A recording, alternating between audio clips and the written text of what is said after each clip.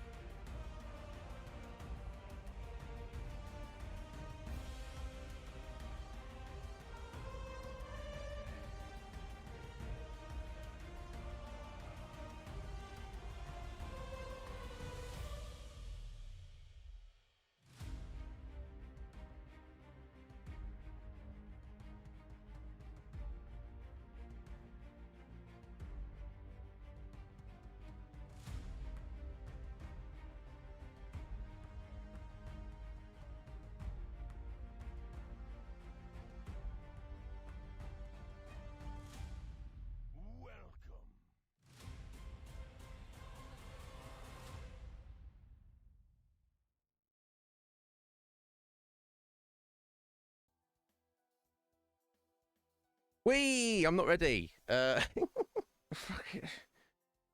Terrible timing. I hit my intro there and was like, much because I'm trying for saving time. I try and do like something, which is usually either run in to get my drink from the kitchen or put my shoes on while the intro's running. So I'm not just sat there watching the intro. I don't need to see it. You know, guys don't need to see it. You've seen it 500 times, but.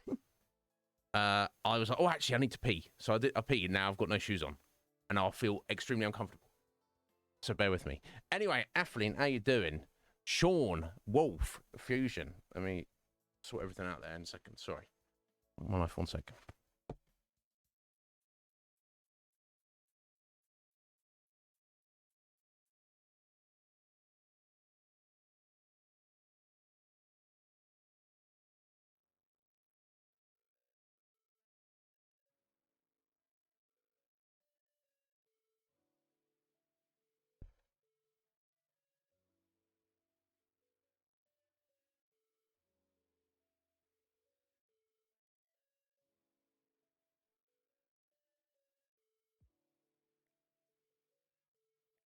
And of course, I've got to wear the ones I've got to tie up. I'll get to all your questions. Firstly, Atheling, yes, let's start at the top. Yes, your first ish. I guess you're saying ish, Af, because the stream elements got there before you. I don't think that counts. That pops off like 30 seconds after we go live. Anybody who's here before stream elements, good on you. So I don't think you're competing with the bot there. So yeah, definitely first there, I would say, Af. Sean, how you doing, my dear? I hope you're well. It is that time. How you doing, Wolf? Sorry, Fusion, got a quiz for us. Excellent. SK, I've got the link on here, so I'll post that for everyone in a second. Thank you, Fusion. I'll do the introductions. We'll say hello to everyone. We'll get right on that. Your 5 love languages. Ooh, I wonder what. Find out that I'm illiterate. That'll be mine. Wolf, why do I have my shoes on indoors? Why don't you? That's the real question, Wolf. I don't know. I feel more comfortable. I know it's not normal. I think Af just doesn't wear anything on her feet. She's like, shoes? What? It's too warm for shoes. What are you talking about? And honestly, after stream, I'm like getting to the point where I'm just walking around barefoot most of the time. However, for to me, it feels like you're more prepared to do something. Like it feels in some way slightly less relaxed, so then it feels like I'm more engaged for the stream, if that makes sense. Like if I'm just like hanging around, okay, no worries. Then it's like, oh, we've got to do something. Oh, I better put my shoes on. You're not going anywhere, it doesn't matter. I'm mentally going somewhere. I know it doesn't make any sense. Also, like if there's an earthquake, or there's an alien invasion, or there's someone trying to break in the house, I just, whatever happens, I want to be ready. I want to be slightly more ready, and that is to me a very simple thing to do. Just have some footwear on. It's nice, tied nice and tight. So you're right. You know, something like that. I don't know. Wolf, have you noticed I'm a fucking weirdo? Have you noticed, buddy? I think you've probably noticed by now. It's in reality, it means nothing. In my head, it's a whole thing. The thing is, the inside of my head, and I'm sure for you the same for all of you, the inside of my head is larger than the known universe. So there's things going on in there that, to me, are absolutely very real and meaningful. But I won't say in reality, because this is the inside of your head is reality. But to the rest of other sentient beings, it doesn't exist. It is not. It has no bearing. It has no meaning on anything at all. So, yeah. I very much remember being a kid, Wolf. I'll never wear shoes inside. And in fact, I even went. I went to my stepmom's house. You walk through her front door, and they'd like be a pile of shoes. They'd be like freaking 10, 15, 20 pairs of shoes piled up at the bottom of the stairs. Because you're not walking around in her house with shoes on. Nobody is. What are you doing? You know, take your fucking shoes off. And I know, you know, certain cultures as well. Definitely like in Japan. Nobody you don't wear shoes in the house. But it's also kind of quite normal to, if you go to visit somebody's home in Japan, you got to take your shoes off. That's not even in question. That you probably get arrested if if you try to walk in someone's house with shoes on. Either they provide you with some kind of slipper type things, or you just walk around in your socks, or even just barefoot. See, like the idea of if you came to my house, Wolf, and you just walked in the front door, I wouldn't even. I'd be like, oh, you're wearing shoes. What? I wouldn't even think about it. In fact, I'd probably found it more strange if you were like, oh, I'm just gonna. You mind if I just take my shoes off? I'd be like, no, yeah, you could do that if you want, Wolf. You don't have to, buddy. But if you're more comfortable, you can do. Now, if you start taking your socks off as well, and you're like, hey, look at my naked feet here is. Do you like my naked wolfish feet? I'd be like, buddy, what? But in Japanese culture, you just like, oh, just walking around barefoot. No, it's not even about cleanliness of one's feet. To me, I'm like, I don't. But yeah, it's just right. It's everywhere's different. So if I go to your house, if I get invited to any of your guys' houses, and you're like, it's just the way it is around here. You take your shoes off at the door. I won't have a problem with it. It won't affect me. I'll be like, this is cool. This is your environment. But if it's not a thing, if it's not mentioned, I'm gonna keep my shoes on at your house. And this is a sleepover. I'm not like I'm not sleeping with my shoes on. I'm not a maniac. I'm just slightly different. Oh yeah, how you doing there, buddy? I hope you're well. So yes, I hope that kind of makes some kind of sense in some very strange, abstract way. I have no idea. You did anyway. Fusion, you did 2 of them yesterday. Interesting. Don't apologise for not being around, buddy. No worries. Day off. Yeah, you don't have to be around here, Fusion. You've done enough around here. You don't. There's no. I don't take registration at the start of stream. Otherwise, Legion Cage would most assuredly be in detention for the rest of his life. And it's probably where it belongs, to be fair, anyway. But yeah, you do whatever you got to do, buddy. Oh, interesting. Yeah, we do like these online tests. Apart from the one you did yesterday, Athaline has come up with some amazing quizzes for us to do. Very thought-provoking and deep. Yesterday's one was it was just the worst one so far. It's 8 questions. What kind of furry are you? Not only I feel it's not appropriate because I'm not because you know we did the what kind of lesbian one are you? I'm obviously a butch lesbian, and that was you know that was amusing and kind of fun. So the thing that is confusing about this is and I don't know furry culture, but this quiz at least assumed that if you're a furry, then by definition of being a furry, you are also an artist. You can't be a furry without being an artist, apparently. And you also spend a lot of time in your art doing furry art. I don't know.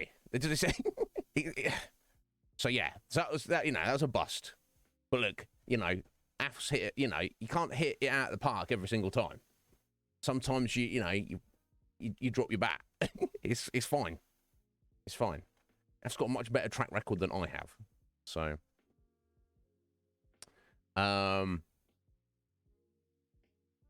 space for rent sign in your head, Af. It's not that bad, is it?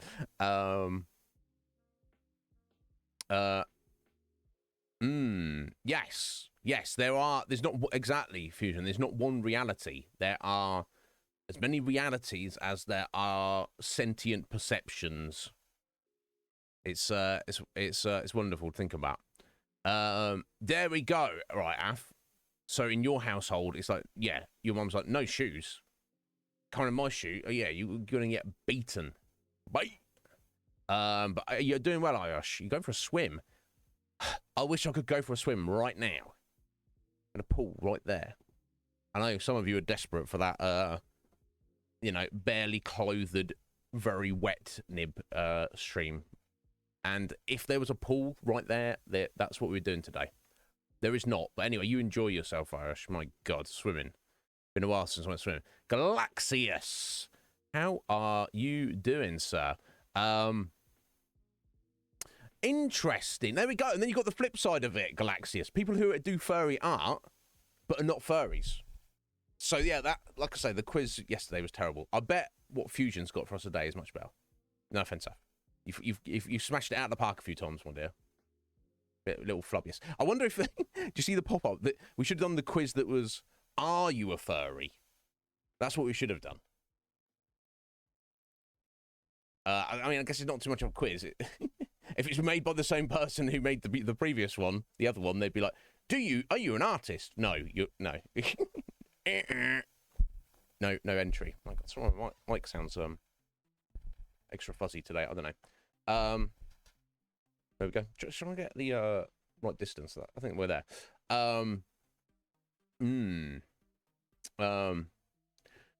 You did not get notified. Yeah, I don't know, Fusion. Don't worry about it, buddy. You never need to be here. Only be here if you want to. And obviously, I'll appreciate the lurk and the support. But yeah, don't know if other people say that. Oh, I didn't get a notification. Oh, I'm sorry, I'm late. And so you're not late. Whenever you turn up, it's exactly when you are supposed to be here. You don't need to,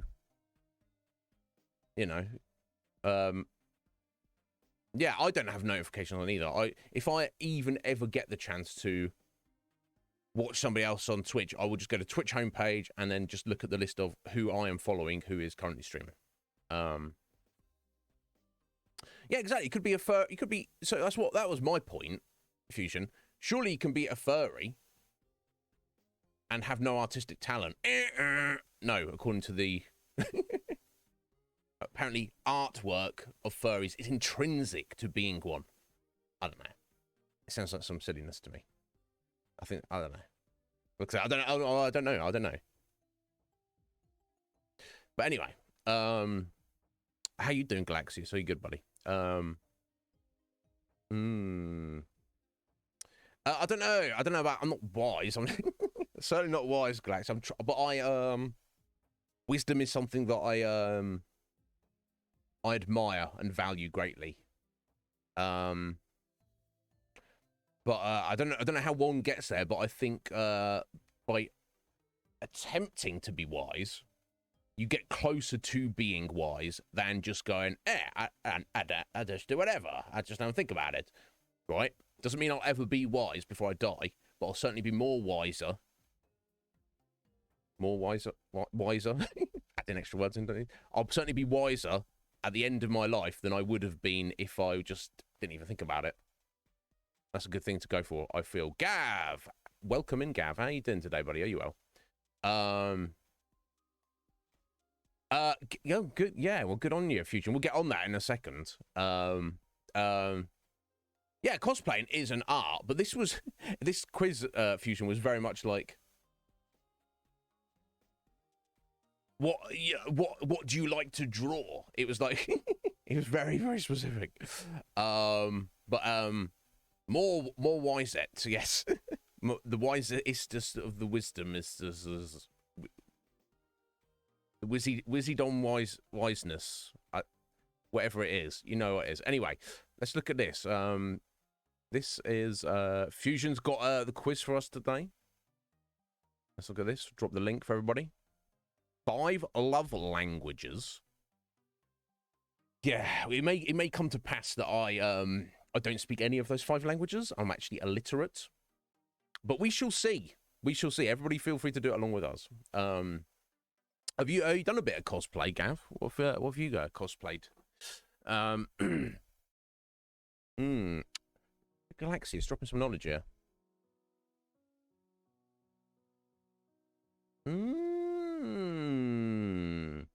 Oh, so maybe the person who made this quiz is like a retro furry. They're like an OG furry. Damn. No, paragraph it up, Galaxius. Do it. Don't ever feel bad. Write me an essay. Go.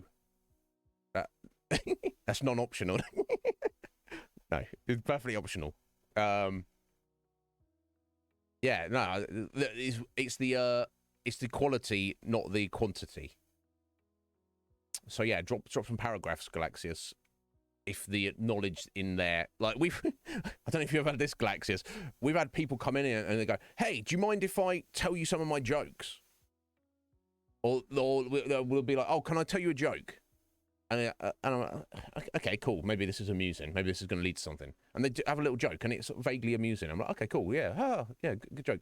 And then they just start going second joke, third joke, fourth joke, and it's like, are you trolling? Are you desperate for attention? It's like, no, hello, not, oh, nice to meet you, not, hey, oh, Slick Mick, who's been here for like a couple of years, and he's like, haha, have some jokes. It's just random person, I don't know, nobody knows, they don't know anybody, and they're like, haha, let me throw jokes at you.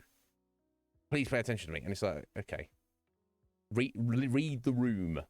Try and read the room. Or like one, we had a guy who was like, hey, do you mind if I show you some of my poetry? And I was like, okay, look, cool. Thinking that they were just going to DM me on Discord. And they're like just dropping like pages of their honestly not very good poetry into the chat there. And I'm just glancing over it. I didn't like read it out loud because I'm not here to narrate your fucking poetry, mate. But I like read the first bit and I was like, oh, I was like, okay, that's cool. Yeah, good on you, buddy. That's interesting. You know, get after that. If that's your passion, that's what you want to do. Get on your poetry. Get after it. Cool. Anyway, but welcome in back to the stream. And then there's like another massive paragraph of their shitty poetry and another massive, and I'm like, hey, buddy, maybe this isn't the forum for your poetry. A random small Twitch channel where you don't know anybody here, nobody knows you, and nobody gives a shit about your shitty poetry. Surely there's like Reddits out there for that kind of shit. You know. I don't know. You drinking coffee? Oh, yeah, no essay required. You've done Demon Slayer stuff? Gav, you got any pictures? Your love language is leaving you alone. That's incompatible with my love language, Atheline. So what are we going to do? Never shall we our paths cross, I guess.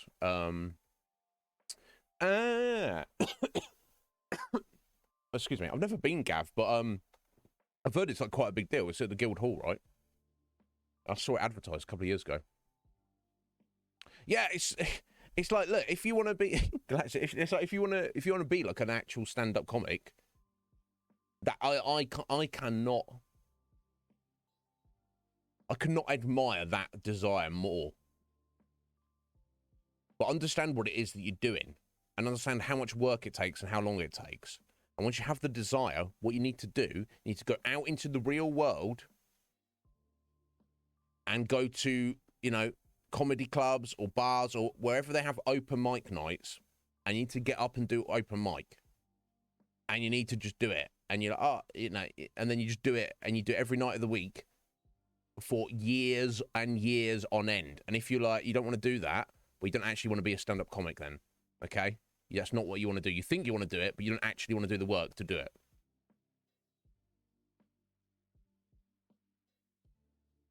Going into a rando's Twitch chat. Just being like, hey, let me tell you, here's my stand-up. Who are you? Who are you? I don't know. Anyway. Yeah, it was. And that's the thing. I'm not like massively into poetry, but I'm familiar enough with like just kind of like appropriate timing and syntax. If you just chuck in just random words and sentences together, is it even poetry at that point? You're just writing stuff. It's like, you know, did you just go like on Chat GPT and just be like, Chat GTP, give me some poetry, write me some poetry that is kind of about these themes, but make it shit. Make it so it seems like a human's written it who doesn't know how to write poetry. And Chat GTP's like, oh, there you go. And they've just like copy and pasted that. That's what it's. So I guess they did actually write it themselves. But yeah, good on you. It's just, you know, I'm trying to be a streamer. I'm like a shit streamer. I don't care. That's how you gotta get better at it by doing it, right? That's what we're doing. That's what I'm gonna do. But I'm not going. I'm not like I'm not trying to force myself on anybody else. Anyway. Ah, it's Mountbatten. Oh, okay. Comic-Con and anime. Oh, anime specifically, yes. Okay, I've not heard of that one, but that makes sense now. Nice one, Gav. I'll do like that. Yeah. The future's just like, shut it down. Anyway. Everyone get the link. I'll pop it again. We're gonna do this and find out. Feel free to do it along with us. But yeah, I hope everyone's having a good Wednesday. Is Wednesday the best day of the week? Everyone knows this.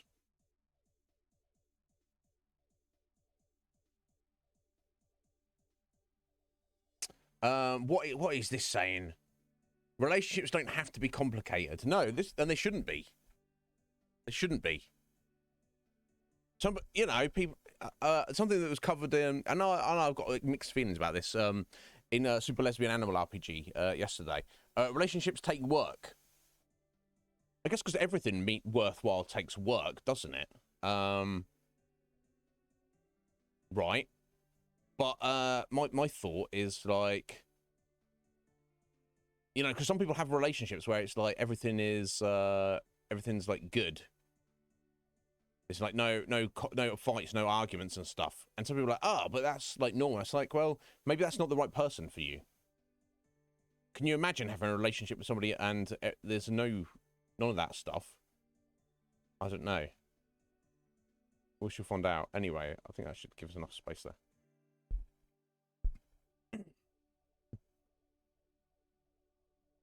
Ooh, yeah, it'd be nice if they weren't. Yeah, it's like, I don't know. I'm not, obviously, you guys know, I'm not a relationship guy. And in terms of my friendships, I'm like, I'll definitely put time into people who put time into me, but I'm not like, I'm not chasing friends down, trying to take up their time or attention, because I don't need it. I'm fine as I am on my own. I'll definitely make time for people if they want me to. But then again, I've only ever had 2 serious relationships when I was much younger, because you can argue that they weren't like efforts, they were just random girlfriends. They weren't like efforts at, oh, this is my life partner, potential life partner. I just happened to meet when I was very young. And, you know, neither of those relationships ended well. So essentially, girls were slightly crazy, and, you know, no, not totally on them. I'm not, you know, compatible with people. Let's find out why. So, yeah, join millions of people, strengthen their relationships. Okay, I mean, let's give it a go. Start here, I guess. Diving right into it. Do we just go right to the quizzes here? Yeah, here we go. What's your love language? This is the one you want us to do, isn't it? Fusion, yeah. I've got apology language. My apology language is, fuck you, I'm right. I'm sorry that I'm right and you're wrong. It's all my fault that I'm right and you're wrong. Okay? I'm so sorry. Oh yeah, what else they got? How would you handle anger? Meh. Just let it boil away, let it simmer away until I'm ready to unleash it. Do you feel appreciated at work? Thank God my boss is not too much of a dick. He's only slightly a dick. Uh, yeah, Galaxis, you've had some conversations with people like that. It's like, I'm real sorry. I'm so sorry that this is all your fault. Um,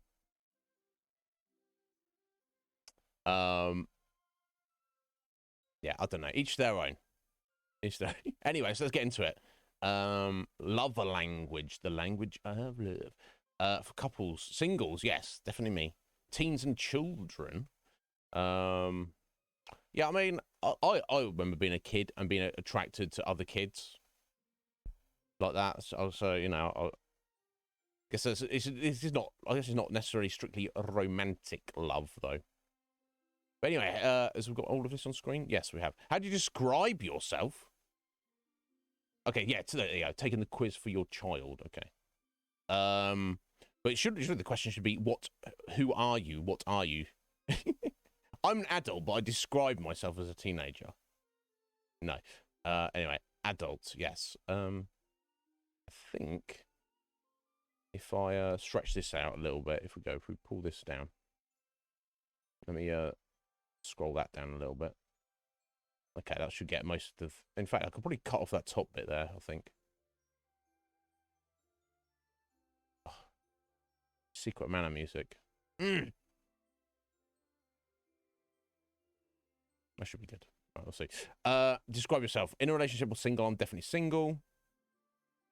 It's more meaningful to me when someone I love sends me a loving note, text, email for no special reason. I hug someone I love. What's more meaningful? Yeah, I guess a hug is, for me, a hug is more meaningful. It wouldn't be not meaningful if someone's like, sent me, like, DM me and it's like, by the way, just to let you know, I fucking love you. I'm like, thank you. Thank you. But I'd, you know, I'd definitely, like, hug all you guys in real life if, you know, you were in front of me. And if you didn't want me to, I'm not you know, I'm not a groper. You know, I'm not a molester. But yeah, I'm not against a hug. But you know, each their own. So, but I guess that technically is more meaningful to me. So I think that makes more sense. It's more meaningful to me when I can spend alone time with someone I love, just us.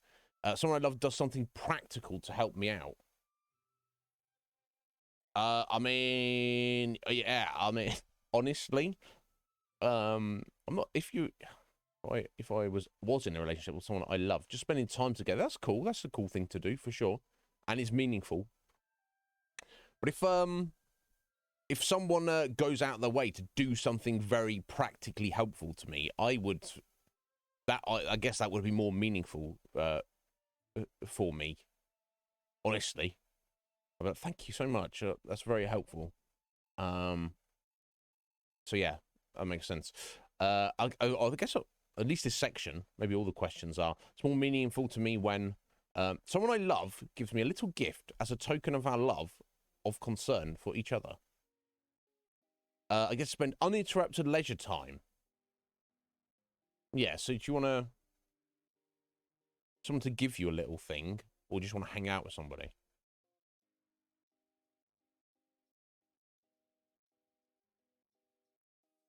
I mean, the uninterrupted leisure time is what I'm a bit drawn to. Whether you know whoever whether someone's there or not.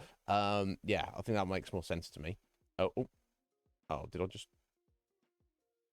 break my OBS? Oh, that's fine. It'll be fine.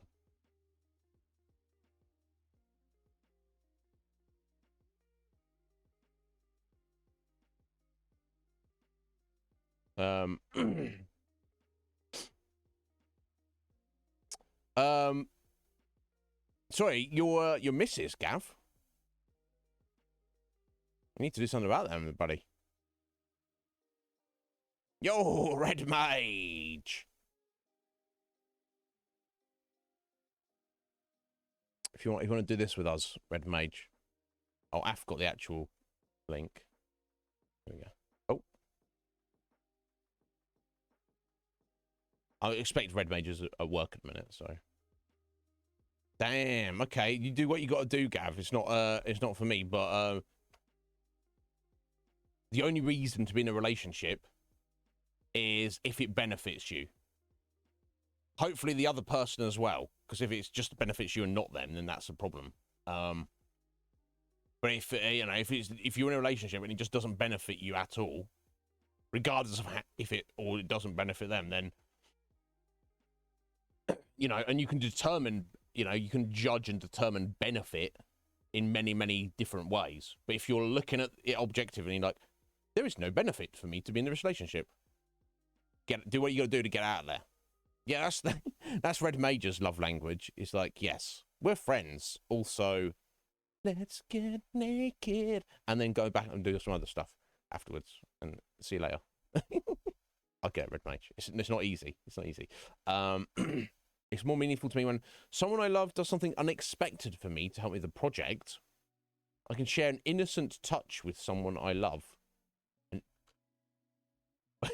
should I Google this? What's an innocent touch? Okay, they just sort of touch you on the shoulder and be like, "You're great, Iznib. Just want to let you know you're fucking great, and I love you." As opposed to, "Iznib, let me grab that titty." Like, oh, hang on a minute. That's not innocent. Touch my boobie. Right, I guess. Yeah, I mean, look, I'm very practical and project minded.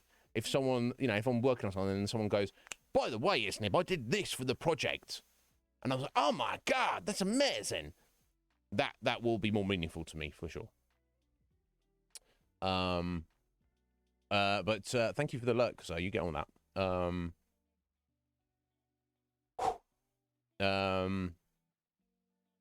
Yeah, that heat. That's where we're at. Someone I love puts their arm around me in public. Someone I love surprises me with a gift. Yeah, I generally don't want people putting their arm around me anyway in public or. I'll say, do that hug. You know, I'm like, "Yo, Galaxius," and I give him a hug, and then after the hug, he's like, doesn't want to let go, and he's like, got his arm around me. I'll be like, "Yo, Galaxius, you can let go now, buddy." He's like, "Yeah, I could, but you know, bro, like, right." But some people are like that. The public thing doesn't. I'm not like embarrassed if someone's like putting their arm around me in public, but I guess I just don't, you know, I don't want someone like hanging on me. Generally, it's like I could be walking down the street with the love of my life. I don't want to be holding their hand. I don't need to hold your hand. I need my hands free because I might need to fight somebody in a minute. Okay, I might need to try and defend myself and defend you. So don't be getting hold of my hand. Okay, because I might need that in a minute. All right. That's again. Don't touch me unless we're doing a touch-in session. Don't touch me, or you know, you see what I'm saying? That's just me. So yeah, if you're gonna give me a gift, you guys be flinging gifts at me on air all the time. You're like, "Yeah, have some gifts. Here's some gift subs and the, you know, Patreon sign up and all this." I'm like, "Yeah, don't need to do that." Oh God, the stupid cat. Go back the way you came in. Stupid animal. Sorry. Got the back door open because it's so freaking warm. But I've got the indoor door closed. And she's come in the back door and is like, "Let me in the house." Like, you know, return from whence thy came, the feline. If you tear my sound installation off the door, cat, you are gonna. Bro, they ain't gonna be needing to buy any more cat food. Let's put it that way. Stupid cat. Anyway, yeah,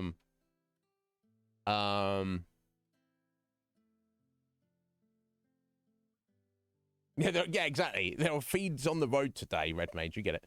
You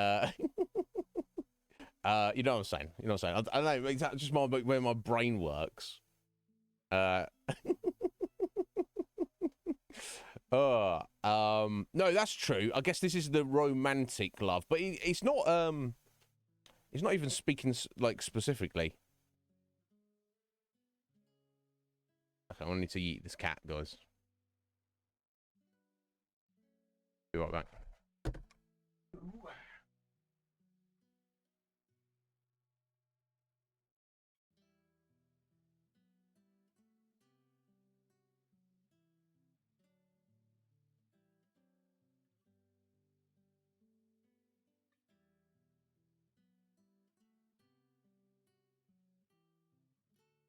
Should get the idea. So I was trying to start a fight. Anyway, well, rudely interrupted. Feline. Anyway, what's more meaningful? Yes, a surprise gift. Yes, for sure. I'm around someone I love, even if I'm not really doing anything. I can be comfortable holding hands, high-fiving, and putting my arm around someone I love. Okay, so what's more meaningful? Just being around someone, or having the comfort level to do those things? Yeah, that would be awful if I'm at, like, one of you guys in real life. I'm like, yo, let's hug. And you're like, no, stay away from me, Iznib.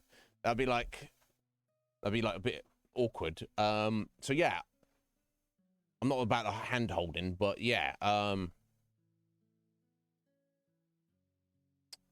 But yeah, having that comfort level to do that, I guess, is more meaningful than just being around them. Or maybe not. I don't know.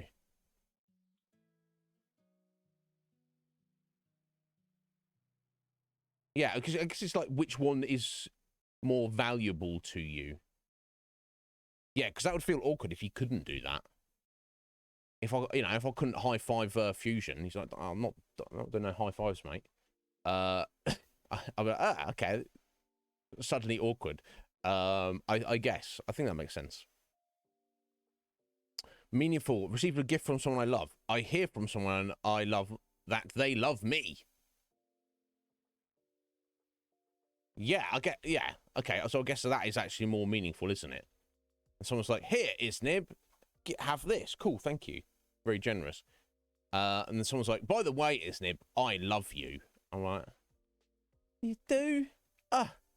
So I guess it's that one. These questions are nice and simple, aren't they?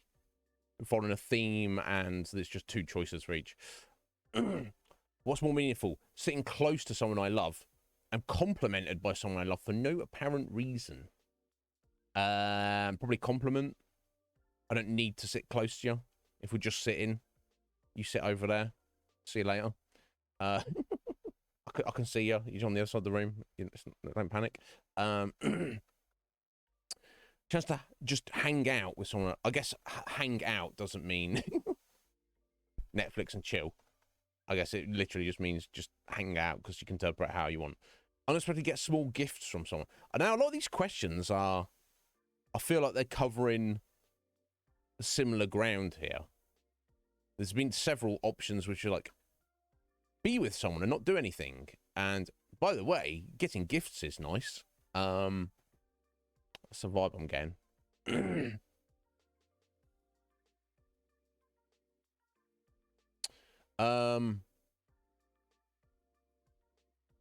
Yeah, hanging out with people. I love hanging out with people on Discord. I don't, you know. That makes more sense. I hear someone tell me, someone I love tell me I'm proud of you. Or someone helps with a task. Yeah, again, the task. The shit to do. I can't always do shit on my own. You know, and it's nice to, someone says, I'm proud of you, yes. For sure. But I also don't need that. I don't need anyone in this life to tell me they're proud of me. I'm proud of myself, so... But getting shit done. That's probably my... that's somewhat my weakness sometimes. Get to do things with someone I love. That's always nice. Hear supportive words from someone I love.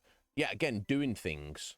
I don't, you know, your words are nice and not unappreciated, but I don't need them. Doing of things is more needed. Someone I love does things for me instead of just talking about doing nice things.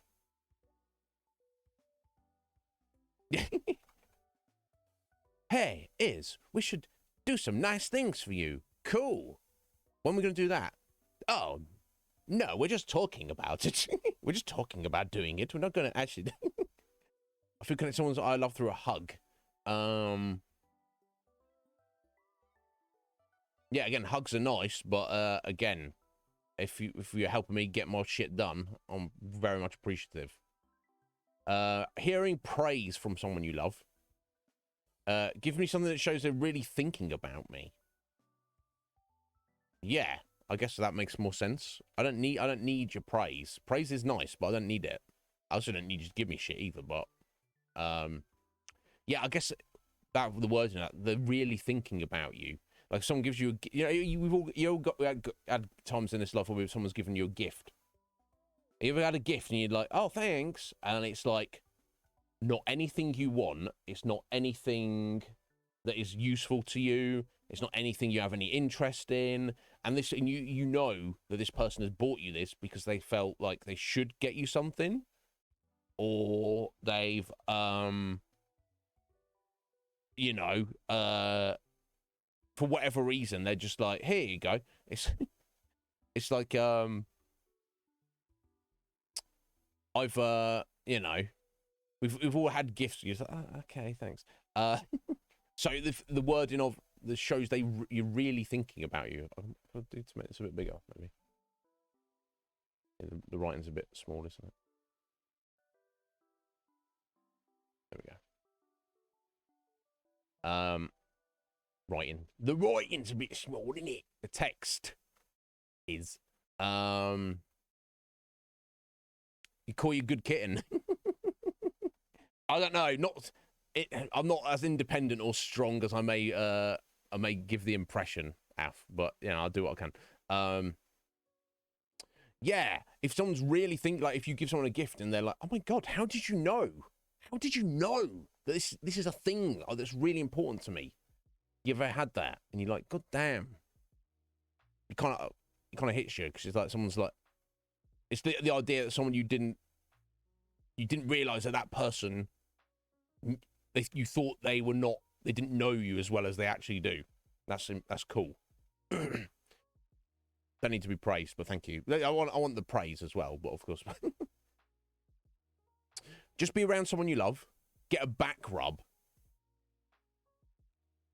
Yeah, I've got I've got a massage gun. I mean, that'd be handy if someone's if they're, oh, do you want a back rub? But actually, can you take the massage gun and you just get to work back there with that? Because that will do a better job than your hands, by the way. But I'll mostly reach around there anyway, so it doesn't matter. So yeah, I guess just being around them. I don't need them to rub my back. I guess a back rub isn't about, you know, actual relieving muscle tension primarily, is it? Not primarily. Someone I love reacts positively to something I've accomplished. Someone I love does something for me I know they don't particularly enjoy. Oh. No. I don't want anyone to do anything, however much it benefits me, if they're not going to enjoy it. Just don't do it. I'll manage without. But yeah, it's always nice if you do something and people are like, "Oh, good job, Iznib." Oh, thank you. Maybe to be in close physical proximity to someone I love. What's more meaningful? I sense someone I love showing interest in the things I care about. I think that is actually more meaningful to me.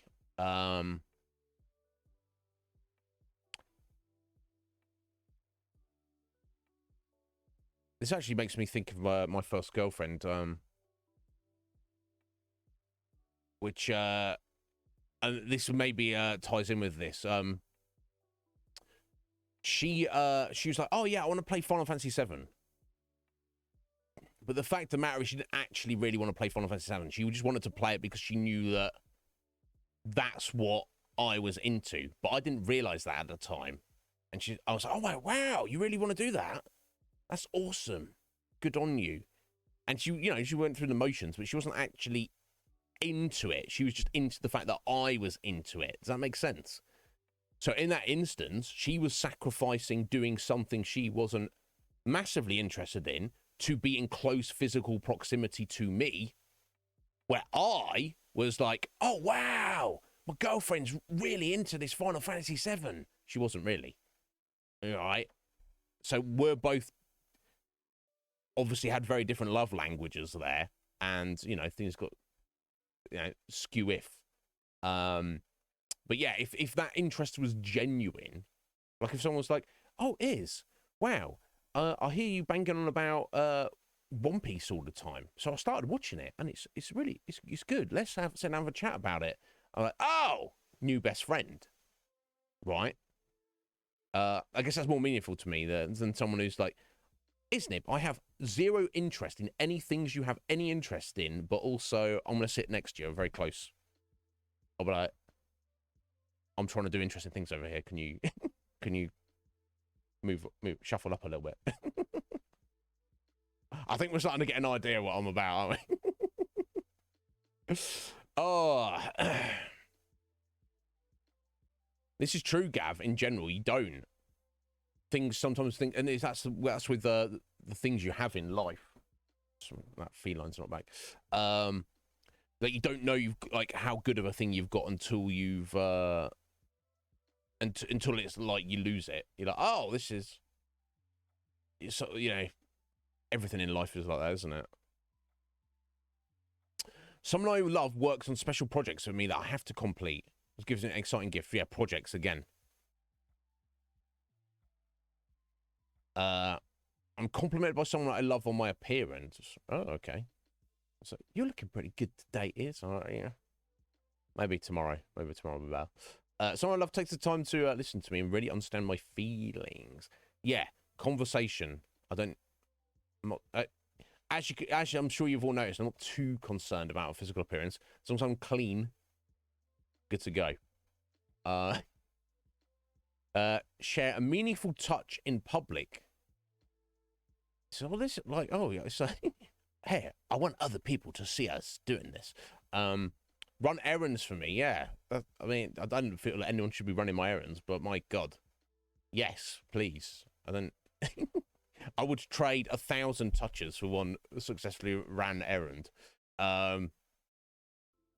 Something special for me to help me out.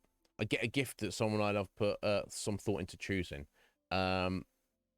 Not what the special thing could be, but it's to help you out in a general way, rather than, like, obviously the idea of a gift is something you don't need and was unexpected. It's nice to have, but it's like a luxury item, presumably. So yeah, something that's going to help me out. Someone I love doesn't check their phone while we're talking with each other.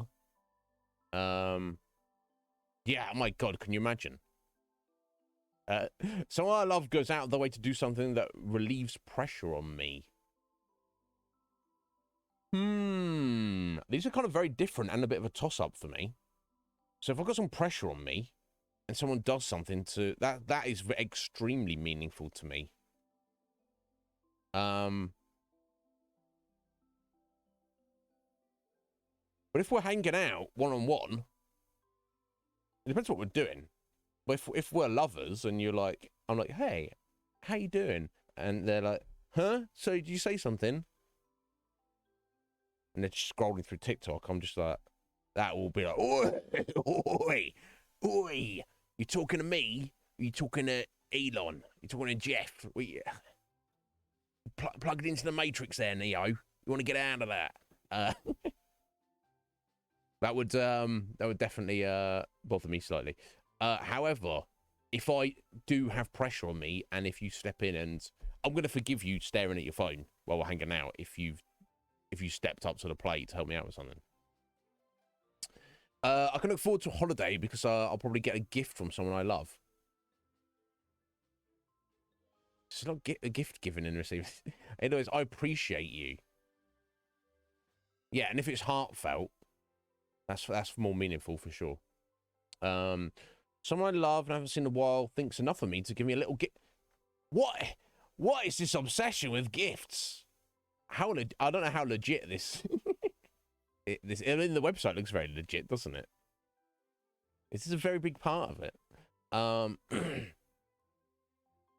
Anyway, thinks enough of me to give me a little gift. Someone I love takes care of something I'm responsible to do, but feels too stressed to do at the time. Yeah, again, I try to take care of my own shizzle, but if I was too stressed to do something that needs to be done and someone else did it for me, my God. There goes my hero. Someone I love doesn't interrupt me while I'm talking. Gift giving is an important part of the relationship with someone. Yeah, I often feel like the one that I interrupt people because I've got so much to say. I try to check myself and be like, let that other person speak his. But if I am actually in the middle of a sentence and you interrupt me, I'm like, we'll take it in turns to talk, yeah? Let's not interrupt each other. Yeah, yeah, that's more important than getting a gift. Even the gift of food or drugs. Someone I love helps me out when they know I'm already tired. Of course, that's helpful. Get to go somewhere or spending time with someone I love. Again, helping me out. Yeah, I guess this comes down to my very practically based mindset, isn't it? Rather than, you know, something is just, just hang out with the one I love. That's the most important thing. I'm like, I know you love me if you're helping me do shit. Damn.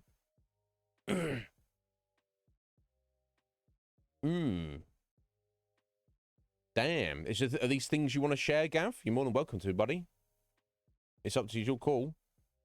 There's no obligation for you to share, but you're more than welcome to.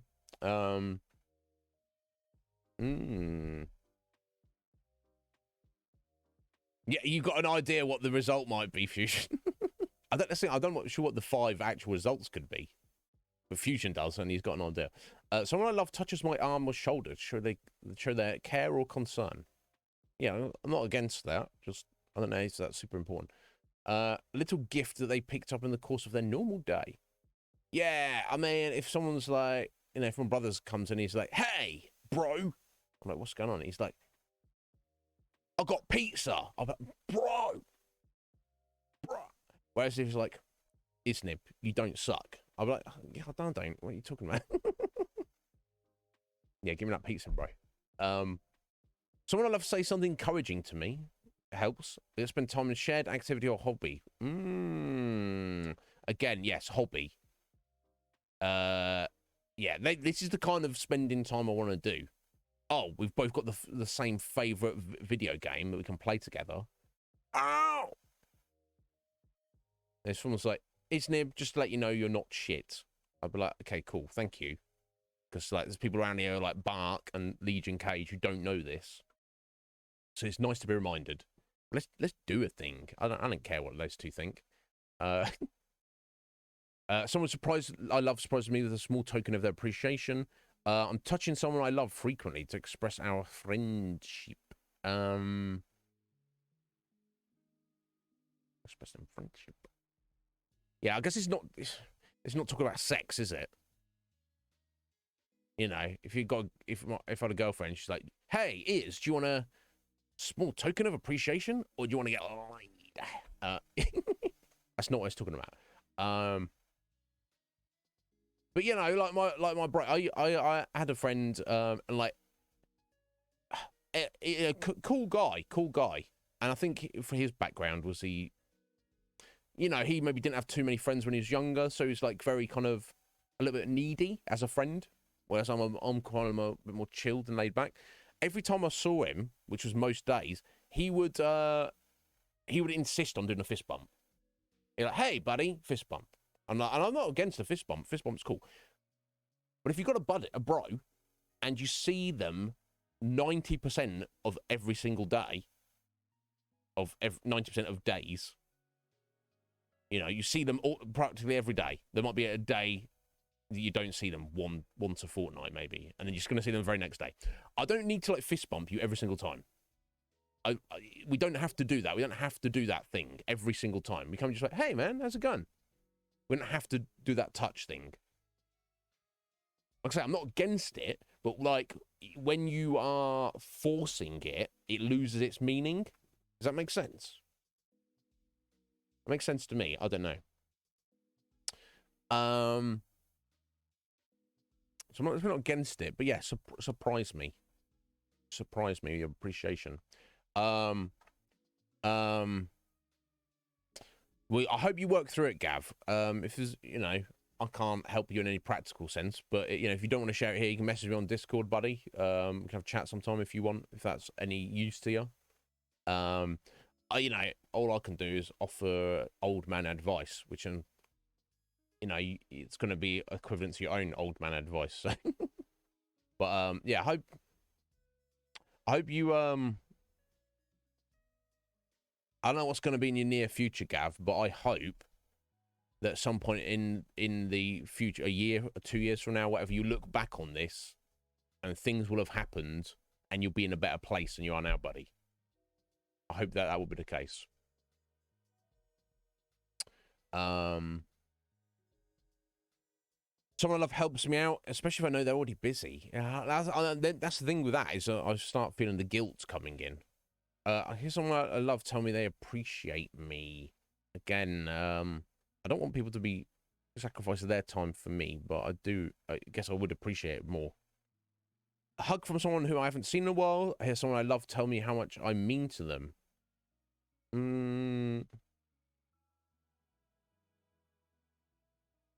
Yeah, probably the hug if I haven't seen you in a while.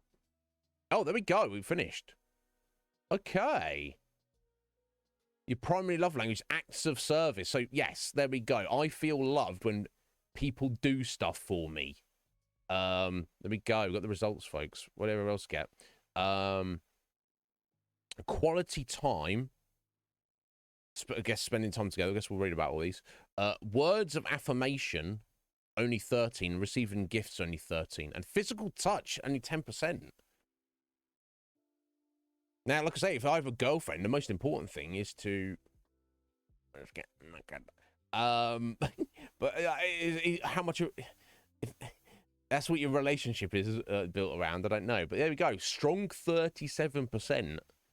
With a strong follow-up 27 for quality time. Can helping with homework really be an expression of love? Absolutely. Anything you do to ease the burden of responsibilities weighing on an acts of service person will speak volumes. Hell yeah. Yeah, I never thought about this, but yeah, I would know that. The words she most wants to hear is, let me do that for you. Laziness, broken commitments, I'm making more work for them. Tell speakers of this language their feelings don't matter.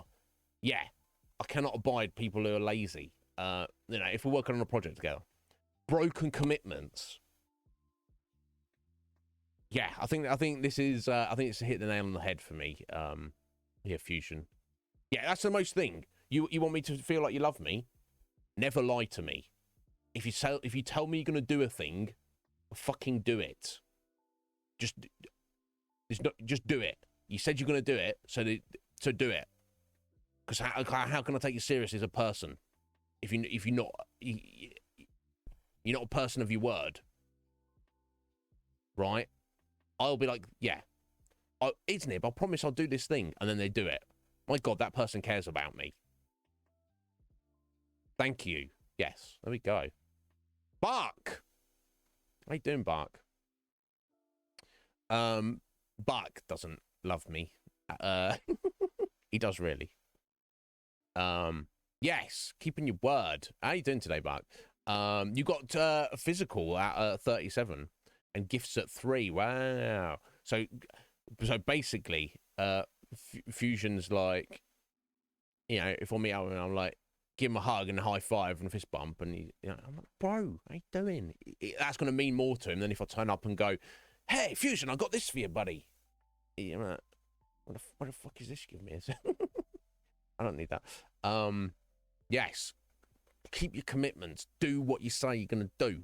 I will go to bat for you for that if you do that for me.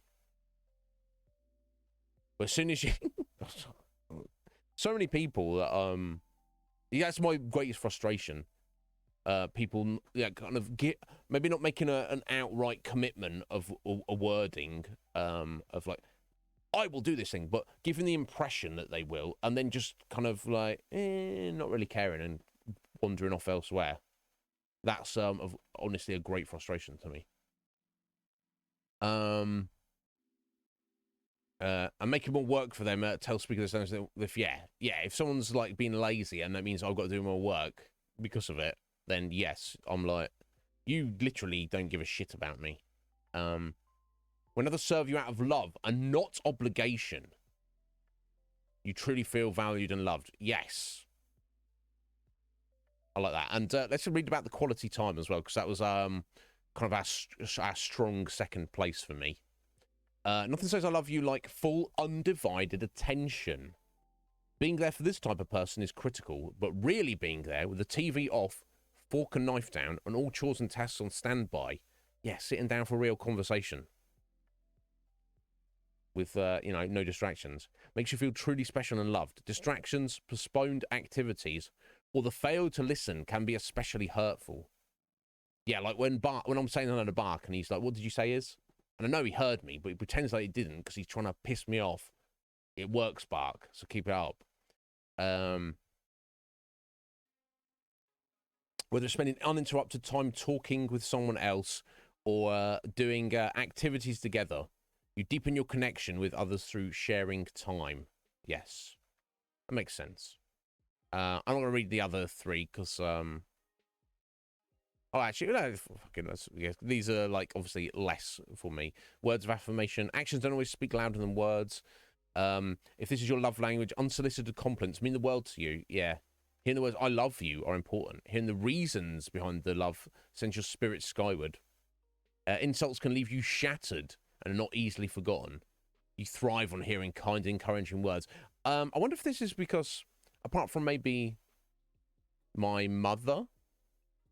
I've not really had kind or encouraging words ever given to me throughout my life. And I have had plenty of the opposites. Insults from all sorts of people about all sorts of things throughout my entire life, that maybe I've just got a thick skin to it now. And I kind of almost expect people to say or think badly of me. I'm saying that chip on my shoulder. I'm like, I'm trying to prove myself. Not to anybody else, to myself. Like, yes, those guys are wrong, but I need to step up myself to prove that they're wrong. So yeah, obviously if someone's like, Iznib, I love you, I'm like, damn. It's not that it's not meaningless. It does have meaning, but I guess I don't need it. Receiving gifts. This is equal to the words of affirmation. Don't mistake this love language for materialism. The receiver of gifts thrives on the love, thoughtfulness, and effort behind the gift. If you speak this language, the perfect gift or gesture shows that you are known, you are cared for, and you are prized above whatever was sacrificed to bring you the gift. Yeah, of course, that's kind of what it is, isn't it? If someone gives you a gift, the time, effort, thought, and monetary expense that was sacrificed in providing you with the gift, the value that gift brings to you as the receiver is greater to the person doing the gift giving than all the effort, time, and money that went into doing the gift. Which, that kind of speaks volumes for anybody who, is a big gift giver, for sure. A missed birthday or a hasty, thoughtless gift would be disastrous. Yeah. So if you're into receiving gifts, you want to have a birthday party and you want people to be there. And if people are like, "Oh, sorry, I forgot about your birthday. Oh, sorry, I wasn't there," that's gonna like upset you. Or if someone's like I said about the thoughtless gifts, "Oh, here's a sweater. I'll put you a tie. Here you go, Bark. I got you a tie for your birthday, mate." It's like 4 weeks late, and I don't know what, whatever color like is Bark's like worst color, and he's like, "Oh yeah, thanks, bro." Yeah. Gives her heartfelt symbols of you or someone else's love and affection. So yeah, physical touch, slightly less than the other two, but definitely the least. And this is Fusion's top spot. Person's primary love language, physical touch, is not surprisingly very touchy. Hugs, pat on the backs, and thoughtful touches on the arm. There could be ways to show excitement, concern, care, and love. Physical presence and accessibility are crucial, while neglect or abuse can be unforgivable and destructive, no doubt. Appropriate and timely touches communicate warmth, safety, and love to you. Yeah, I guess this is probably my least because if I were if I was hanging out with someone who I loved or loved me, you know, friend or otherwise, and they're like if I had a girlfriend and we're sitting on the sofa and she's like, "Oh, I want to put my hand on your leg," and it's like, that doesn't do much for me. It's, you know, if anything, it's like added stimuli that I don't need in that moment. Again, like I was saying, that guy I was buddies with years ago is like, you know, so maybe he was a bit high on the physical touch kind of side of things. He's like, I need that fist bump from you every day. I don't care that this is the 500th time that we fist bumped. I need 500. I'm looking forward to 501 tomorrow. I'm dreaming about it, buddy. I've got it all planned out. I'm like, calm yourself, bro. Calm yourself. You don't need to touch me every single day. It's okay to not touch me. He's like, no, I've got to touch you. I've got to touch you. I'm like, calm yourself. But yes, each their own. There we go. Doesn't want my cockles. I mean, if it's leading up to something, bark. It's like my first girlfriend. After we had sex, if she was staying over, she'd be like, "Now we must hug." And I'm like, "What? You want a sweaty hug in a sweaty bed?" Yes, hug me. I'm like, I don't want to hug you. She's like, yes, but you have to. It's your responsibility as my boyfriend. Obviously, physical touch is very important to her. And I'm just like, just get off me. I'm trying to sleep here. I don't know. I'm just honest here, guys. So it depends. But yeah, Buck, if you want to whip through that, just in case you were curious, that is the link right there. Yeah, right. Yeah, but yeah. Here's a calendar in 2023 that it's directly from the company, the calendar company I work for. Oh no, such a thoughtful guy. But it's like, no, you're scum. Yeah,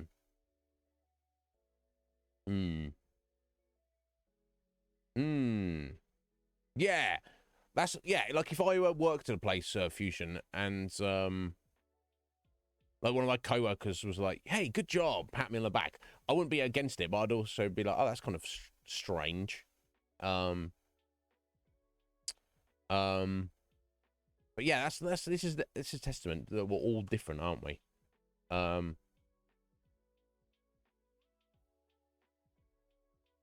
Oh right, okay. If he that's Fusion. If he clocked it and just literally ignored you,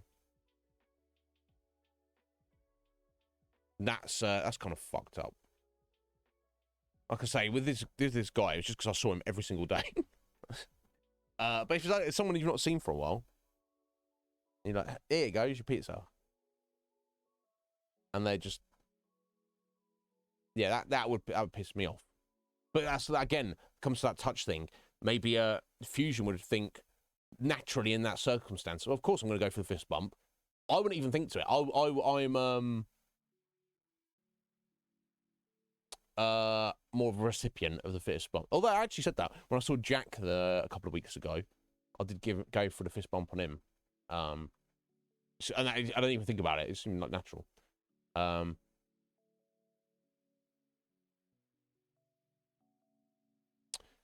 Yeah, exactly. She was like forcing hugs on me. That's not consent, right, Bark?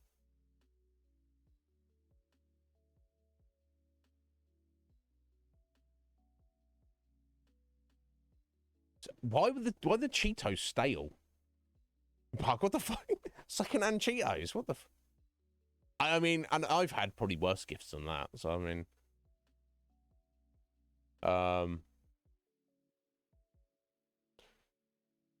yeah. Right, yeah. If it was really subtle, it could be that the guy missed it, Fusion. But if it was obvious that he saw and just chose not to go for it, he's like, "Thanks for my pizza, ex-friend. I'm happy. You know, we're friendly enough that I'm happy to buy pizza off of you, but I ain't fist bumping you, bro." It's kind of slightly disrespectful.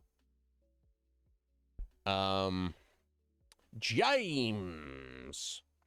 Here you go, James. You can whip through this for you, buddy. Love language. These are the 3. Acts of service. These are my percentages.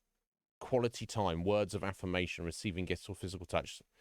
This is if you want me to know that you love me, James, you've got to do stuff for me, basically. Do something to help me out. That's how it goes. But anyway, how you doing today, James? Hope you're well, bud.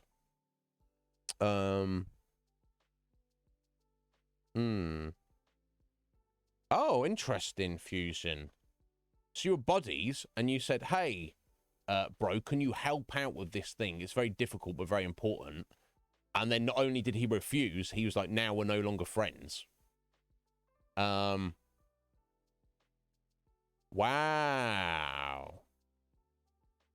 I mean, I'm you certainly don't have to share it because it's personal, but I'm curious what the request was, Fusion. That yeah, I mean, for Bark, I'm just waiting for an excuse to just say this one thing. He's just be like, "Hey, can you?" And I'm like, "We're not friends anymore, Bark." But yeah, that's kind of extreme. If you're like buddies with someone, you're like, "Hey, I'm sorry, I've got to ask you this, bro. Could you help me out with this crazy thing?" I know it's very difficult, but it is very important. And the response is not only no, that's perfectly acceptable, but it's no, but also now we're not friends because you asked me that. It's wild. But interesting Fusion. Man of many mysteries. But anyway, yeah, it's just one of those things, isn't it? You just, look, what, you don't love me, James? What the fuck? It's all right. Bark doesn't either. It's fine. But I'm just saying, if you did, James. But I'm just curious where you fall on that spectrum. But yes, interesting quiz. Good job, Fusion. I enjoyed that greatly. I think we're done with that now. Yeah, thank you, bro. That's exactly the kind of stuff we're looking for.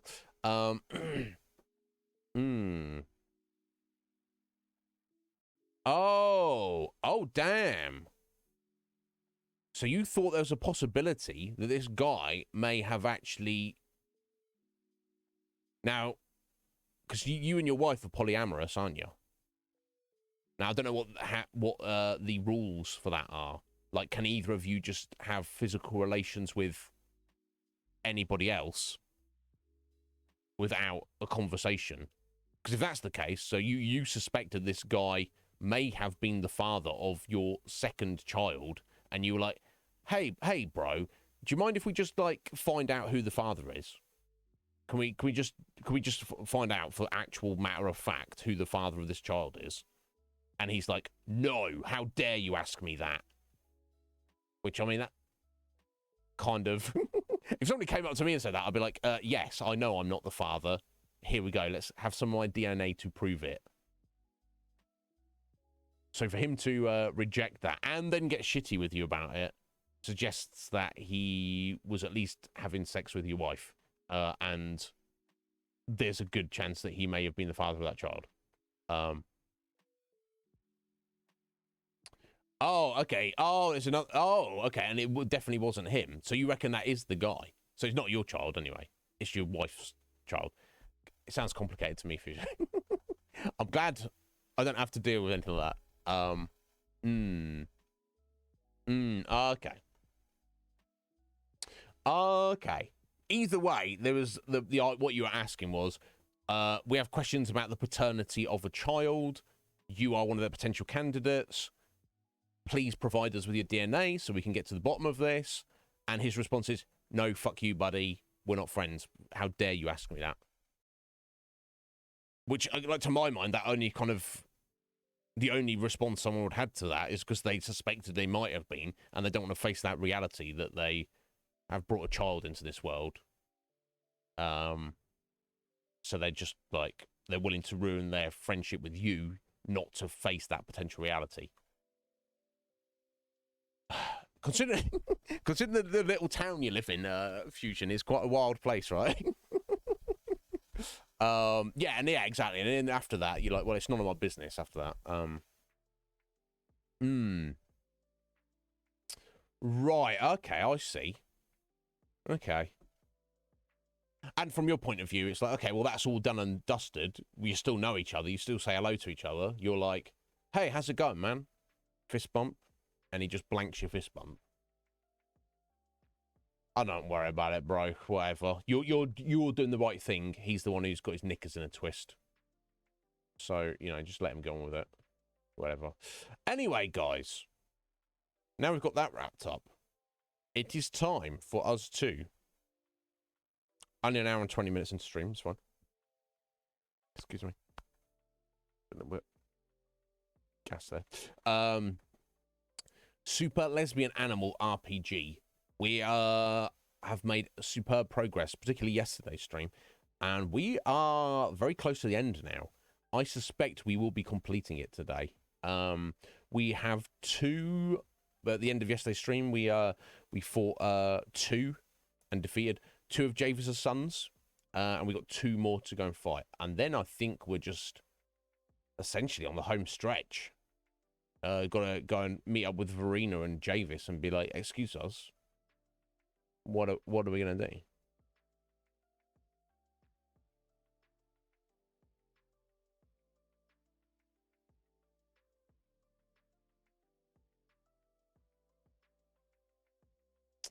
Oh, Bark, yeah. Well, yeah, that's the thing. Well, good on your friend that they valued the friendship enough that they would have that conversation. But then you were feeling guilty. Yeah, I'd problem, you know. I like to defy expectations. So if Bark's trying to hug me every day, I'm gonna be like, oh, Bark, I'm gonna like squeeze his butt cheek and like trying to. No, I shouldn't do that because that's sexual assault. But that's probably what I'm gonna do to my buddies, just to be like, you know, keep you on your toes. Yeah, sorry, I would not, I would not sexually assault you, Bark. But you were sexually assaulting your friend. You were forcing him to hug you every day. It's hugging time, and he's like, oh, Bark, don't hug me. Don't stop putting your arms around me, Bark. And Bark's like, I don't care. Take these arms around you. You creeper, Bark. How dare you do that as your friend? I'm only playing. James. Words of affirmation. Was it a strong percentage? So if I tell you, James, that you are a superb human being, you're a very attractive young man. You have excellent taste in our drama fiction of Twin Peaks, and you're an absolute bloody ledge. And what a guy! What a stunning and amazing guy James is. Munching on urchins. He's incredible. Oh, only 30%. Okay. He's like, I know you're just saying it is. Why are you always a Disney villain? You're not a Disney villain, Bark. What the hell? Okay. Yeah, Sean, you mentioned that yesterday. I don't know. I'm not sure. I guess it doesn't really matter. I don't like JRPGs where there's a reasonable max level. Or any kind of RPG. So, you've hit max level. XP means nothing to you now. Like, really? Although it seems like we've kind of timed it very well. Yeah, which makes me wonder, Sean, what is the point of the training areas scattered throughout the game? Because it was like, hey, do you want to grind and level up? It's like, well, you're not actually doing yourself any favors by doing that.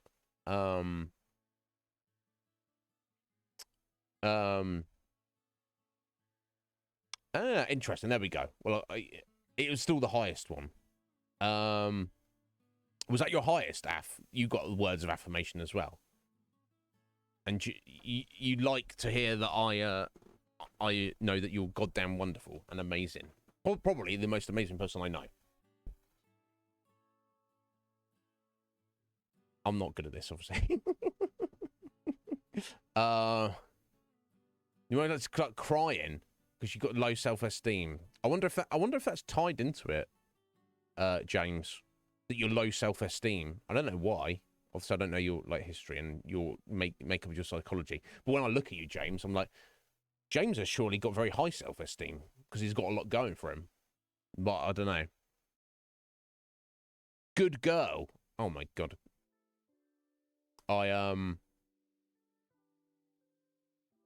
It's not to get too off topic. I don't know. I think that's slightly on the reverse for me. That might be a slight kink for me, Af. Not to get too specific here. I call my first girlfriend that, and I don't know where it came from. But I liked calling her that, and she liked me calling her that, seemingly.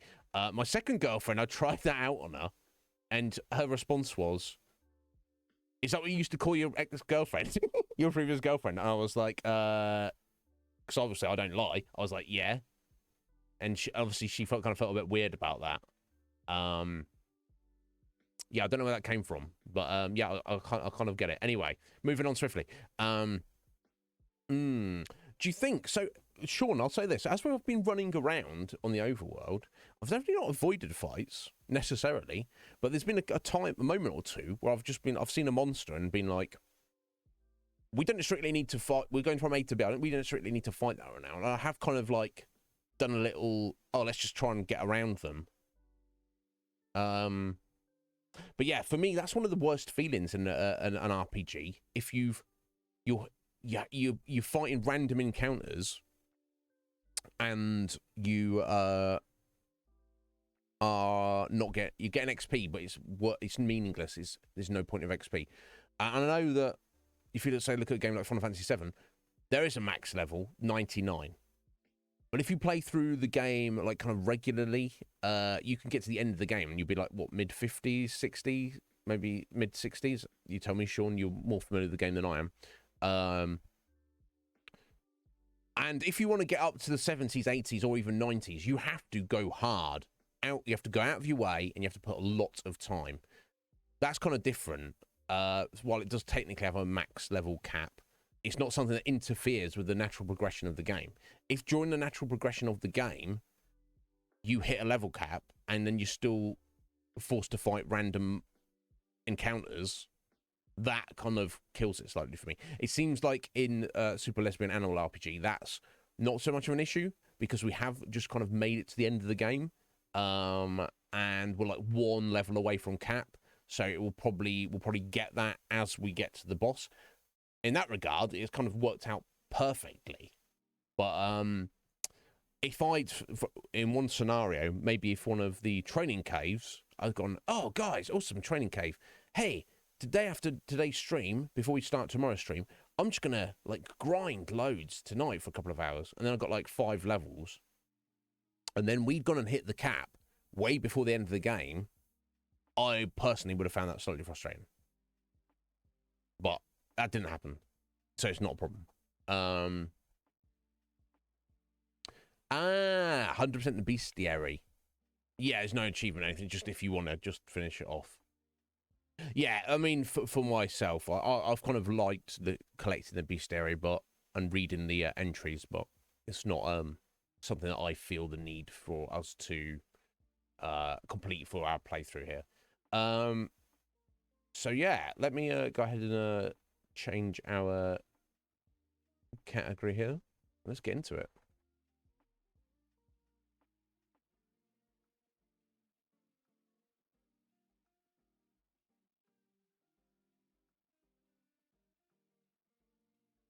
Boom.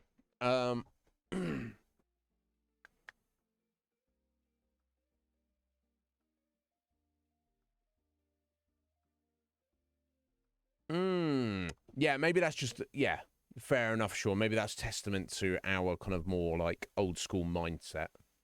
Maybe.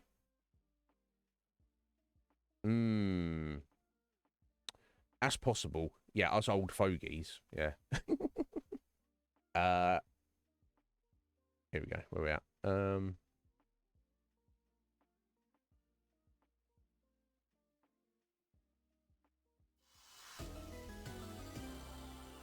yeah, we want to be over here as well. Yeah, yeah, something to be said about that, isn't there? You just get kind of used to the way certain things are.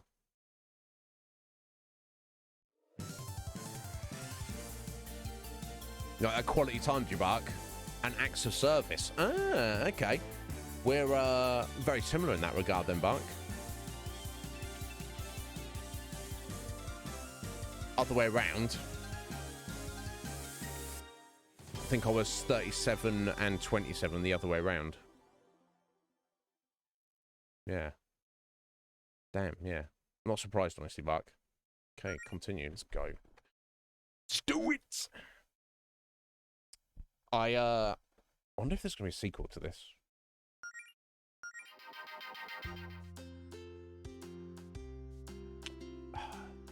The music's so good. Sorry, I interrupted it. That's what we're going to do. Anyway, so let me remind myself what we're doing, actually. Of course, we've got to do our Sons of Javis. Right. Bigby at the Sapphire Coast, Killer in the Uncanny Valley. I don't remember stumbling across Killer in the Valley. Let's go to the coast first. We've got to go to the valley anyway to get where we're going. I don't even need to go in here, do I? Because we've got our bell now. Trying to go. I think this lighthouse down here is to the coast, right? Squidge! How you doing, Squidge? Quality, 40% quality time, yeah. 20% words of affirmation, physical touch, but only 10% acts of service and receiving gifts. So there you go. So if you want Squidge to, don't be like getting Squidge stuff. So I don't need stuff. Or being like, hey, Squidge, I did this thing for you. Hey, Squidge, I went and did your grocery shopping for Squidge. I already had that handled. Oh, Squidge, I went and took Boris for a walk. Squidge is like, I was going to do that anyway. Just leave me alone. Whereas I'm like, yo, Squidge, let's sit down and play Final Fantasy 16. So like, oh my God, yeah. But how you doing, Squidge? I hope you're well, my dear. Independent, yeah, you don't need... Squidge don't need anyone to be doing anything for Squidge. Squidge's got it handled. Yeah. Yeah, exactly. Spend that quality time. Very important. Yeah, I'll get it. I want to miss this battle music. Sorry, Mel, what are we doing with you? Just I guess it doesn't matter. These are weak, aren't they? Yeah, these are all sorts of weak. Let's just blast these.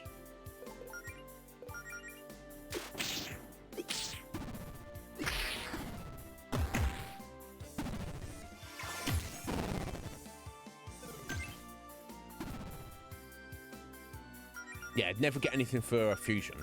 You'd be like, what are you doing? Trying to manipulate me.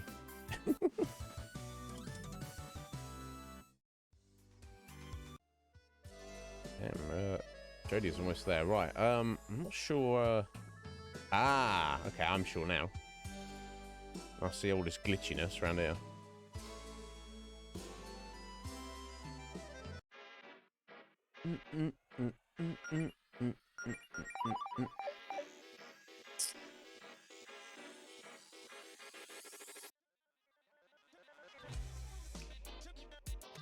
Ah, hello. Lovely day for a stroll on the beach, isn't it? When the beach is in a state like this, I find this version to be quite aesthetically pleasing, actually. It looks like ass. You know, if you're just here to sightsee, you could just go do that and not fight us and leave behind any treasure you might have. Ah, but I have a reason to fight you. It is the very reason for my existence. I'm sure you understand. But please do not mistake my tone for lack of investment. I will take great pleasure in your humiliating defeat. Bring it on, airhead. Right, yeah. That's him. Yeah, there's puns in there. He's a balloon for a head. Okay, he's got fire and ice, and also wind for legs.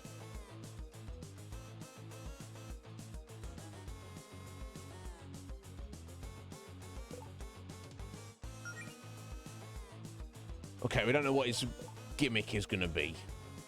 Let's just do some kissing off the bat.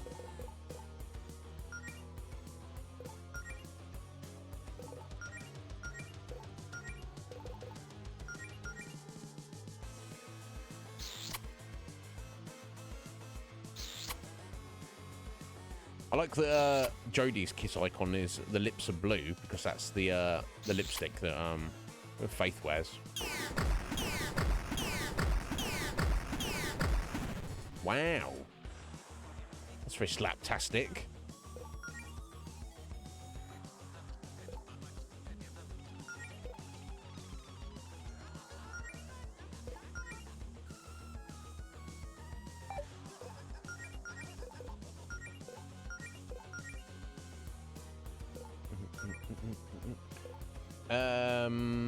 Yeah, let's go with Faith's shield, I guess.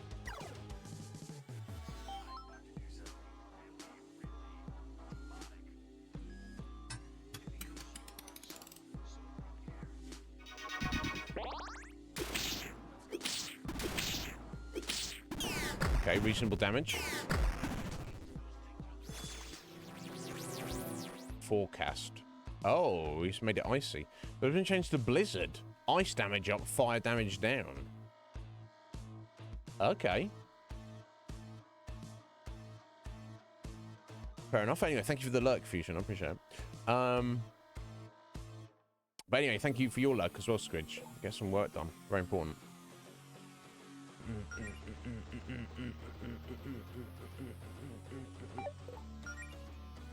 I don't know if we're going to get some... Yeah, I'm going to go for a Zillion Aura, just in case he starts trying to freeze us, because that would be a pain, for sure.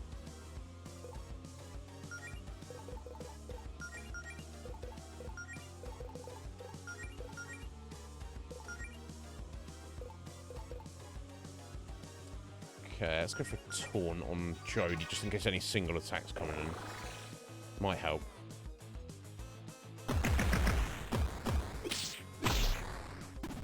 Nice, Alison. Very nice. Nice. Oof. Oof.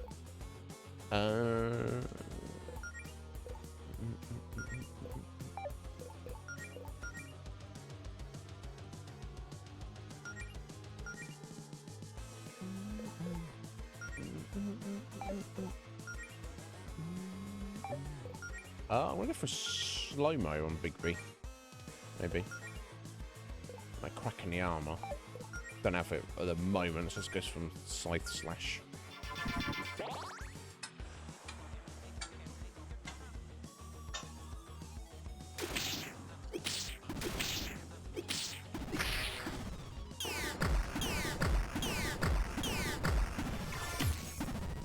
Oh no, frozen Jodie. Not supposed to be frozen. Oh. Sunny weather. Fire damage up. Ice damage and healing down. Oh dear. Oh, and the sun is right. You can attack the sun. Get rid of it. I wonder if we should be doing that or not.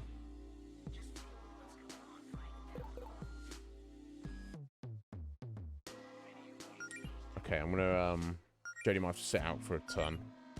Just wanna I don't know if I wanna worry about the sun, if it's gonna get respawned or changed in a few turns.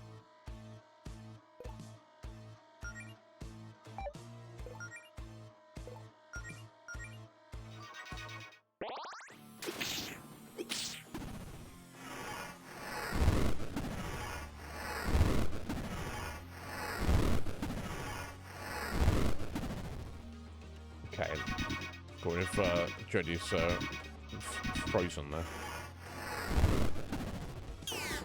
Oh, double flame buff though. My god. Okay, let's just to be on the safe side.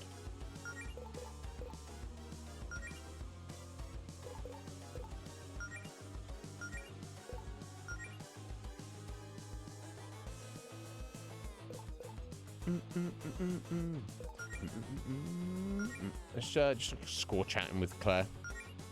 Just Not too much else going on at the minute. I could do. Oh, I should have done like another round of kisses. I guess maybe now's not the time. Oh, cracking the armor. There we go. Do that.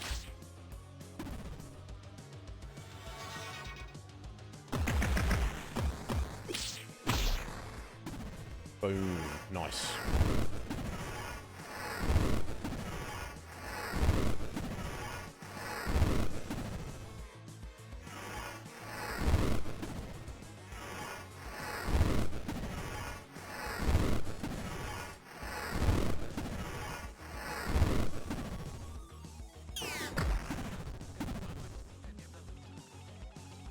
Okay.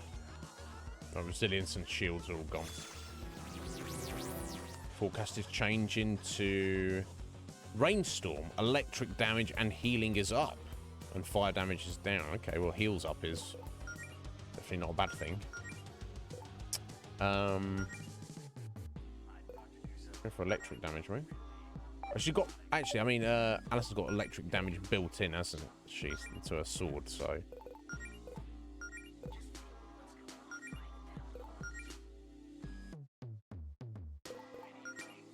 Okay, let's get the shield back up.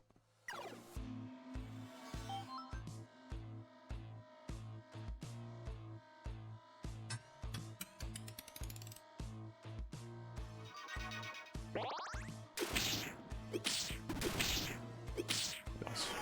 Oh, she missed the second hit. Yeah, look, the sun's kind of shit now. But I just left it. I don't waste my time on it.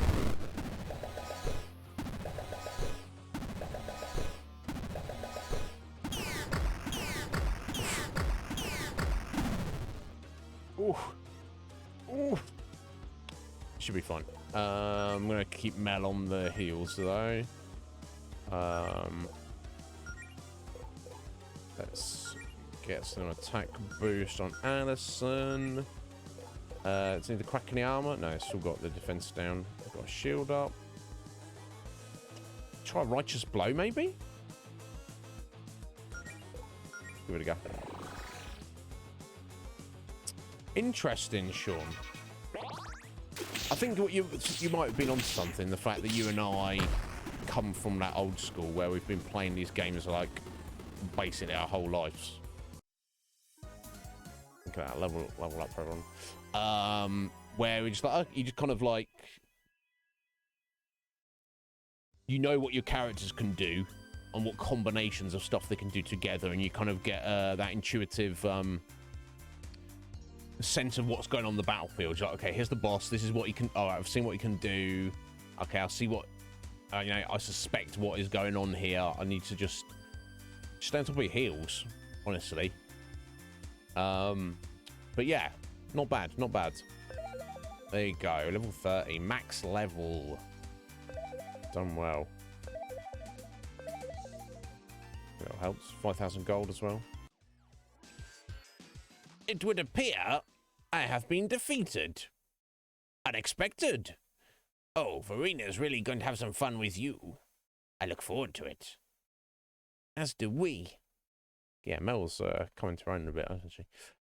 I'll be on my merry way then. Yeah, you get on your merry way.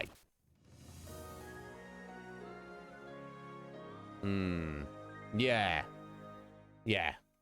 It's just experience, isn't it? I guess it's kind of almost like you and me, Sean. We can play a game like this and get investments. That's gonna be good. And get like you know, have the full appreciation of like, you know, the presentation, the story, and everything, and enjoy the gameplay. But the gameplay is not. It's something that to us is very enjoyable, but it's not like surprising. Which like, oh, okay, that ability does this. Oh, cool, we got this now. Oh, look at this. When it's not like, as soon as we see the ability, we go, oh, okay, I see what that does. I see the uses of that. I see where it wouldn't be useful. I see, you know, what I can use it as a combination with. But maybe newer gamers, or who don't have our history, we like just kind of winging it a bit more and just like diving into it. And because it's not a difficult game, they're like gonna just kind of fudge their way through it without realizing that that's what they're doing. They're just like, oh, we did the battle, yeah, cool. And then they come across these optional bosses at the end. They're like, oh, what? Oh my god, what's going on? But yeah, you know, if you don't know, you don't know. But if you know, the only way to know is to learn, isn't it? And you play it. I like the idea that maybe somebody playing this game and getting into the gameplay style, because they, you know, it's very well done for such a simple JRPG. The combat and the various mechanics are interesting enough that it doesn't feel, you know, you go and play Final Fantasy 1 and it's like attack, use item, heal. It's all black magic. It's like there's nothing else going on. Whereas here you've got all sorts of different things you can kind of combo together and pay attention to, and you know, it's like all the buffs. If you try and keep all your buffs up, you won't have time to do anything else. Whereas if you go, oh well, if I can't keep all the buffs up, I'm not going to bother putting any buffs up. It's like, well, that's not. You're gonna have plenty of time to die, right? Interesting, but yeah, lunar vestments. It's going to be super awesome for Mel, I'm betting, or also and/or Claire.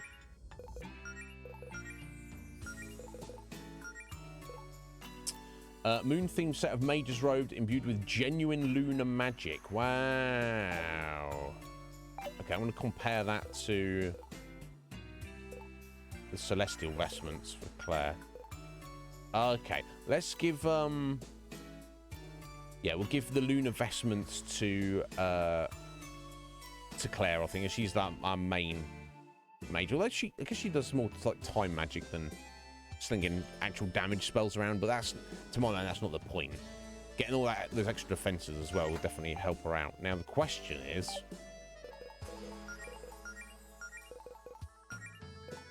should I do that? You know, and my feeling is, if we were earlier on in the game, I would probably switch those in.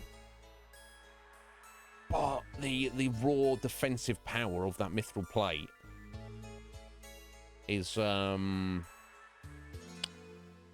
to sacrifice a lot of defense and magic defense, a lot, to get some amount of 15 points of magic. But I think we should. I think I should just keep with the mithril plate, honestly. There we go. I was Bigby there. Oh, I keep forgetting about our little bell. Right, so there was somewhere in the Uncanny Valley. I don't remember exactly where I stumbled across it, so I have to do a little bit of a backtrack, but it's all good.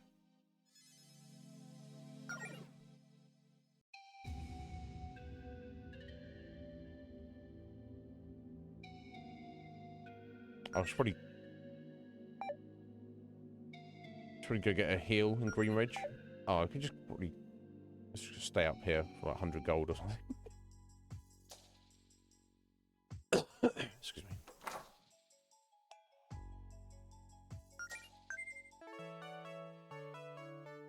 Well, it matters, but gold is not really needed at this point in the game.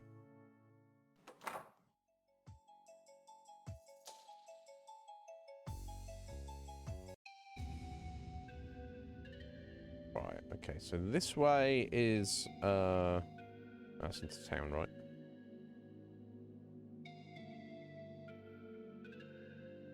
Okay, yeah, through that door to the north there.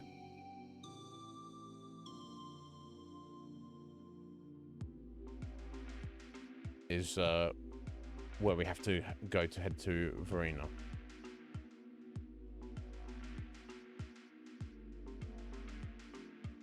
Okay, so I think it's just kind of back out to the south and west. It's got to be, surely.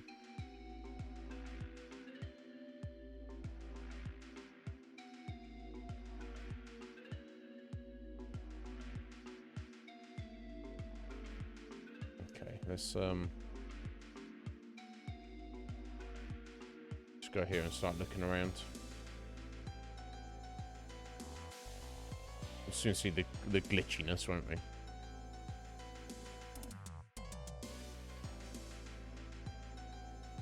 So now we're at max level. I really do want to just be avoiding these random encounters, if all possible. Okay, that's just treasure.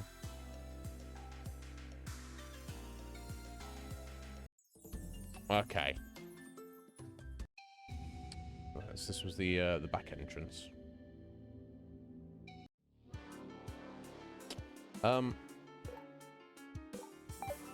Yeah, can we... Part attempts to flee. Okay, cool.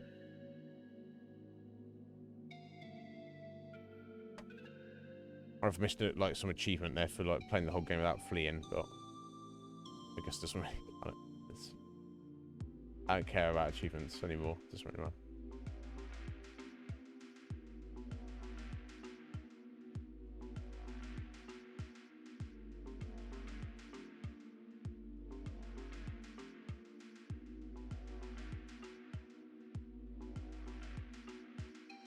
Okay, that goes full circle. Okay. So I guess it's probably near the main entrance. So that would be this way. Yeah, this is the main entrance, I believe. Yes, okay. So, therefore, somewhere up this direction.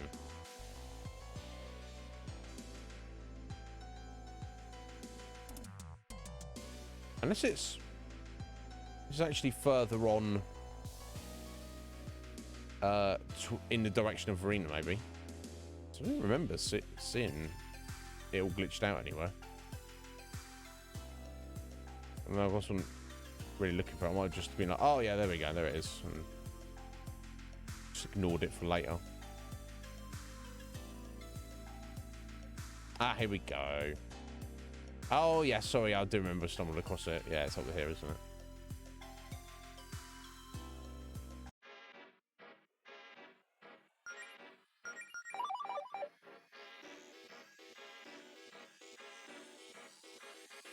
It's Ray. So, you finally decided to quit cowering in fear and face me. Yeah, all that cowering in fear. Don't believe we had a formal introduction.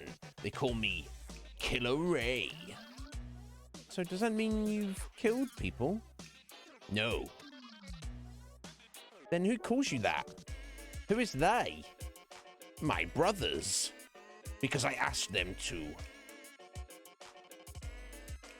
So, I tire of your questions, Harrys. I did not come here for an interview. I'm here to do battle with my father's most hated foes and win his favor in the process. I am positive that after this battle, you will be feeling quite negative, if you're able to feel anything at all. All right, well, come on, Ray. I assume you have the concept of magnets in this dimension, correct? How a beam attack will have a greater effect on a target with the opposite polarity. Okay, yeah. Well, if you aren't familiar, consider this a lesson. Oh, okay. So he's changing. Okay. Right, you get random charges. So he's currently positive. So he will do extra damage to Mel, Allison, and Claire at the minute, but much less damage to Jodie. I guess it's all just completely randomized. Okay. All right, right. Okay. Whatever you want to do, buddy.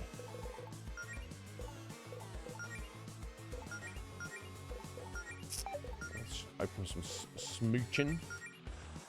Never a bad thing. It's that's the kiss is the buff that I find difficult to keep up with when we're mid-fight. But it's certainly not going to hurt opening the battle with it. I guess you mean star power as well. Oof.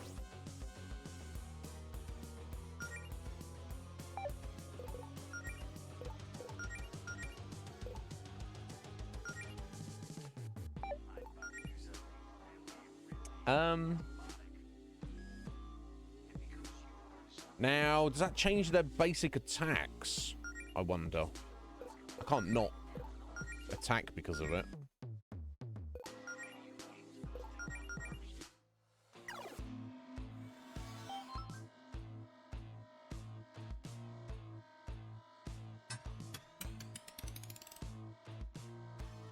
Because Allison's a minus, and he's a minus.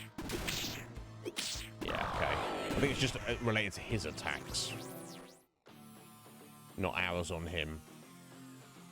Which is good. I don't know if he's got any debuffs coming in.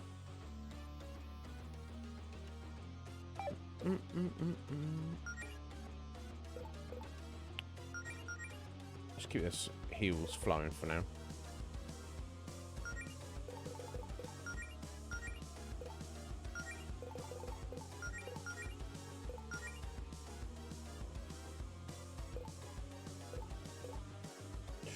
I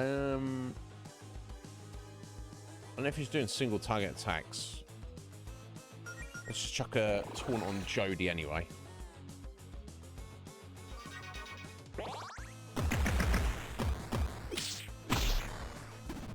Oh.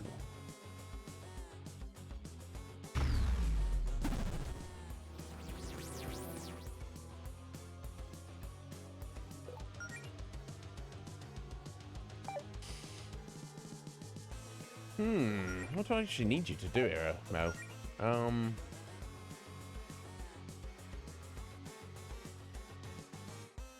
Nothing specific right now, honestly.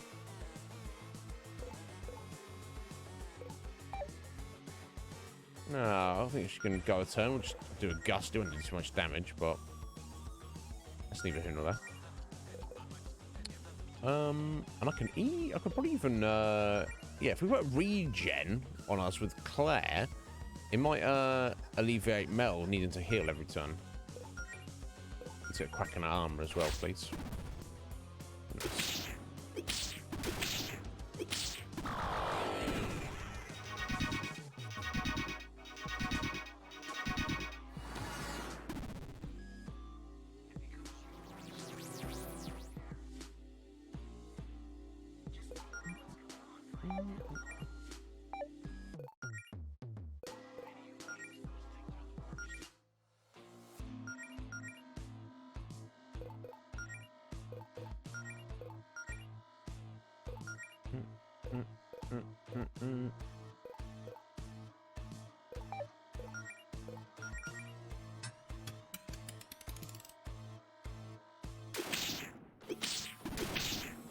Oh wait, didn't it remove Allison's attack buff, did it?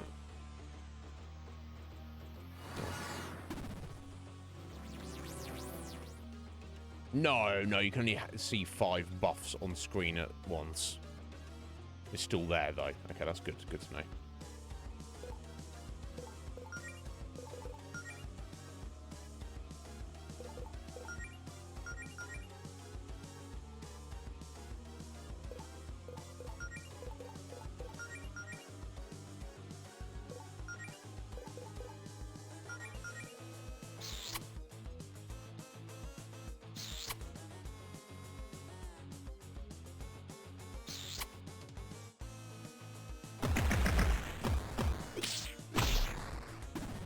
Damn, Allison, you did one.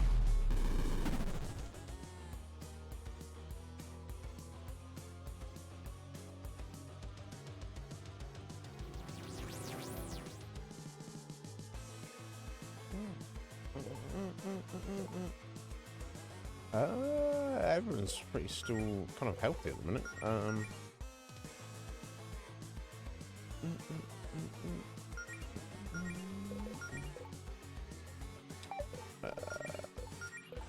Attack boost back in Allison.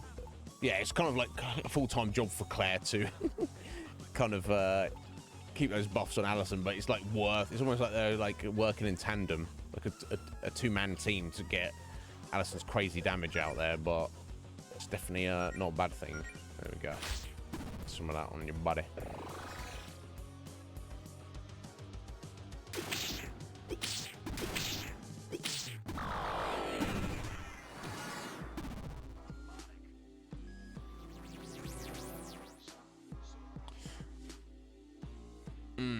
Okay, I'm going to get one of those from Claire just to make sure she's all right.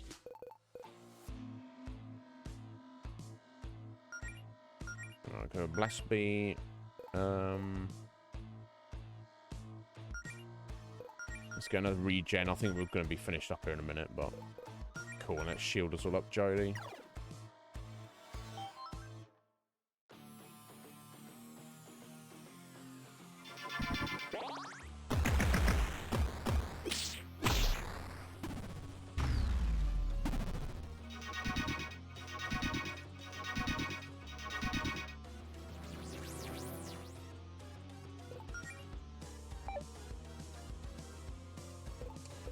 He's about to get all right.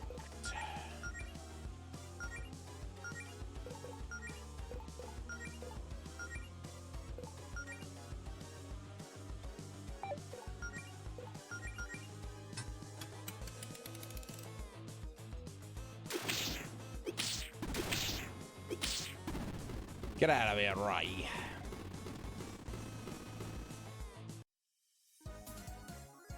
Oh, max level. Wasted 4,000 XP.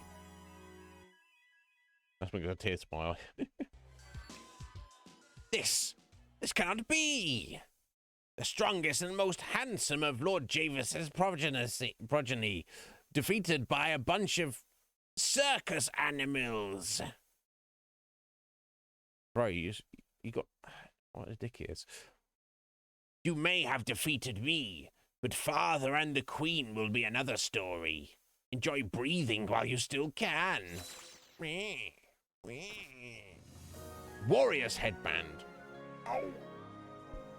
We are going all in now, Alison. All in.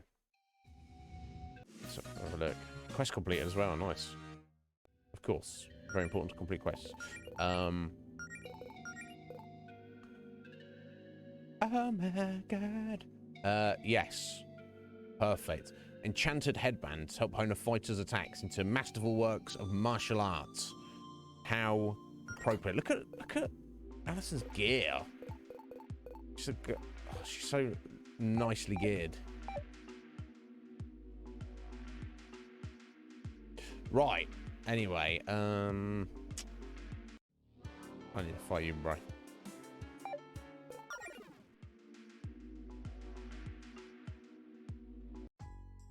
There we go. Back in town. Okay, so we'll take a little rest, and then we'll be on our way.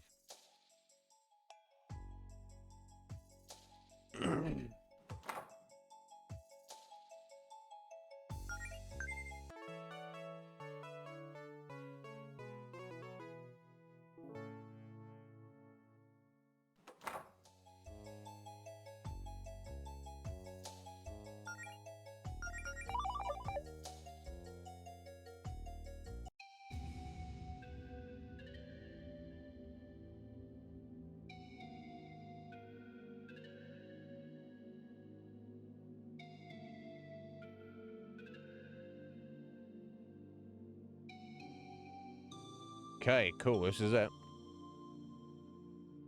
So we fought the heavy slime. This is all new. There it is. The tallest mountain on the island. Mount Sappho. This is definitely the place. The Farina's waiting for us at the top. Ready, Mel? Ready. Glitched out the mountain. Yay. Looks like they're ready for us too. Act 5. Let's go. I assume that this is kind of like the point of no return. Oh no, not quite, but it's going to be getting there soon, isn't it? Right, yeah, I knew there was one last spot. Wasn't there? Yeah, it's here. Don't really matter. Just in case.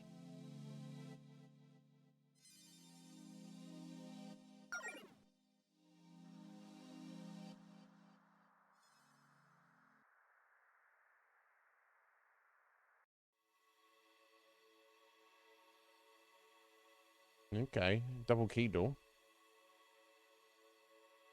But do I have 2 keys already? I guess I don't. So we need 2 keys for this door. Maybe Javis is starting to get some dungeon design cues from Claire. I don't know if any of those yeah, because like all good games do, Sean. All good games do. I got rope there. Okay, let's try the rope first.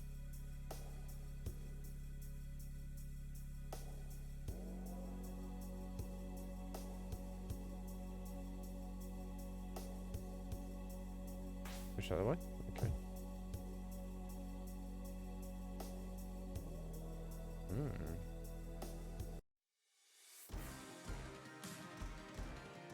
Color wheel appears. Fun police officer. Fun police officer. I guess we'd add him to the bestiary, wouldn't we? If we kill him, as he's new. Look at his hat.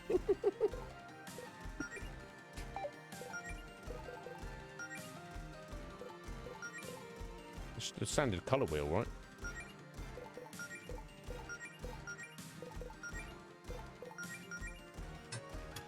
That's super weak by now.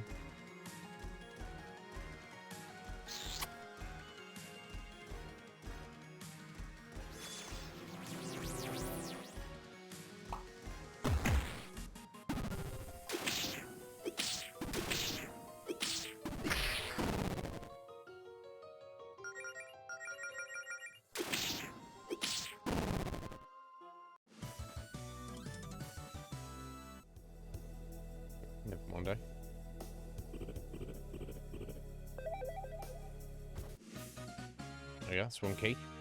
Nice. Nice.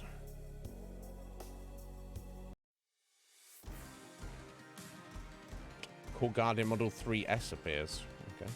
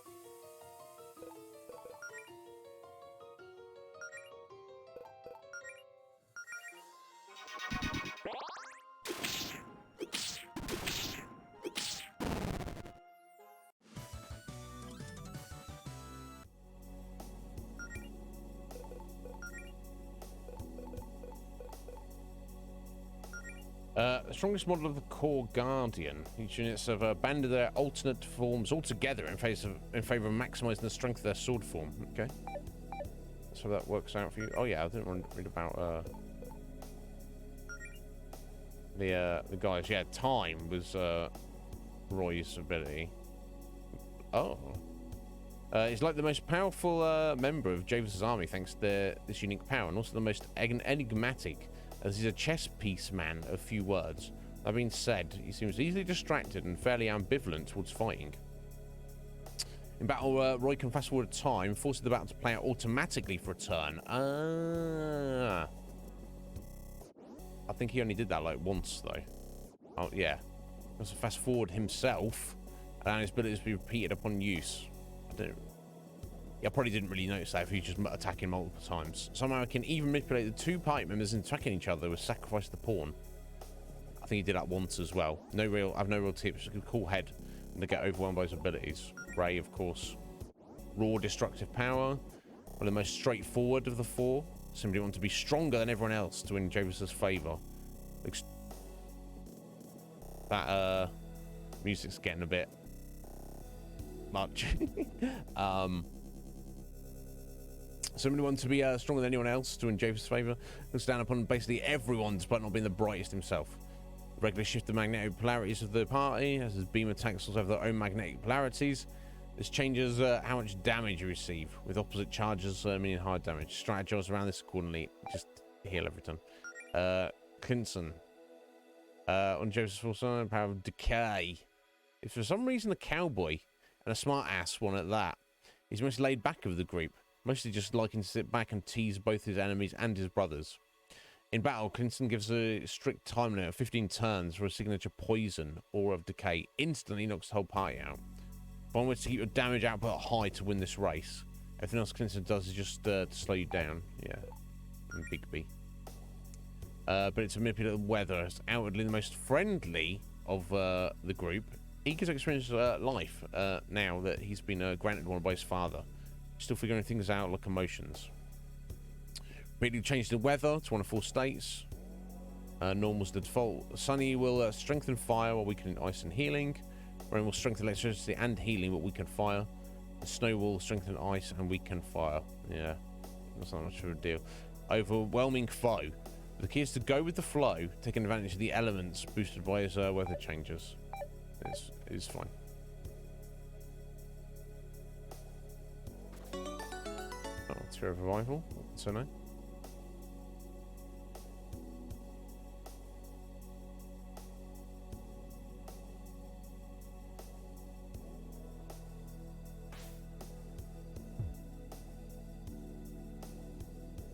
Let's push that from the other side.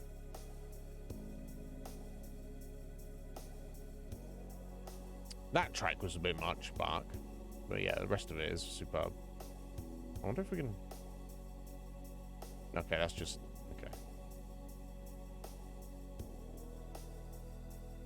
Oh. Texture Witch. Alright.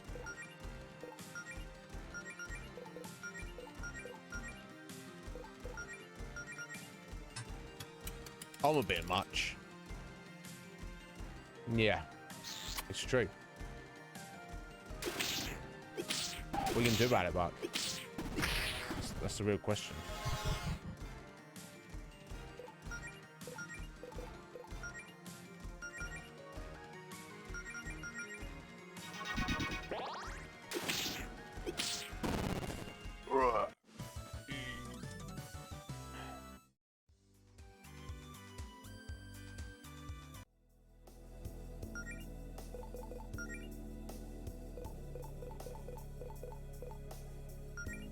These wintry witches have been recruited by Javis, training their ice abilities for corruption-based magic. Well, that's very silly of them, isn't it?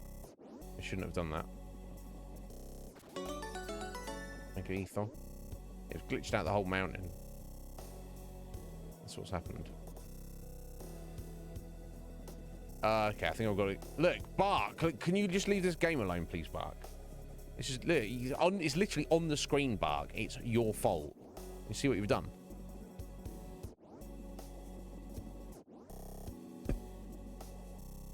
Unbelievable.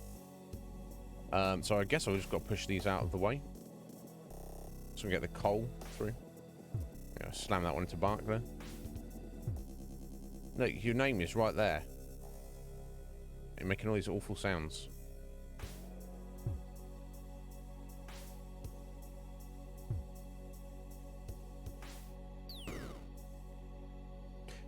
Well, that's one way to make a bridge. Indeed. Look, you're in the wall as well, Bark. Come on, just ease up slightly. You're all over the place. I see you like 3 times on this wall. 4 times. Oh my God. Can't be stopped, folks.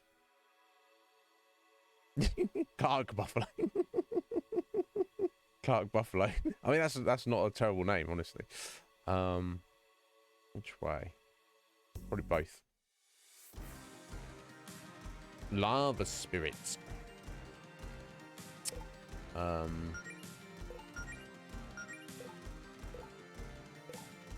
Tape troopers shouldn't be all that.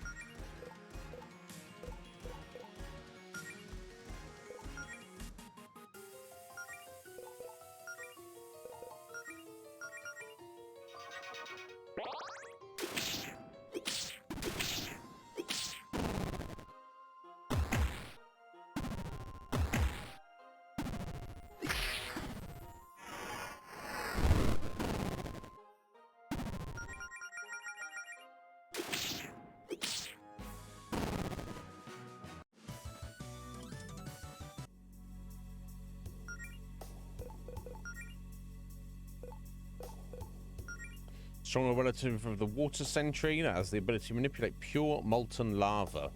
They've likely been living in Mount Sappho since before the Arcane era. No doubt.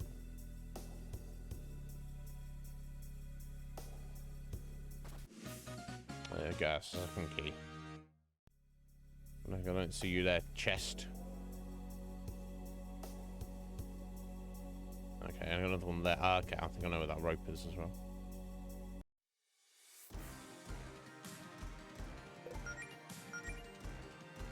Nope.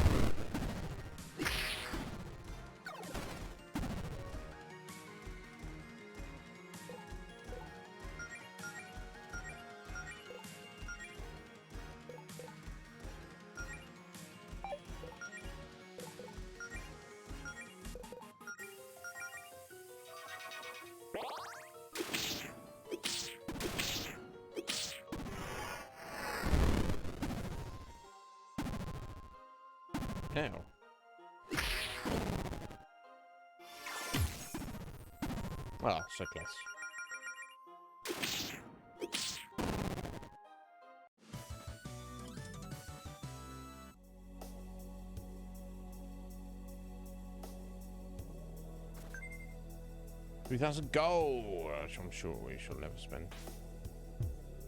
Okay, so we're back down here. Okay, so we've got that dark cave there to look at. We'll look at that in a second. Oh no, hang on. I think we have to go that way anyway. It says I had 2 keys. And that was not the rope I was looking for. No, okay. Let's backtrack a second. I can get down the owl.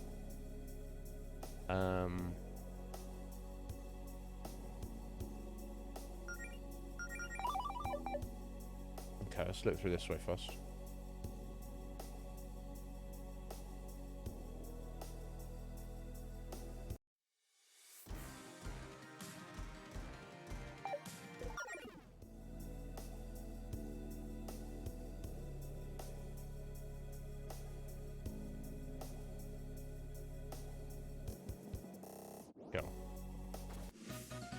Ice pendant. I assume that does the same as the fire pendant, right? All ice damage into healing. Yeah. It's all ice attacks. Very handy under the right circumstances.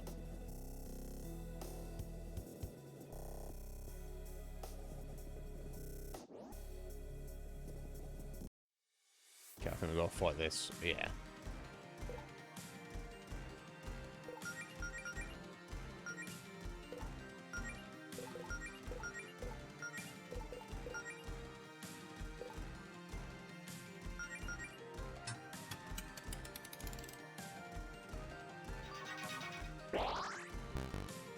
No fun allowed. Declares that no fun is allowed to happen. What the hell? What have I done to you, Claire? I guess she means she's stunned. Well, it's kind of rude.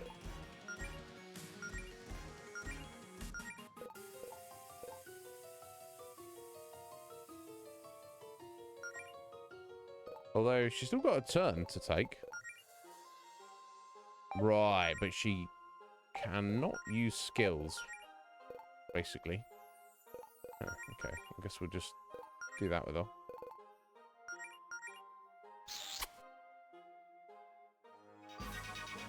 Get on the regen. Give us something to do.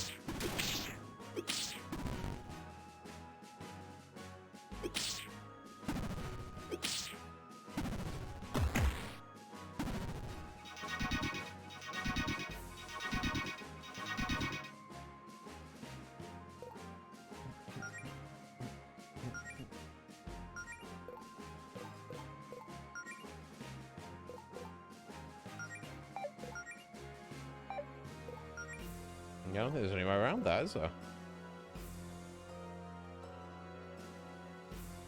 Yeah. I'm gonna take that, Claire. Well, it's not ideal. Do something, right?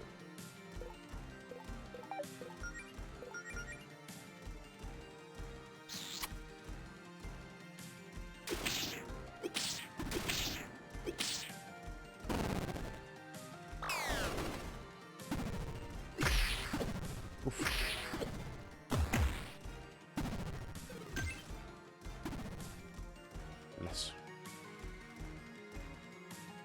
Well, you're allowed to have some fun again, Claire. Oh, God.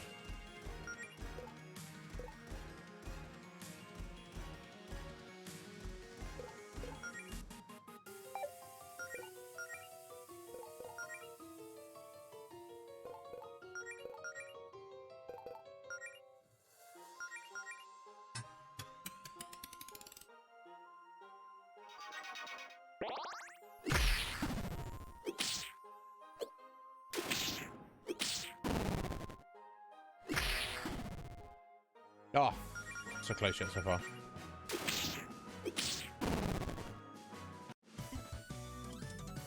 Yeah, I just wasted XP.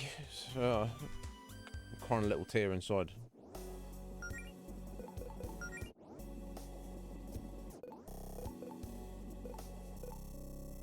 These beefed up tape troopers hate fun in all its forms. They enforce their rules by completely disabling the use of skills for a few turns. They can't disable your spellbooks though, so use this to your advantage. ACAB, but these guys especially. ACAB?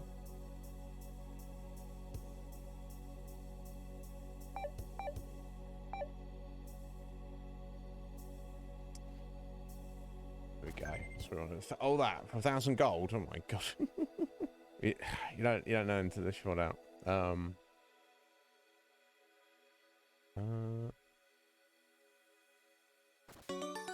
Minus helmet, not really needed. Is that? I think this might be our only reason to come up here.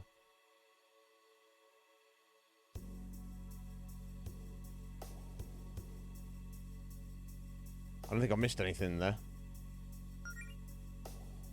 I could be wrong, obviously, but okay. So back this way.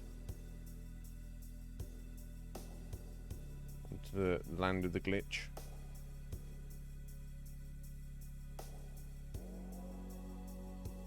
Ew. Here he is. Well, well, well. Here to admire my masterpiece? I do hope you wiped your muddy little paws at the door first. I think you know why we're here, Javis. Unfortunately, I do. You know, our challenge is open to the whole archipelago, not just you. You could have, perhaps, sent more interesting opponents for our forces to deal with. They're getting bored of you. Bored? They're all dying. What are you talking about, mate? You're not going to get rid of us that easily. Look, Javis, I know we haven't exactly gotten off on the right foot, but hear us out. Yeah, we know you don't like us, and we're not your biggest fans either, but willing to set that aside for the sake of diplomacy. Out with it already. We'd like an audience with Verena. We think there's some common ground between us. We just want to talk things out. Nice try, but no. That wasn't the agreement. Your kind had the chance to just talk with Verena 1,000 years ago. Your kind. I hate that kind of talk. Your kind. We're all individuals. Unbelievable.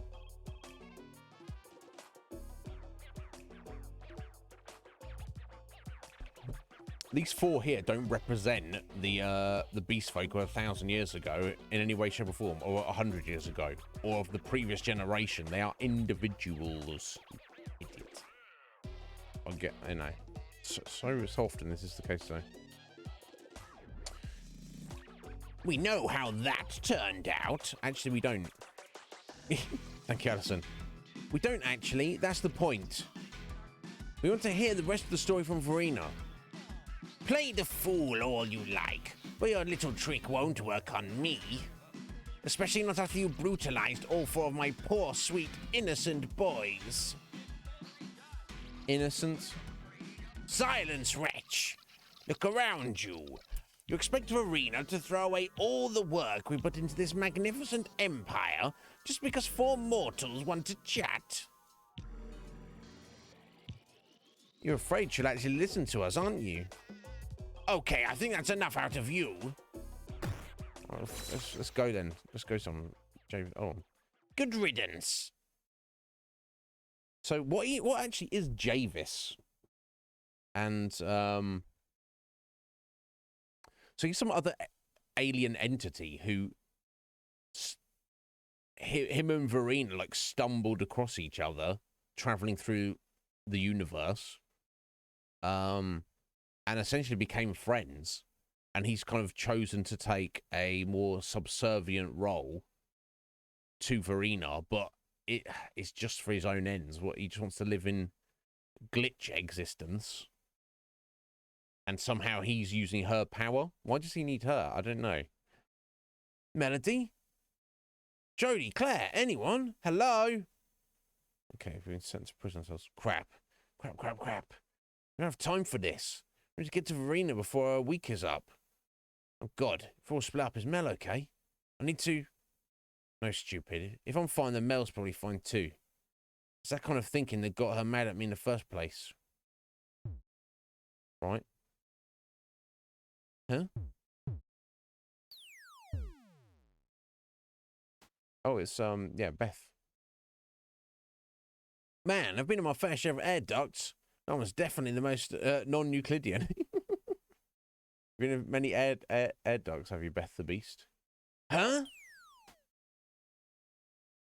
Told them to practice their landings. Yeah, you always say that. What are you two doing here?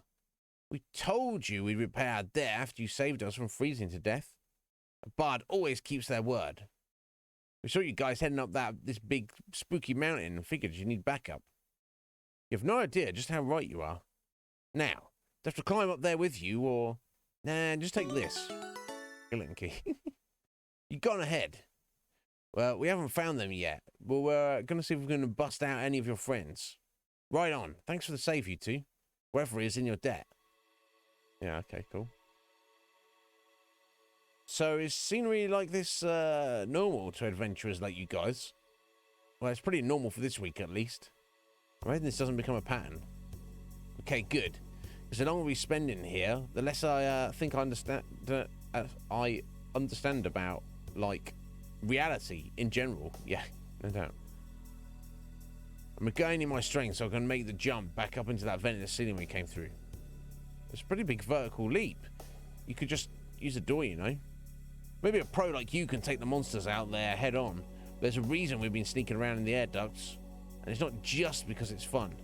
Just because it is fun, I'll give it that. Is it? Oh, and speaking of resting, that bed over there looks surprisingly comfy. Not a bad option if you need to recharge. I think Alison's going to be alright, though. But yeah, okay. Cool, thanks, guys. Okay, so Alison's on her own for now.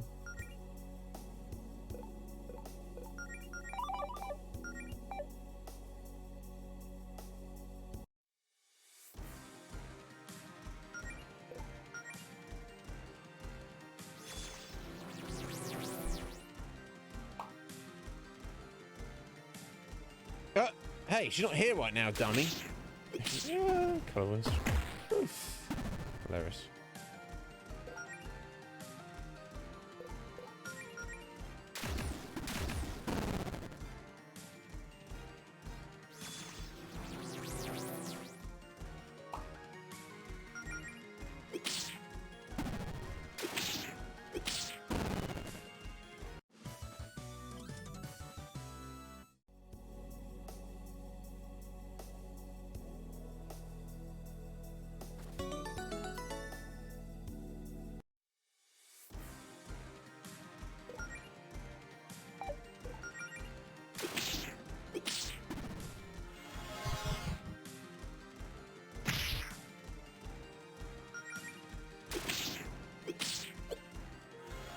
Wow.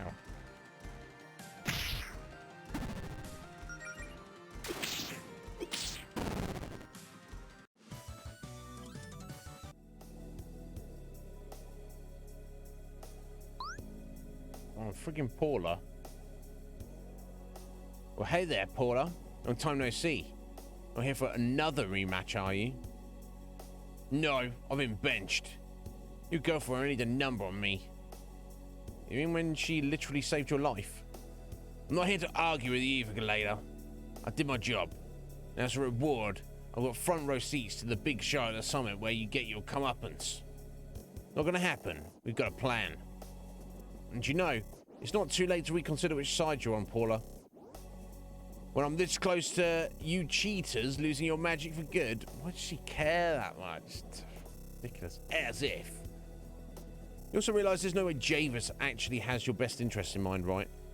Someone with that nut job doesn't make him think you're tougher or smarter than us. He just sees you as a bootlicker. As long as he helps me get what I want, he can think whatever he likes. But I don't... Aye, me. Did I ask your opinion on my life choices, Galena? You just make everything about yourself. But this is about more than just you. That's... No, you know what? You have a point. What the hell? Actually listening to me for once. Yeah, I think you managed to be a big help. Completely on accident, Paula. Thank you. You're welcome. Now, if you excuse me, I've got a girlfriend to find. Cool, good luck. What? Suddenly changed the tune. Just... Oh, okay. Oh, yeah. Good luck. Yeah. I'll be there for the big fight, cheering for Arena to kick your ass. And I'll be there not getting my ass kicked. That wasn't a good comeback. I just can't have the last word. Okay, bye. Lol.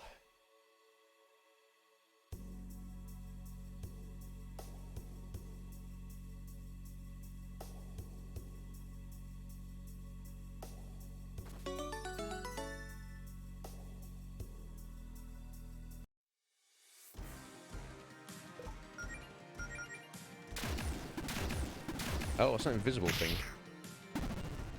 Who knows? Damn, Alison, you get slapped around a bit, yeah?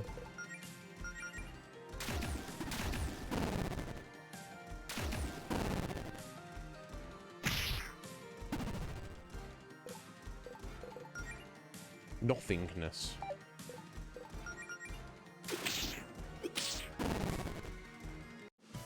Defeated nothingness. And got his bestiary entry.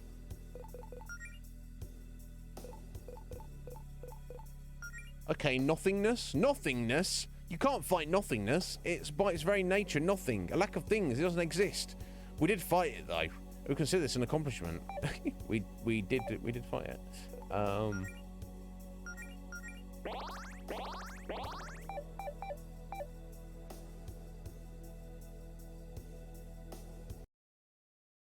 Melody!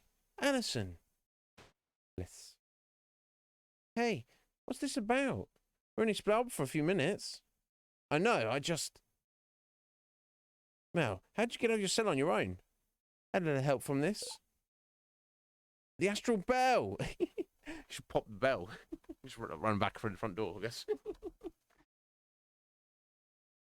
Yep, I escaped to the astral plane, and then I snuck back in here to bust everyone out. Mel, have I told you how cool you are lately? Probably, but it never hurts to say it more.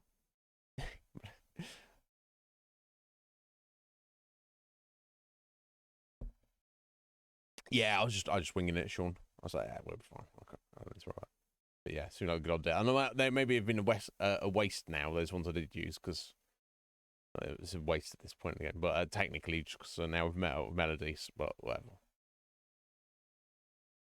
Got more important things to do on our list to do, on our to-do list though, like finding Claire and Jodie. Right. But before we go, there's...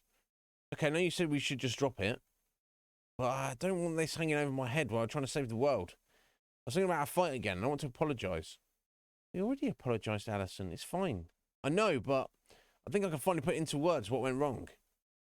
Don't mind me getting some stuff off my chest, that is. Of course, Alison.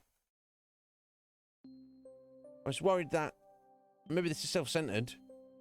I was sorry that you were pushing yourself too hard because of me. When you first thought about becoming a healer, it sounded like something you were doing for me, not for yourself. Like, you knew that I wanted to be an adventurer, so you forced yourself to become one too, so that I could be happy. For a while, I thought that I was taking advantage of you. That I was rushing you into all this. And putting all this pressure on you by quitting my job. I don't want you to think you had to pretend to be somebody else for me to love you. So I kept trying to reassure you that no, I'd love you no matter what. I don't care if you're a good paladin or not. That didn't help. It just made it sound like I didn't believe in you at all. And I'm so sorry for making you doubt yourself. Mel, I've been right here with you this whole time. You make an awesome paladin. There's no one I'd rather be doing this with. I don't want you to doubt how amazing you are for even a second. I wasn't really worried about you. I was worried about me. I just couldn't get the thought out of my head that I'd screwed up. I'd screw up and then you'd pay for my mistake. I didn't come clean for so long because I thought that I'd already given you so much to worry about. I had to be strong for you. And well, we know where that got us. I thought I was taking your feelings into consideration. But I was really just making it all about me. And if I'd just asked you how you really felt about all this instead of making assumptions, it probably would have saved us a lot of trouble. But I get it now. I get how passionate you are about all this, about helping people.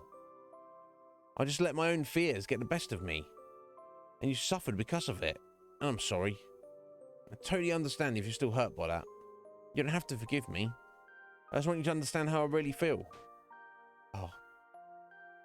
Alison, you're going to make me cry.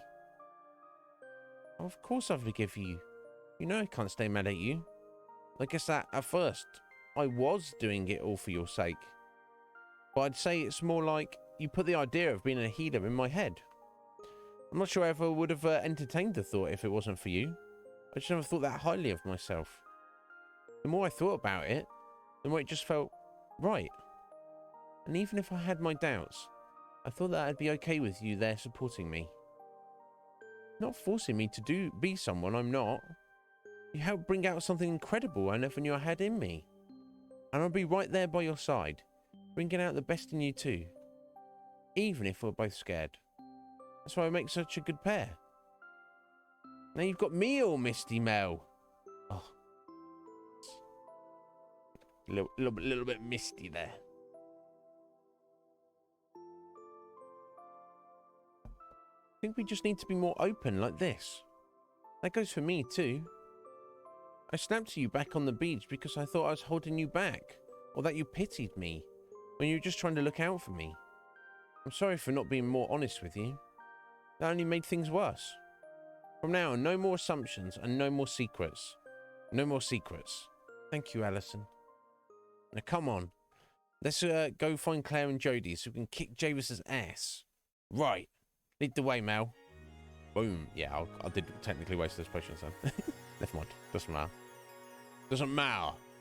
What matters is that Mel and Alison's relationship is stronger than it's ever been. That's what matters. Okay, let's get to it. Oh, shit. Do you know what? Looking at that gem there. Zinnia's training. Zinnia's training place where we fight the bosses. Do we need to go back and do that, Sean? It's worth doing, presumably. What an idiot I am. I've forgotten all about that. I assume we can still go back and do that at some point, maybe. Presumably. If it's needed or necessary.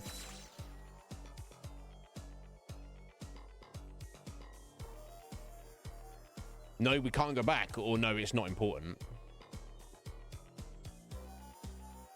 It's literally just a thing to do to practice. Right, there's no, she doesn't give you like some unique item or upgrade or anything. Big door.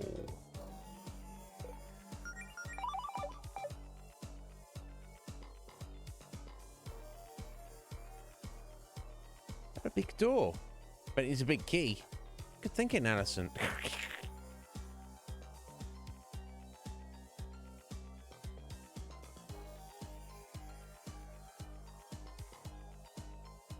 Oh, wait, is this... Oh, that's where we originally met Javis, right? I don't think they're going to be down there, back there, I assume. Yeah, this is where we originally walked up and met Javis, wasn't it?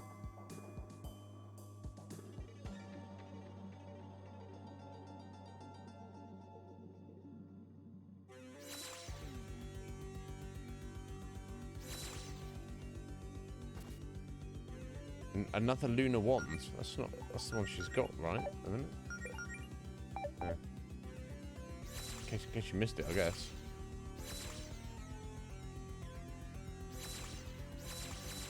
Okay, that's one doesn't really matter then.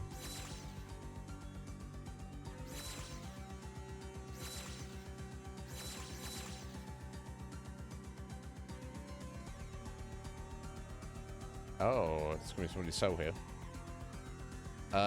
Cosmic Warrior. Oh.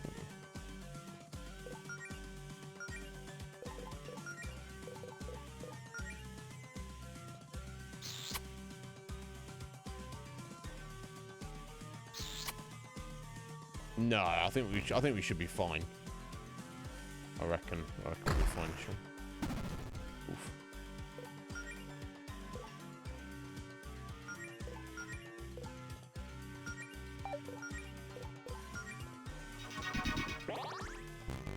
Yo, Comic. How you doing, buddy? Yeah, we're approaching the end of the game.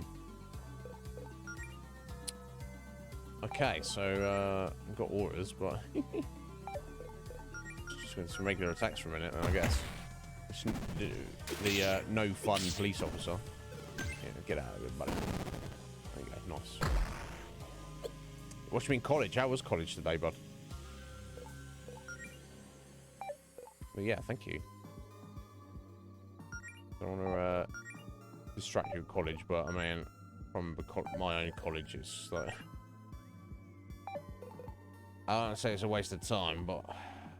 So... You know. Yeah, it's gonna blast beat this fella.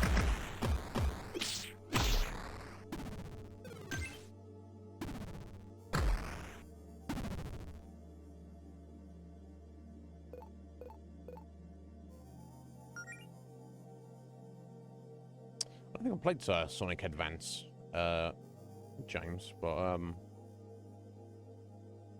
definitely people have, you know, there's a lot of the sound effects in this game in general are very retro inspired. Wasn't a waste of time, but boring. I was about to say, surely they're mutually exclusive. No, yeah, you could definitely do something that's not a waste of time, but is boring. I guess that's better than...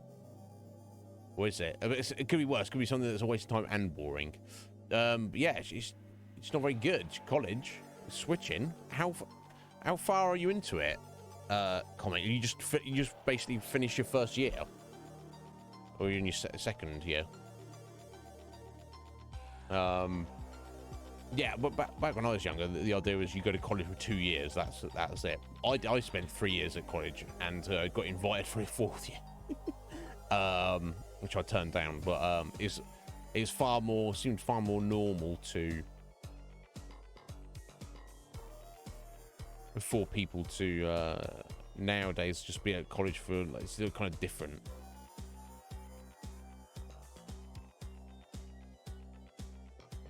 Yeah, fair enough. Yeah, you're close to the end of your first year, Comic. Okay. Yeah, do it, buddy. If you don't like it, take a chance, for sure.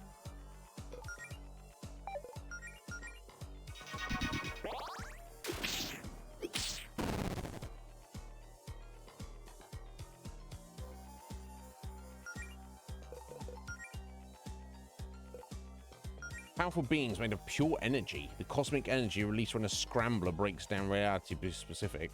These proud warriors are almost entirely resistant to magic, meaning that you have to fight them on their terms, overcoming them with physical might. Okay, cool. I mean, we did that anyway, so good to know, though.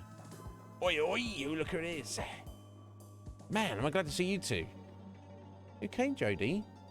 Oh, yeah, I'm fine. I was just staring at this stone wall because I didn't know what else to do. Seemed like this was more a diversion on Javis's part than anything. Hey, something seems different with you. So you got some extra pep in your step. I guess we do. Ready to go find Claire? Let's go. Get in here, Jodie.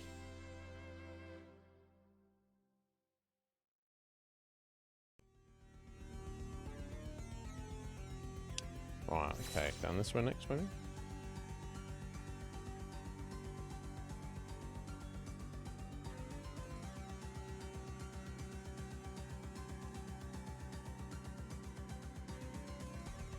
Okay, got it. Oh, I did have a key. Okay. Oh. Wow. Oh, thank God. I thought it was going to dive boredom in here. So the gang's all back together now. So what's the plan? Same as before. We head for the summit and talk to Verena. I don't think Javis is going to let us do that without a fight, though. It's a good thing we came prepared for one. Good. Because I've got a few dozen spells with that creep's name on them. No doubt.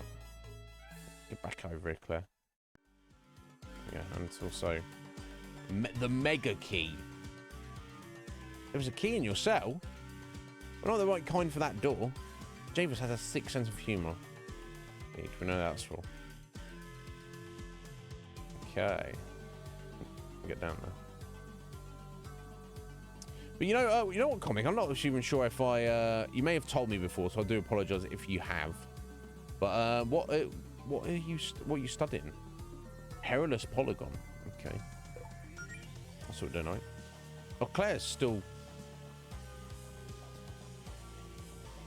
struck by the colour wheel. I guess, yeah, because I guess it just hadn't had enough time to wear off, I guess. She's not actually an evil version of Claire, is she? No. No, it's just the colour wheel slapped her and she's still got it on her.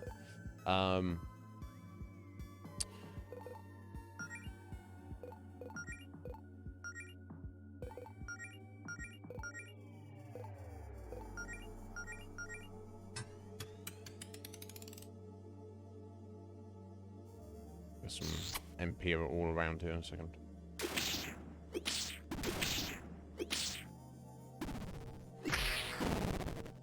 Nice.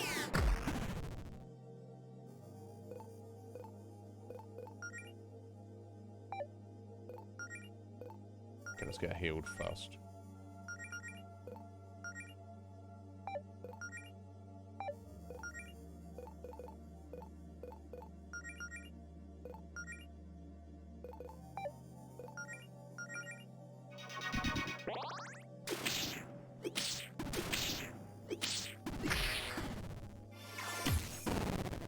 Nice.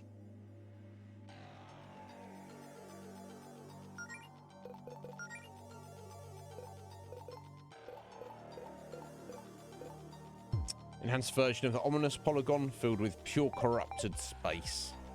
Not good, surely. Elixir, nice.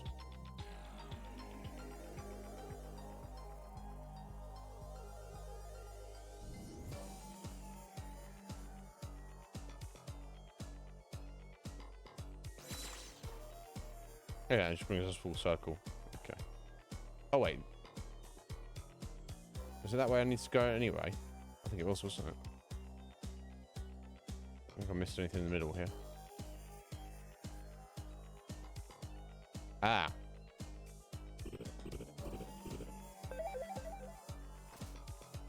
Another key. Oh, okay. I wonder if the key was supposed to get there.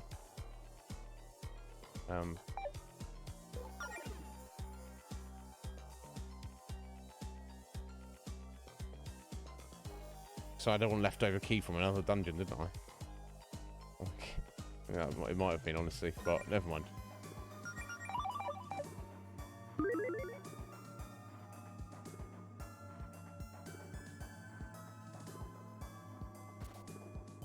Picnic.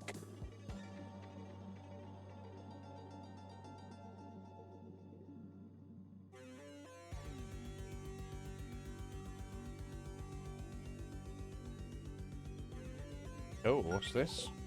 Cosmic Spectre. Okay.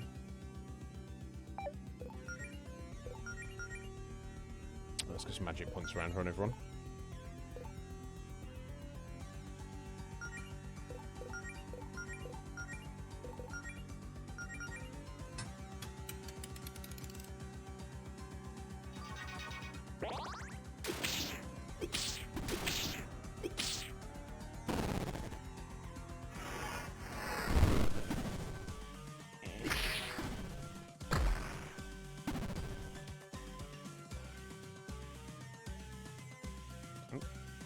wrong thing there. All after all this time.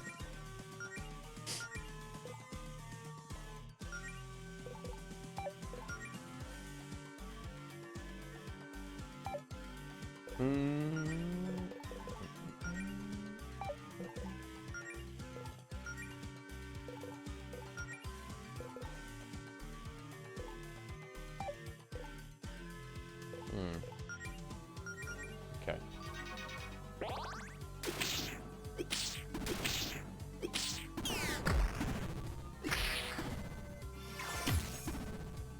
Oh, nice.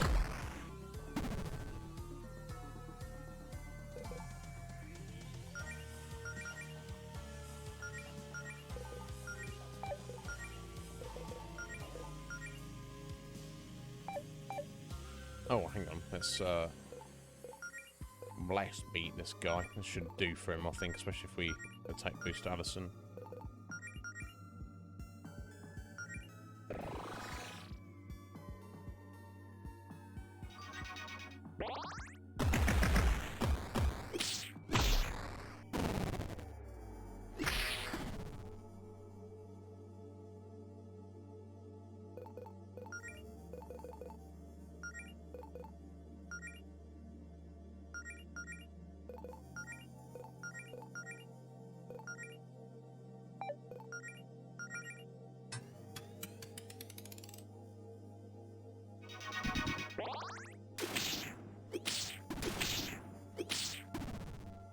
Oh,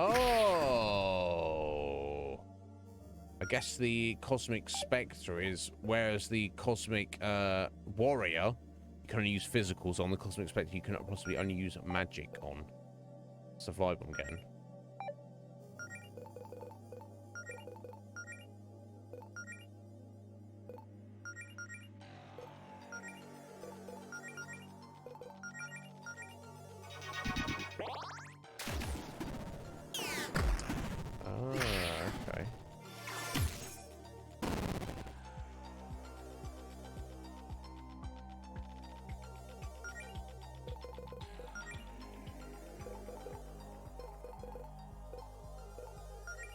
Scramble variants of the Misty Spectre enhanced with cosmic energy. This magical entity is immune to physical attacks. You have to fire back spells of your own. Okay, cool.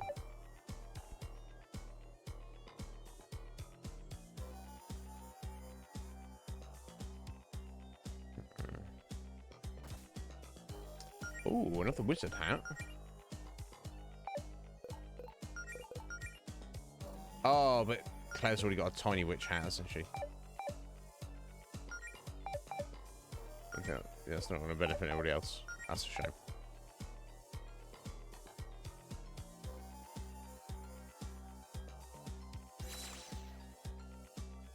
Okay, I guess that just helps get through there. That lines that up there, okay.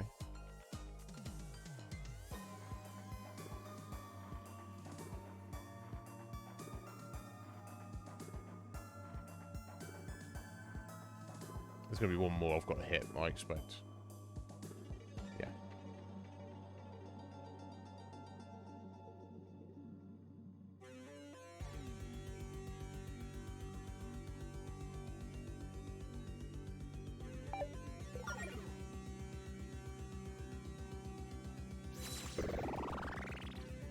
Oh. Oh, it's filled out the place as well.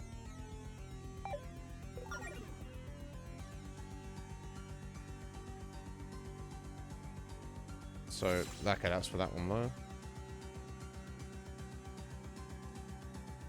Okay, so hopefully. Boom. There you go.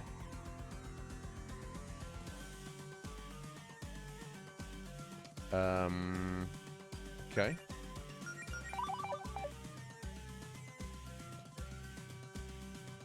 Insert a key. No keys in inventory. That's not true. I'm sure I had some keys. I need to put keys into these pedestals to unlock this door. Oh, okay. So I've just completely missed a section. Right, okay, cool. I've just got the save there. Fair enough. That's kind of wild, Sean, because the game is incredibly stable, from my point of view. I should get keys from killing the monsters. I wouldn't have thought so, right? Seems very unlikely. Oh, stupid me. You got into the warps to get the key in that area. Oh my god, yeah, I was gonna say, I missed anything. For some reason, I thought I was just gonna look at kind of detail to show that you've done it. Oh, want the gumball Goliath again? Okay, if you insist, buddy.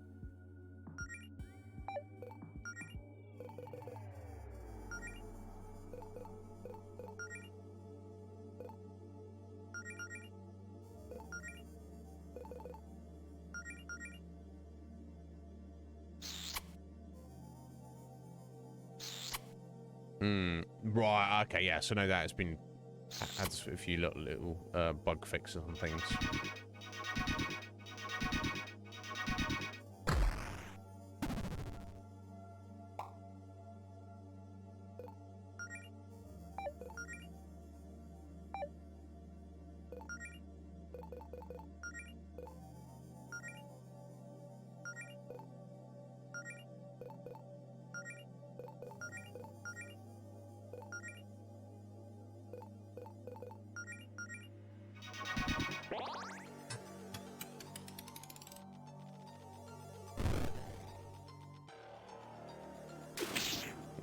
Burn. Okay, it's not that tough. I think it's just a copy of the one we fought previously, right? Yeah, the small amount of damage it's doing to us. So it seems like.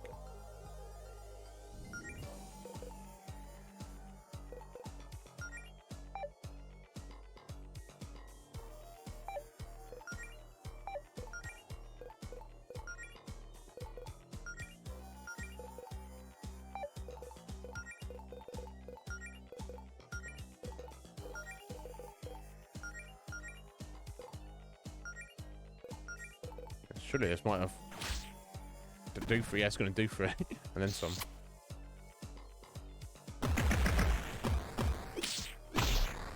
Just checking in with you. Remember, it's like, you remember this guy?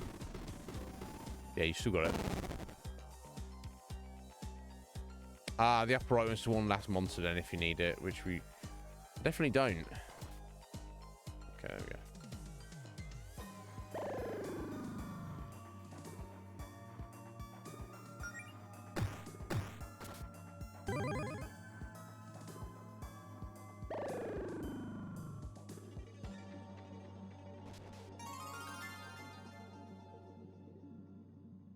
Oh.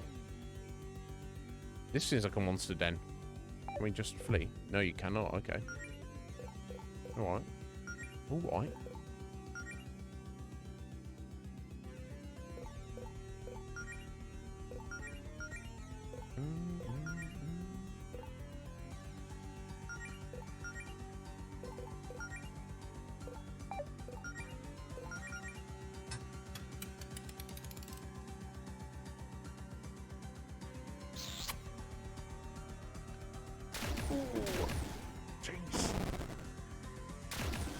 Jeez Louise. I saw a trap on the floor. I didn't even notice it. So much stuff. Caged Wolf would have noticed it if he was playing, because he's over 9,000. I didn't notice. Good job, Wolf. Why don't you tell me, buddy? Because I have my shoes on indoors. He's not down with that. So sort it out. Take your shoes off, mate.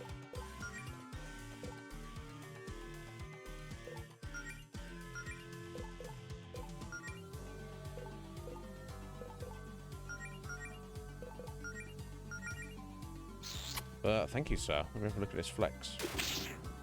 Dude.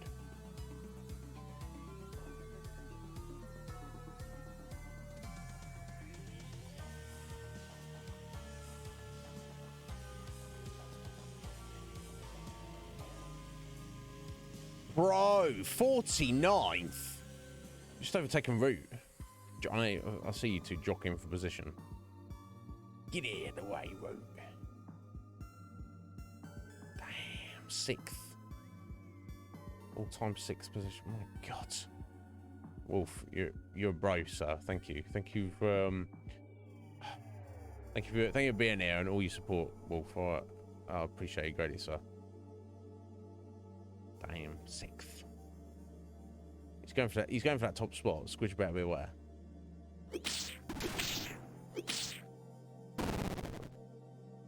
Yes, right. Tap out the game. It forces in its own wake. It's fine. Okay. It's the little squares. I don't know. Oh, it's the little stars. I don't even know what the traps are. Okay, we only got one. So there wasn't much point in disabling the traps that we already stepped on. It was surely there's more than one though, Mel. Yeah, I've got a key, that's what it is. I can't even see the traps in that.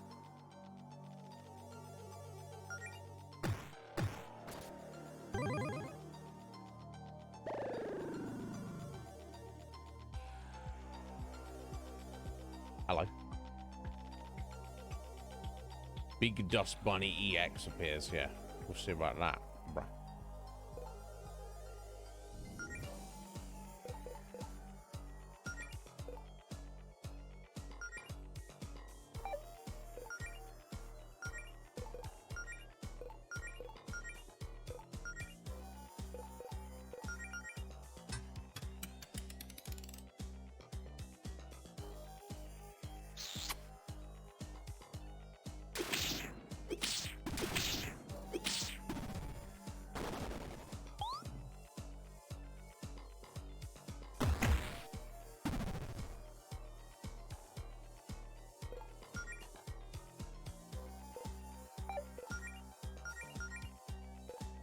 Now we know from previously you want to use a low kick on this guy, so we might as well, I feel.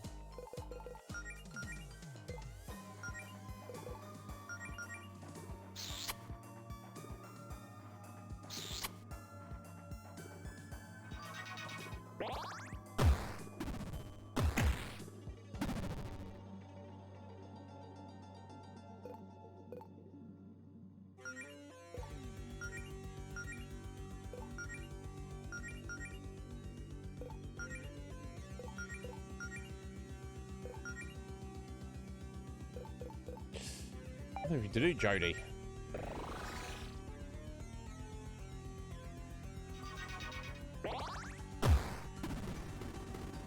You got wrecked.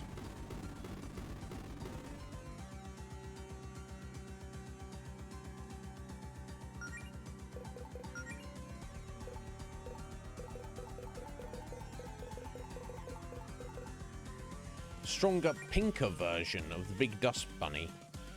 Back to reclaim his title as champion. We've got to fight the original, so this is like a rite of passage for her. The key, there we go.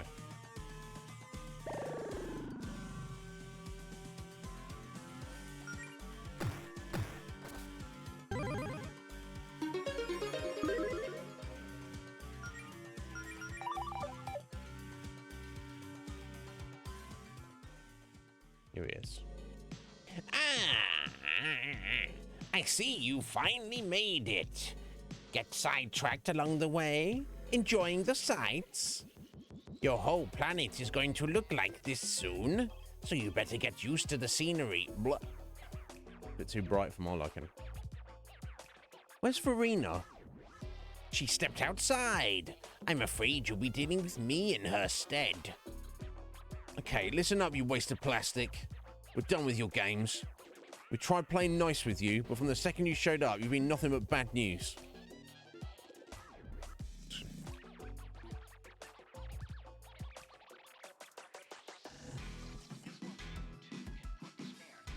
You threatened our town, tried to turn Glyph into a mindless killer machine, and you made Beverly cry. You don't actually care about Verena's agenda, do you? You're just using her as an excuse to be a bully, just like Paula. Well, no more. We're here to see Verena, and if you've got a problem with that, then quit toying with us and put up a fight. So I take it, You'd like to do things the hard way, as they say. If you won't stand aside, then so be it. Very well, then. Oh, I finally get slapped Javis in the face. He deserves it.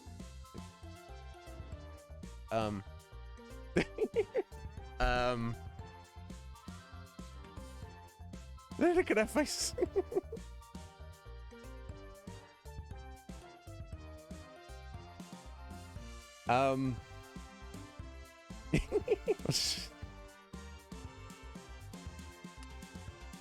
He's a one, isn't he?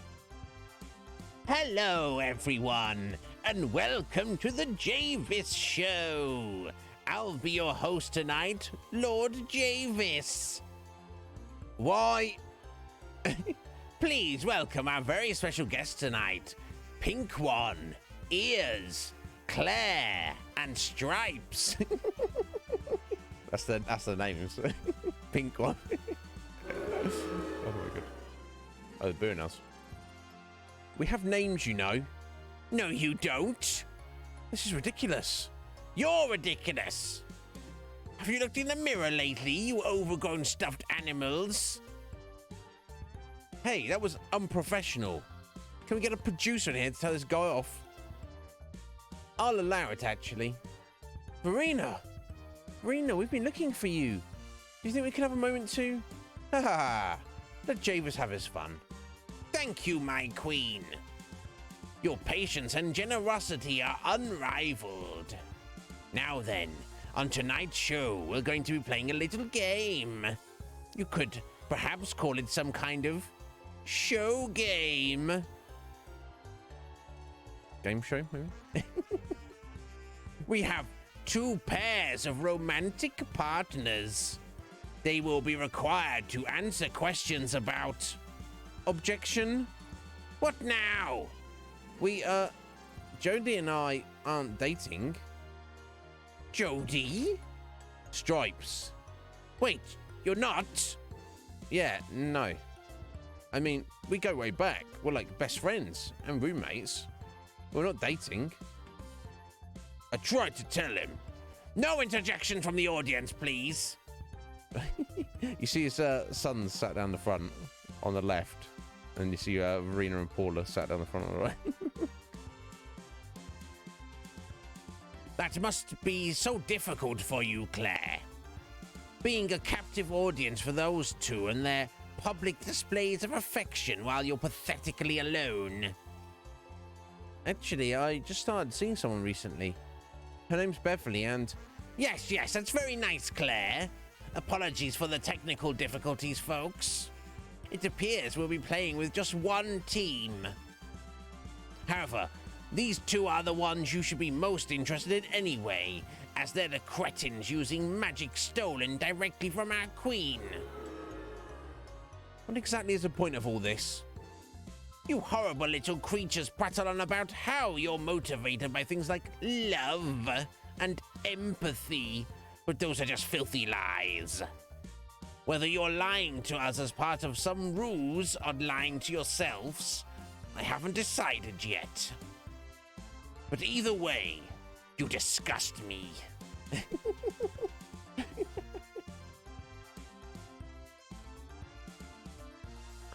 So today, we're going to put those claims to the test. When you lose this little game, well, you're in a room filled with so-called monsters who hate you. You understand, I'm sure. And as a bonus, your public humiliation here will make for an excellent morale boost for the troops before we reclaim your magic and conquer Reverie. Yes, crush their spirits like they crushed mine, father.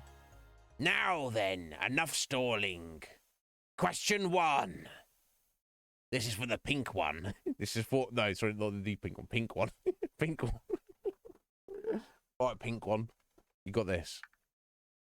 Ears has a poster for a certain musical group on the wall in her depressingly tiny domicile. What is its name? I have no idea. Holy Unholiness, Undead Sphere, or just keyboard mash. Mm-mm. It might be keyboard mash. I thought I'd noticed something, but I'm gonna guess Undead Sphere. Correct.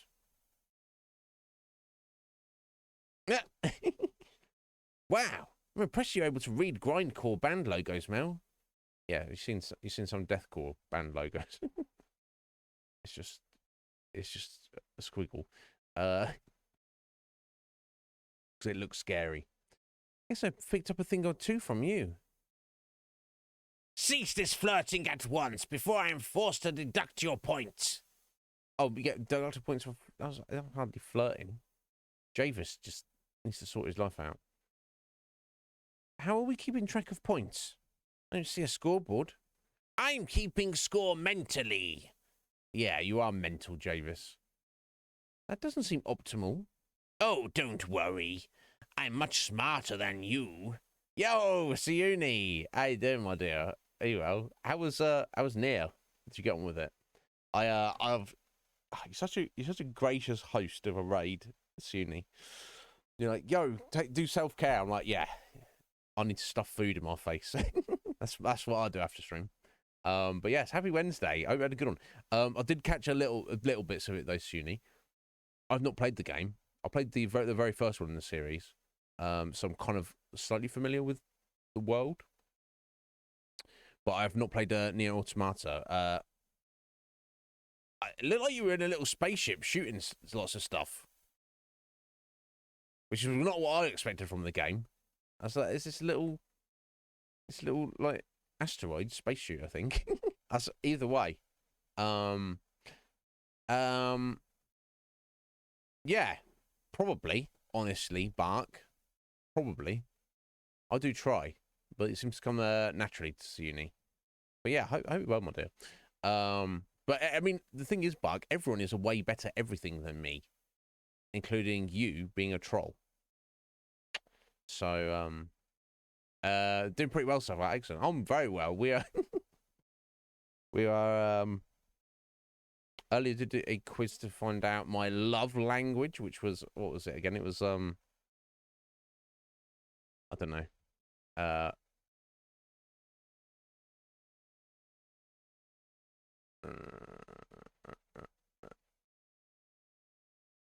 What did you say it was? Oh yeah, acts of service, and followed second place by quality time. That's how I know somebody loves me and do stuff for me. Not like nothing weird. And then yes, and then we've been right on with Super Lesbian Animal RPG, and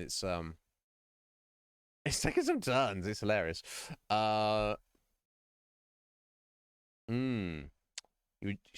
a gem, absolute gem. You are.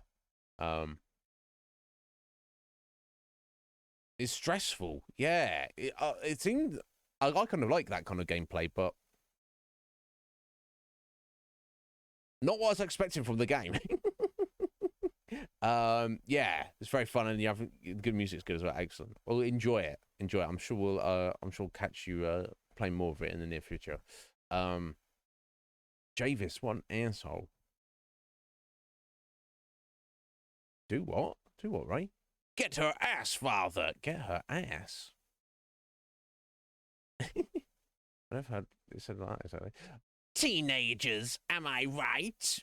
Meh. Just because you're a billion years old, Javis, you'd thought you'd sort your life out by now, bro. Only 15 days old, and already so full of such colourful language. Yeah, it's talking about his 15-day-old baby son. I thought you said no interjection from the audience.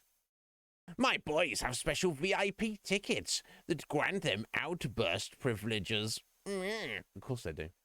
It's so good. Question 2. This one is for ears. What is Pink One's natural hair colour? White, purple, or trick question? Yeah, I don't think I saw any mention in Mel's house, when we're looking around Mel's house at the start of the game, of like hair dye or anything like that? I don't think so. So I think it's a trick question. I think her hair is pink anyway. Or then again, am I misremembering? Did she say something about trying out a different hair color? But even if she did, there's no reference to what the previous color might have been before. I think it's a trick question. It doesn't matter. I think. Trick question. That is her natural hair color.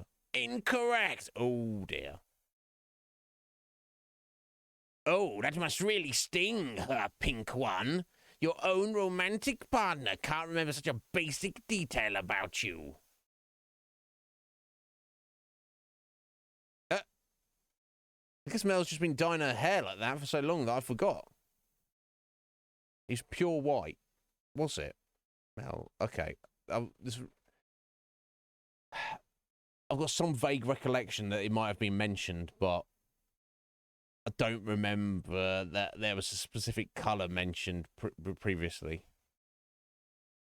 Are we just talking about the hair on her head? She's not dyed the whole fur all over her whole body, actually. That seems like... the problem. What the hell, Suni? What? So if you go ahead and die at minute 35, you have to start the whole game over. That sounds like an incredible waste of time. But thankfully he didn't. So it's fine, right? I would have been like, I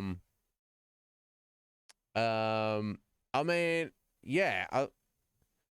But yeah, your arms and your legs and a tail and ears and everything. I mean, it seems like a bit much.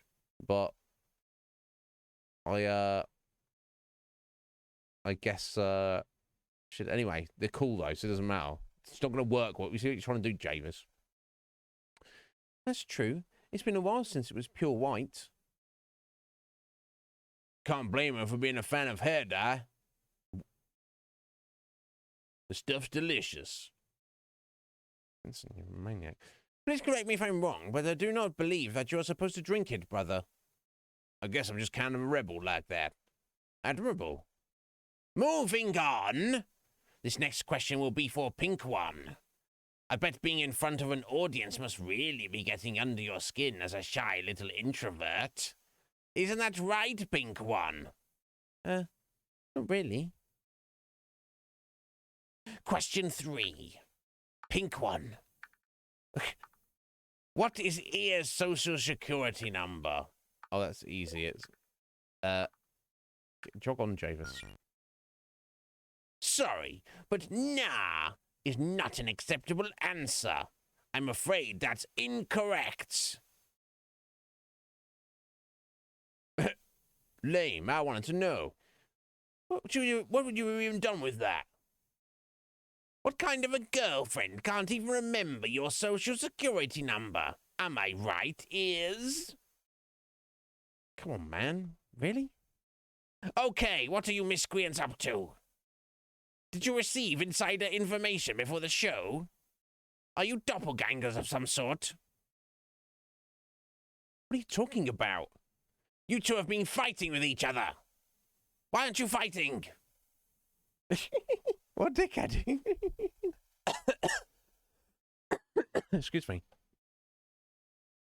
Oh, you died in the first 10 minutes and that gave you a separate ending. I know the game is known to have like loads of weird multiple endings and stuff. And you like almost have to, you're encouraged to like collect them. So you've already, there you go. You're supposed to do that soon. Good job. Japhis, what a fucking dickhead he is. Oh my God. Is that what this is about? We worked all that out, dude. We're doing great. Better than ever, I'd say. I'm sorry if that ruins your show. No! I don't have to take this from a bunch of fake warriors in cheap Halloween costumes. What's a Halloween costume? Oh, come on. This is all wrong. That's it. Show's over. Everyone back to your posts. Disappointing. Most disappointing. Farewell, Harrys. Fine. No more games. I was trying to go easy on you, you know. Shut up. I have been this whole time. Because Verena wants you alive. Were it not for her orders, your precious little town would have been a smoking crater before we even had a chance to meet. Wow.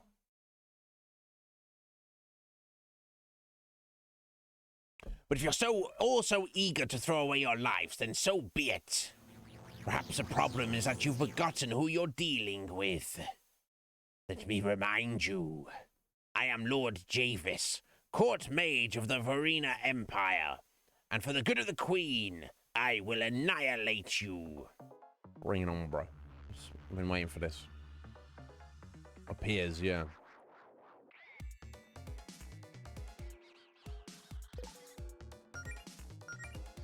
I like his battle music. Right, yeah, let's smooch in on up first things first. I'm sure we can take a hit on the first time.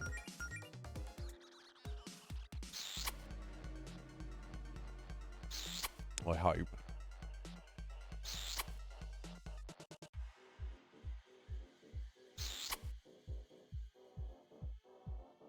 Use betrayal. Takes control of the party. Oh, geez. Okay, he makes you have your own. Oh, you fight. So basically, we're fighting against ourselves in this battle. Wild.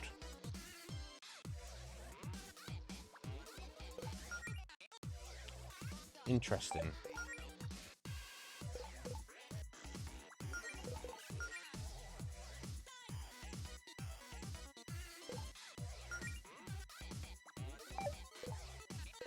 I don't know if we can steal anything from him. Probably not, but let's see.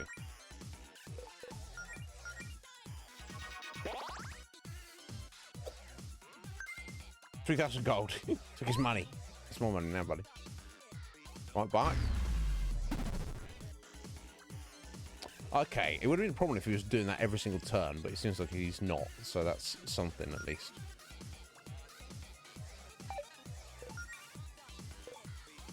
I don't know if he's got status debuffs, do I? But I guess I shouldn't assume.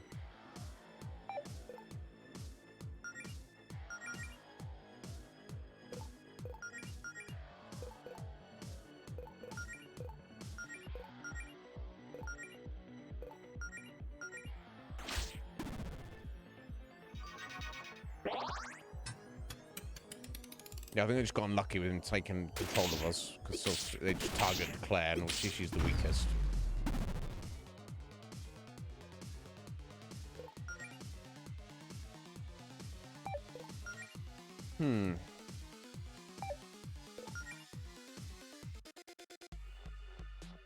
It specifically needs to do anything this time.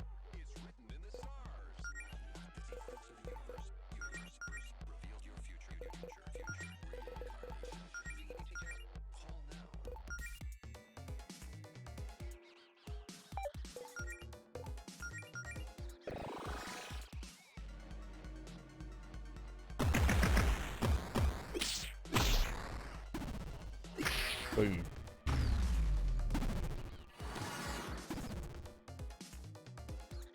You didn't think that was all I had in store for you, did you? No.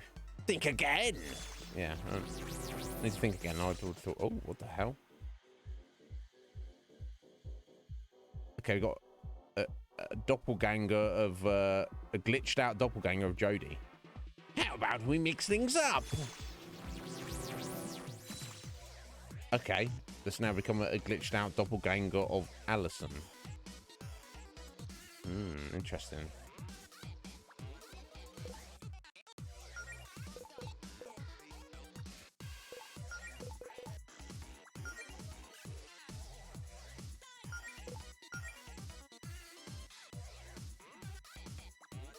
Oh, did we, Sean? We skipped stage of the battle because we're so badass. What was supposed to happen, Sean? I thought you just meant mix things up, like he was like, oh, I don't want to, rather than just fighting you normally, I'm going to do this.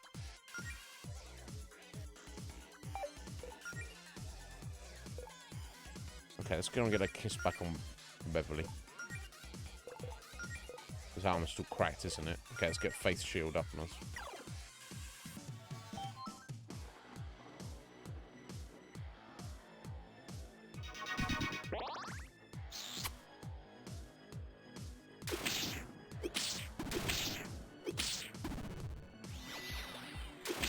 Okay.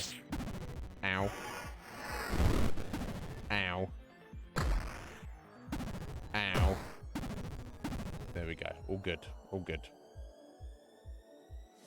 Yes, I agree. Those last two are rather underwhelming. Yeah, they haven't done anything. Javis. Let's bring out your dear leader. Do.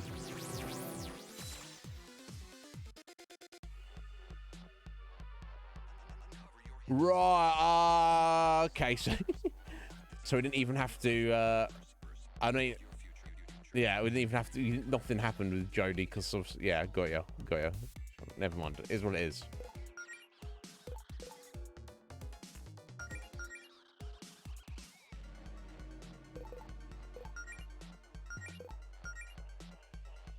I'm just gonna smash him. I like the glitched out graphics though, so that the artwork fuzzed up with the glitch blocks on and then some of the pixel art as well. I like it.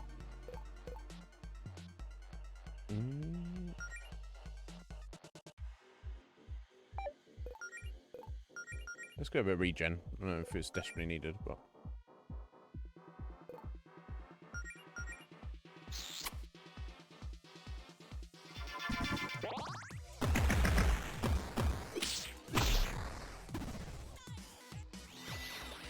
Ooh. Okay. Ow. Ow. Oh dear, Claire. Ah, because she was casting it, wasn't she? Done well. All right. All good. All good.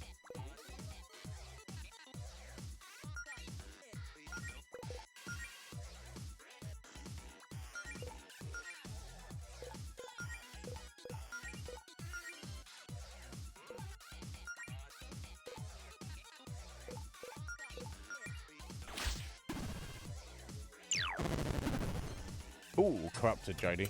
Oh, sweet out.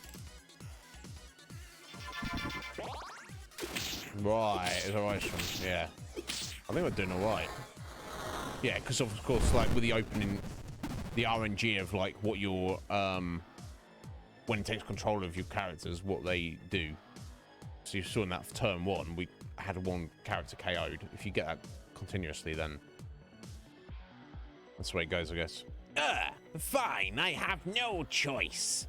The soft pink one it is. Interesting that he thought Claire was the leader.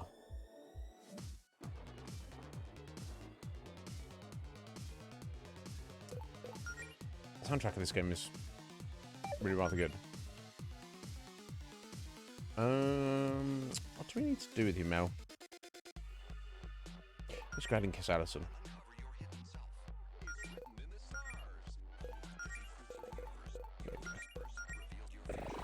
Yeah, I could have recovered Jodie there, but I think we might have this here.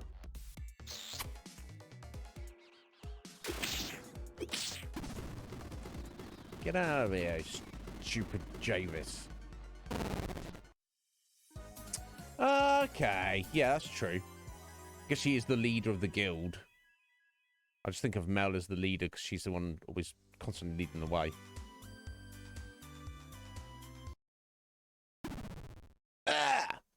No, I won't allow this.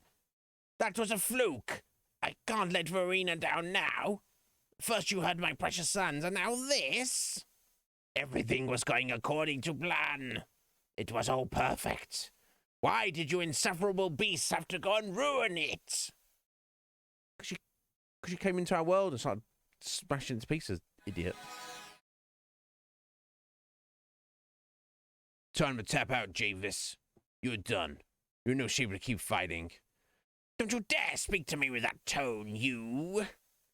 Need I remind you who's in charge here? Oh, I know who's in charge. I got my orders straight from her. Hey, losers, she's ready to see you at the summit. Please, ask her if I can have another chance to redeem myself. I know that if I... Quit embarrassing yourself, man. You knew the deal. We're just the opening acts. Now it's time for the headliner. Fine. I'll be making a tactical retreat at Verina's request. But you don't think this is over, you? Nah. Over Javis. Is he going to come back for the sequel?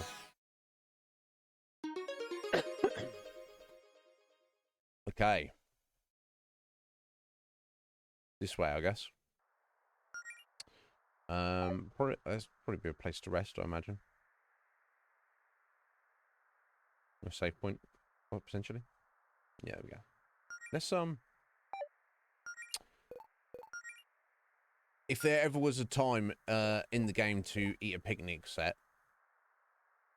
I guess now is the time. They've not had a picnic the whole game. So let's treat ourselves, yeah?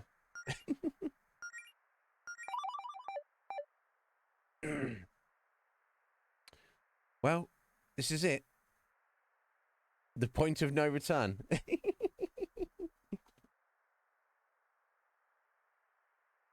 Love what Jodie actually says of the words. Once we move Verena up there, there's no turning back. Whatever happens, happens. You better be ready for anything. It's got 6 o'clock already. I will, before we go,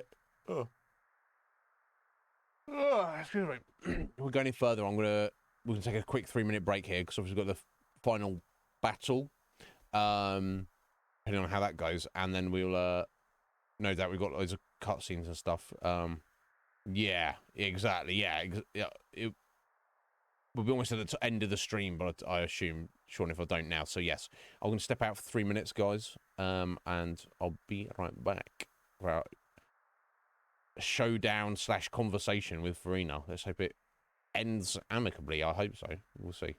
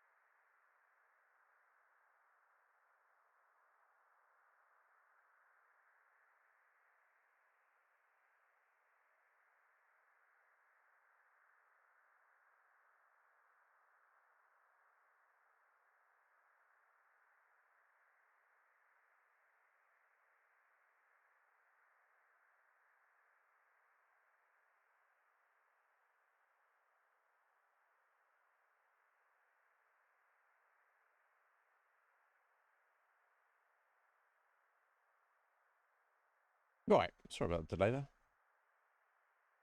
Okay. Verena.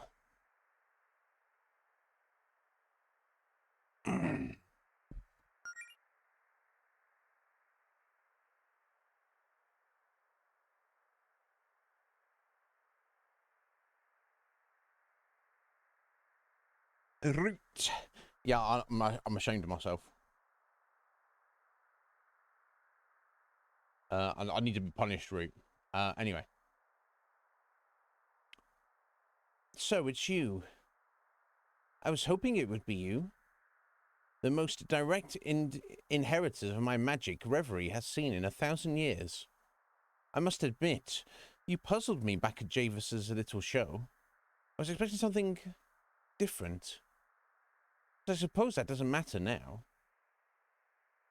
Marina, listen. We're not here to fight you. We just want to talk. Please, you're going to bore me to tears. We've learned some things about your history on Reverie. We know it wasn't always like this. It doesn't have to be this way. Oh, really? How exactly did you learn about my past? Excuse me. We're not at liberty to say. But we know there was an incident before you left. That's what led to all of this, isn't it? An incident? Oh, that's rich. And you still think I left your world by choice? Do you want to know the truth? You want to know what really happened? I'm not one of your gods. Perhaps you figured out as much by now. I never even wanted that accursed title. And when your actual gods caught wind of the new girl who was teaching the mortals magic, well, they were having none of that. Magic was supposed to be their domain. The very power imbalance had entitled them to rule all of you in their eyes. But taking away the knowledge of magic I had given the mortals would be a tall order, even for them. It was spreading exponentially. And while they knew I wasn't part of their pantheon, people loved this new goddess of magic.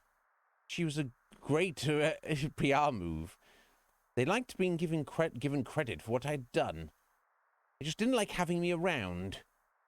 So one night they decided to burn my little magic school to the ground and quietly banish me from Reverie. The world would never know. In a single night, it was all gone. A decade of my life up in smoke, and I was left to die alone in the void. I'd given this world everything, my time, my magic, my love, but you only knew how to take. And now, I'm finally taking it all back. Verena, we had no idea. Spare me. I don't need you to feign sympathy. I need your magic. With your magic, I'm going to fix your cruel, broken world, starting with my revenge against your gods. We had a deal. You get your chance to impress me. Now come on, enough talk. Whoa. Let's dance. Put on your shoes and dance the blues. Fine. If it's a fight you want, then it's a fight you'll get. Oh, let's do it.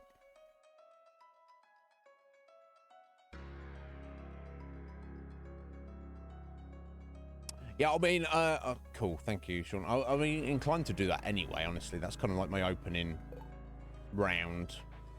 Because it depends, like, if people are beat up, I might be going for a heal, but... Especially Mel, there's nothing I really need. She's just, like, pure support, isn't she? So there's nothing I really need to do with her. And I think I probably want to do the same with Claire and Jodie as well. I mean, honestly. Smooches all round. Ooh! Magic missile. Okay, we can deal with that.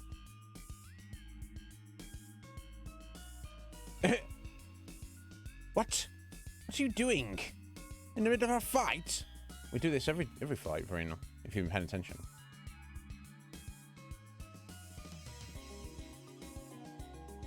Wow.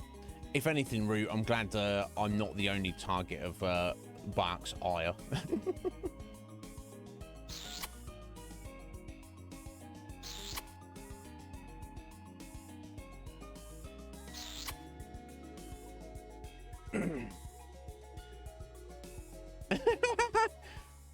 Stop that! You're making this weird. I wonder if is there some like maybe some trick way to just everyone's just making out constantly and just not fighting her, not hitting her. Just so then she's like attacking us and we're just like having a love puddle. I think that's not what we're supposed to do.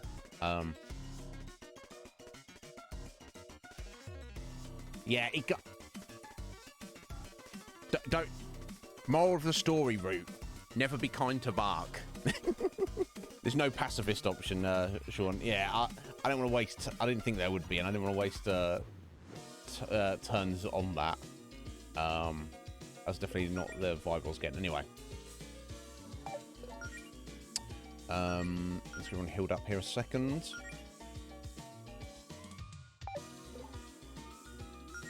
Okay, I guess it's time to get Alison on the attack. No reason not to. Go for the regen there, maybe, but... Ooh, cracking the... face shield, cracking the armor. Maybe the shield's more important to start with. Yeah, with those magic missiles coming in like that, I think, yeah, it might be. And she seems to go before us each turn as well, so...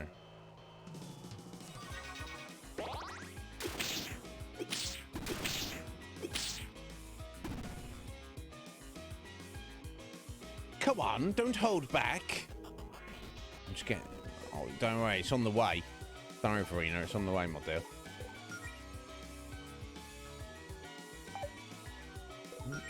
Let's go.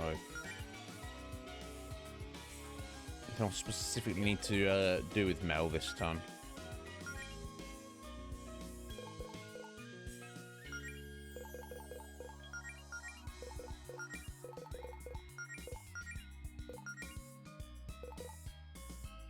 I think she's doing single targets, but let me just do a taunt just in case.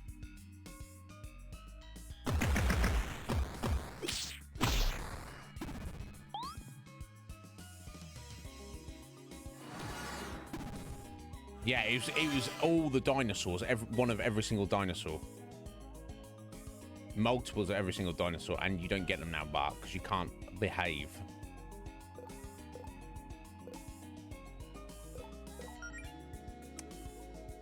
I swear. Let's see, like... I don't think there's any, like, debuffs coming in. Doesn't seem to be at the minute, at least. Is there any way to remove the shield? I don't think there is there? I think I'll just have to kind of...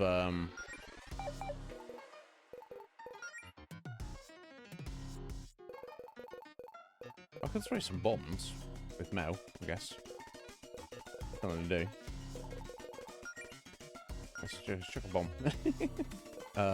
We got him. Yeah, I think there's anything I can do with about this shield she's got on. I just gotta take it for now.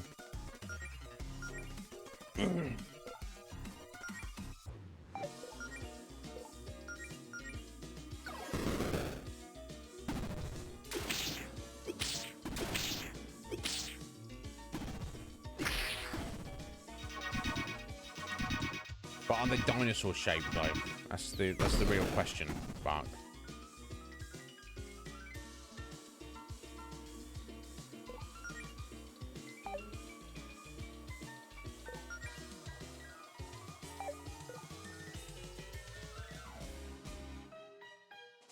Catherine should be alright for a turn.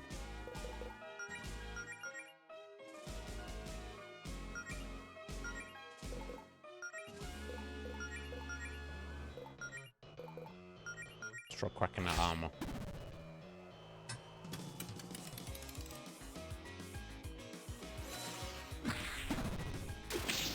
Good day, good sir. Good day, good sir.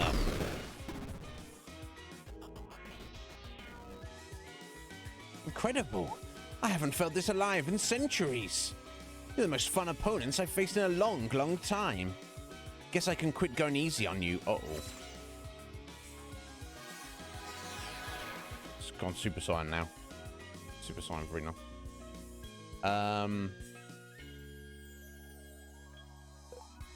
Oh, is that a magic up?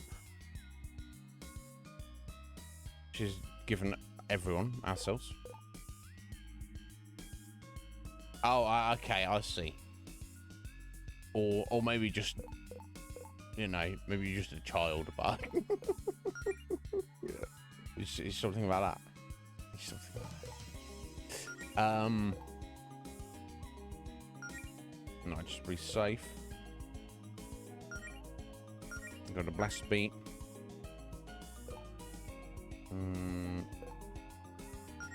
Okay, maybe try slow-mo on her, just in case. I don't think it'll do much.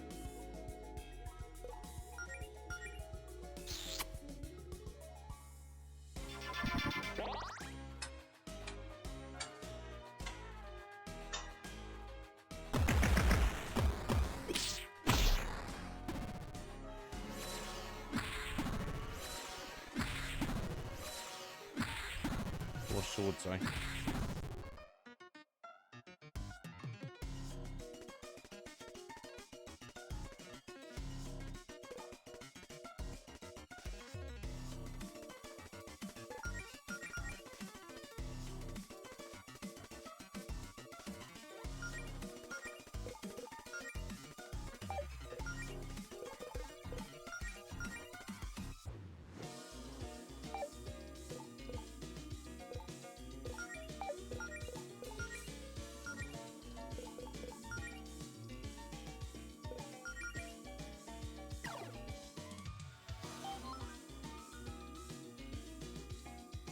Wow.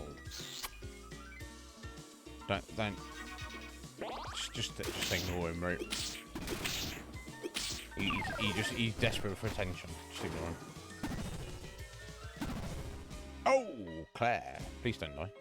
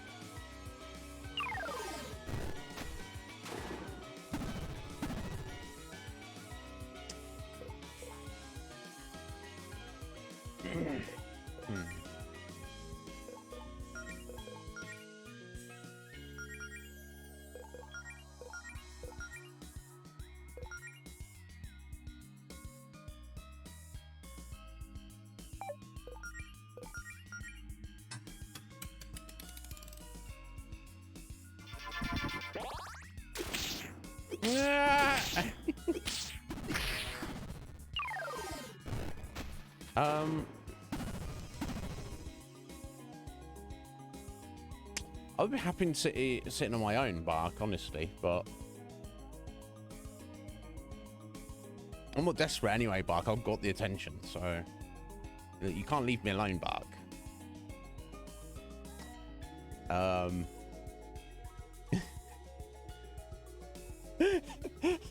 Bonk duffel bag. How'd you like that, Bonk?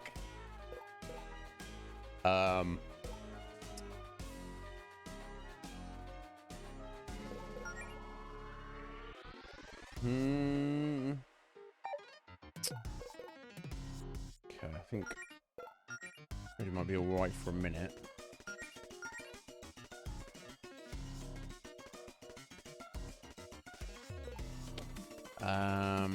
Let's get Claire getting our regen back on us all.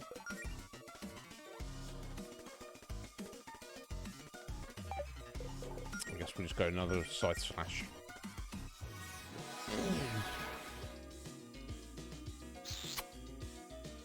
Bonked off.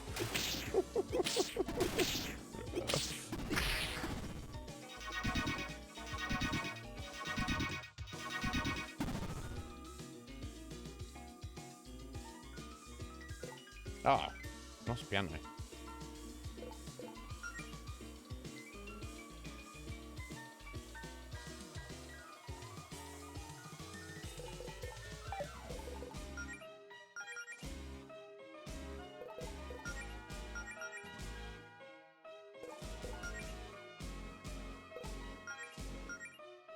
It's really necessary.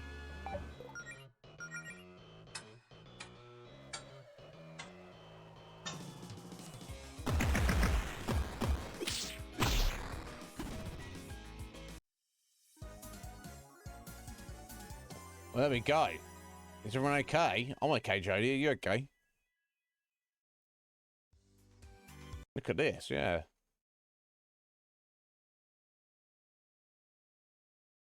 You put up a good fight. It's been too long since I had this much fun. I admire your tenacity. Right back at you. Here, let me patch you up.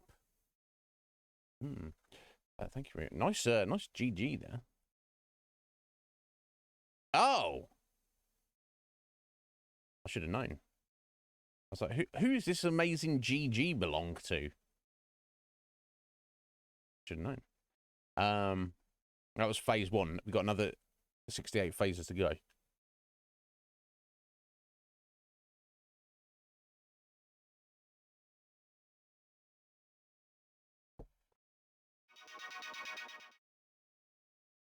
Many of your techniques are unorthodox on their own, but together, that was something special. You really do look out for each other, don't you? I didn't expect that from you. We all look out for each other around here, apart from, you know, certain bonks. It's not about any one of us stealing the show. It's a team effort. If we don't look out for each other, who will? Very true. Some fighters never accept that, you know. Javis, joggity jog on. My queen, are you okay? That didn't sound like the quick trouncing we expected. Oh, we're fine, Javis. Excuse me. We had our fight. Now we're just chatting. You know, after all that, I think I get you. But I want to hear it from you. Why are you fighting so hard to keep your magic? Don't you understand how much of a burden that power is? The danger involved? It's not that at all. Magic is... Look, this might be weird since we hardly know each other. But I need to explain something to you, Verena. What could you possibly have to say that? Please, I'm curious what she has to say. The thing is, for most of my life, I've been told I'd never amount to anything. That the path I wanted to take was wrong. The one thing I've ever excelled at that made me feel like I was doing something right is magic. Magic is the ability to rewrite your own destiny. To become something greater than yourself. You're always kind of my hero, actually, because you taught us that. I want to use that power to better myself and improve everyone's lives. To fight for the people I love. Verena, it seems like you get that too.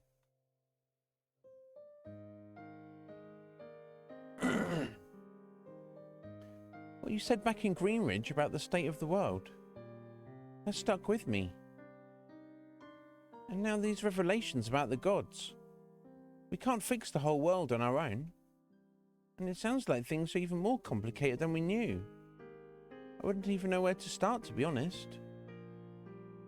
But together, maybe we can fight for a better reverie. Oh, come on! What are you doing, Verena?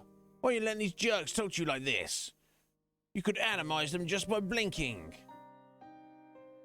Is that what you think this is all about, Paula? Isn't it? I really have been a fool, haven't I? You know what? I'm just not feeling it anymore. Not feeling what, my queen? This. All of this. This isn't right. I was so hurt by what their gods did to me. I wanted to do something about it, to avenge those I've lost. That cruelty was how I remembered this world. But these four, they remind me that what I loved about Reverie in the first place. They're good people, Javis. I like them. I still have reasons to be bitter, but this plan isn't right. This isn't what Zinnia would have wanted. Verena, can I ask you a question? Shoot. What exactly happened between you and Zinnia? After talking to both of you, I still feel there's a piece of the puzzle missing. Excuse me? No, sorry. It's probably too personal. I shouldn't... Oh. She thought Zinnia was dead, maybe.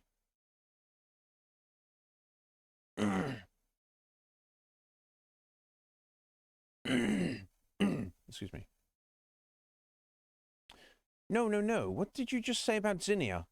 You said you spoke with her? Yes. Yes, we did. That's impossible. Zinnia was killed 1,000 years ago when the gods raised my magic school. Ah, so when we saw that flashback, I just assumed it was Zinnia who'd done that and they'd have a falling out.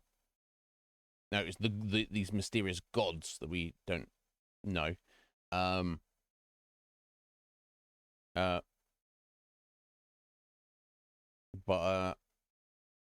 Right, so that was part of her bitterness, because you got the impression that maybe Verena and Zinnia had some kind of relationship, when they'd hit off when they first met. So that's part of her, that's the main part of her bitterness, is the fact that Zinnia was dead. So why was Zinnia hidden that fact? I don't know. Javis, our scouts confirmed this when we arrived here on Reverie, right? That there was no trace of Zinnia. Javis lied to you. Javis, answer me. I may have left a few details out of that report. What? It was for a good reason, my queen. They were just so passionate about our cause when we came up with this revenge plan. You'd been in such a funk for hundreds of years. But conquering Reverie gave you a purpose. I never seen you so enthusiastic. Wow. Right.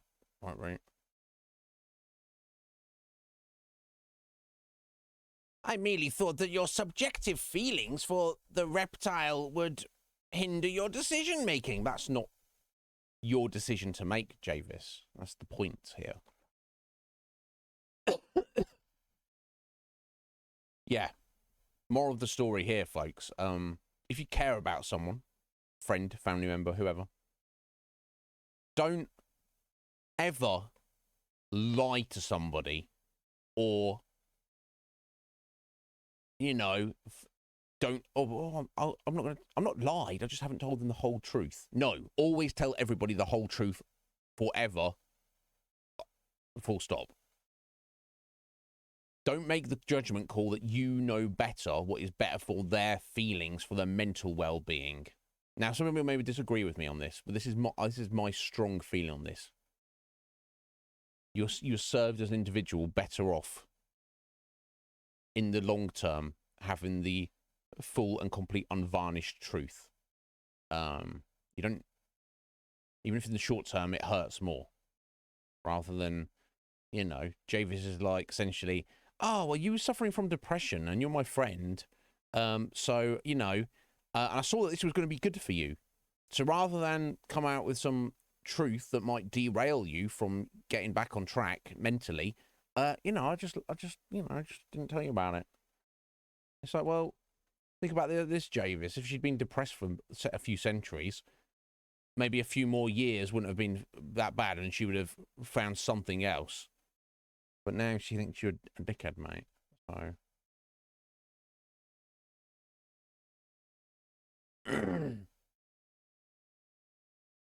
Javis.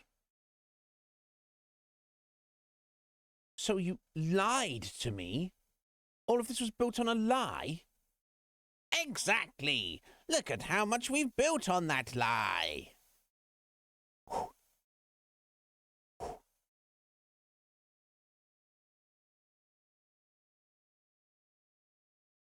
Yeah.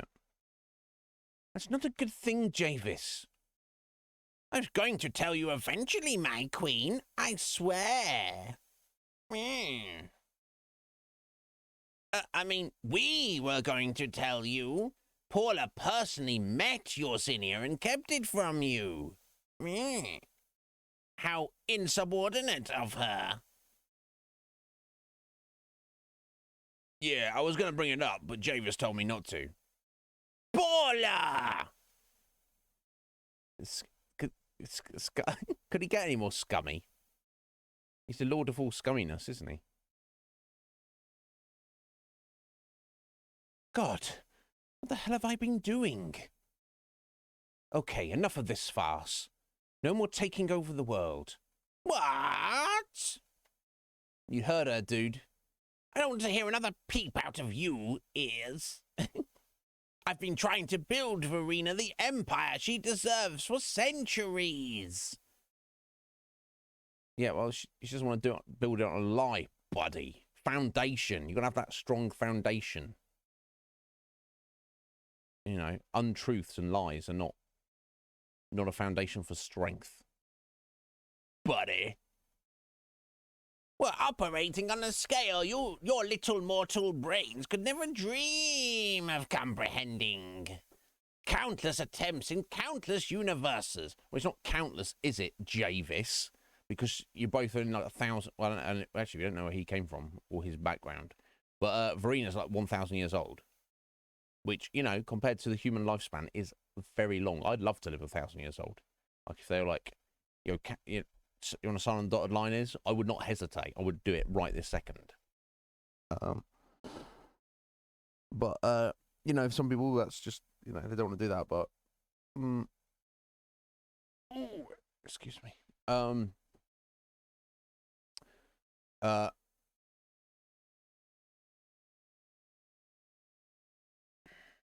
But he's like, you know, he's taking the stance of, we're better than you. My queen, please reconsider this. After so many years, we're so close. What about that whole plan to take everyone's magic? To restore the natural order? Paula, nobody cares. Javis, quiet. You really talked to Zinnia? How's she doing? Right, so maybe it wasn't Zinnia hiding from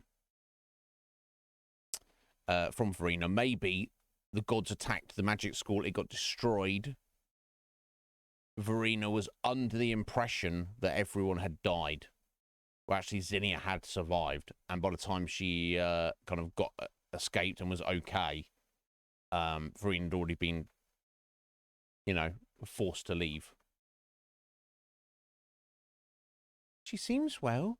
We had a few nice chats over tea. Yeah, Zinnia's delightful. It's not hard to see why you get along so well. She does miss you, though. But she told us not to mention it because she thought you'd blame her for everything that happened. I guess that's not how you really feel, though. No, of course not. God, I feel so bad for even letting her think that. Okay, look, Javis, Paula, we're standing down. They won. Let them keep their magic. I don't care about any of this empire nonsense. I just want to see my wife. Let's regroup back in the pocket dimension for a moment so I can gather my thoughts before cleaning up this mess. Come along, you two. Do as you're told. You pair on my account. Did we just win? I can't say I was prepared for this scenario. You know, Claire, that little speech a minute ago was truly inspirational. Was he? Is he just? Is Javis just the ultimate sycophant?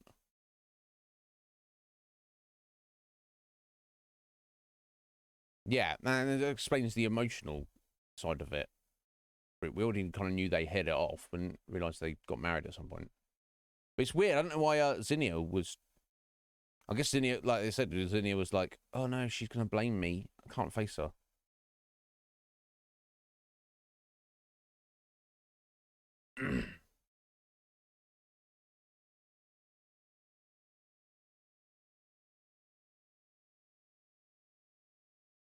The one about magic letting you choose your own path? Thanks. I think you've taught me something today. I'm going to choose a different path of my own. This whole time, I've been thinking about what Verena wants. I don't think that's... But what about what Javis wants, And what I want right now, more than anything, is to wipe this miserable planet from existence. Bit of rest, Javis. I've already beaten you once, we can do it again. But Claire said it herself. Magic lets you choose your own destiny. All right, bring it on, buddy.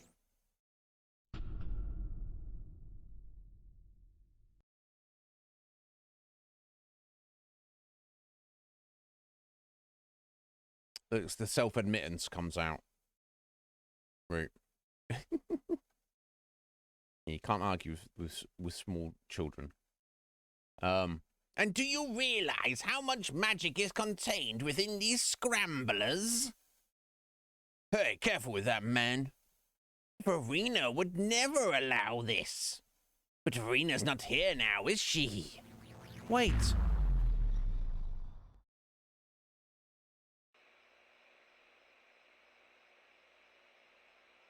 What's he gone and done now? He's just proving his point. He's like, oh, I'm doing this all for you, Verena. Verena's like, okay, change your plan. He's like, I still... He was only ever doing it for himself. For whatever reason, and we don't fully know, but whatever reason, I believe that Javis, whatever kind of entity he is, he gets something out of some kind of symbiotic relationship where he kind of helps and maybe like kind of it's some kind of like a motion leech. Whereas if he helps somebody, he's like getting something out of it. My point, what I'm trying to make is he's claiming that he's did all this for Verena, whereas it seems very much like he was only trying to help her because it was going to help him. Essentially, it's what he wanted. He wasn't helping her selflessly. He was helping her because that's what he wanted. Right, and now he's like, he's pretending like, oh, what do I actually want? Me. Thank God there's a vending machine here in Glitchville. You are past the point of no return. You earn to complete any unfinished business. You can't save is overwritten. It's fine, we can do it. Yeah, we've got that one back there. Sorry. I don't think there's anything we need at the vending. Yeah, I don't. We've got plenty of stuff here.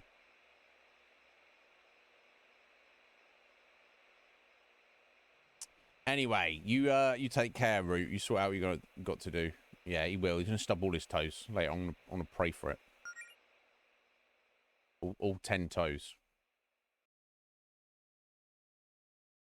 He has to be here.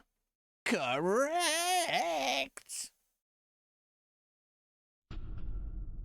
Come on, lad. Where you at?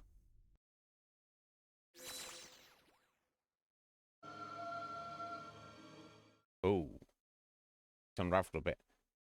I feel incredible. The raw power. I should have done this years ago. What's he done? Just evolved himself. Hey, come on. We don't have to. Oh, but we do. You've ruined my life. I think you kind of did that on your own, buddy. So now I think I'll end yours. Think fast. Ha! Struggle all you want. After this, your little town is next. Can't hold it. Gotta call Faith. And she's there. Jody, is everything... What is that? Shield now. Talk later. This isn't gonna hold forever. Did he even feel that? How are we supposed to beat something this powerful? Wait, Claire, I have an idea. You still have Verena's old spellbook? What? Oh, no, absolutely not. You saw what happened to Paula. Powering you and Allison up a second time could kill you.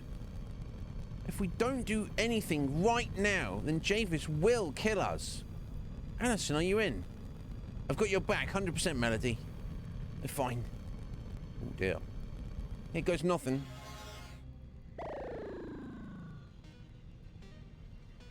Well, I hope Mel and Allison don't die from this, but she's absolutely got a point.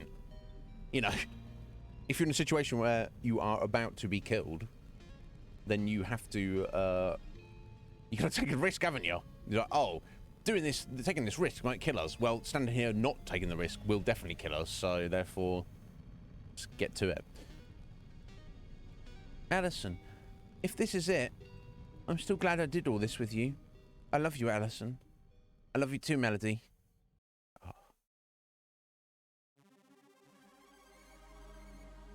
Oh, what do you want, Harmony? Melody, Melody, Melody. So eager to die, are we? You should have known this plan of yours wouldn't... No. No more of this. Hmm? You want to hurt me so bad? Let's see if you can put up a fight. You really think you can get rid of me that easily? You know what? You're right. What? I spent a long time trying to figure out who I wanted to be, to find the perfect answer that would solve all of my issues. Allison's girlfriend, an adventurer, a paladin. None of those answers magically fix me. It's not going to be that easy. It takes time and work and a lot of help. I don't need to get rid of you all at once. Right now, I need to shut you up for 5 minutes. And in this moment, there's no doubt in my mind. I know exactly what I want to be. I want to be a hero. God, I know it.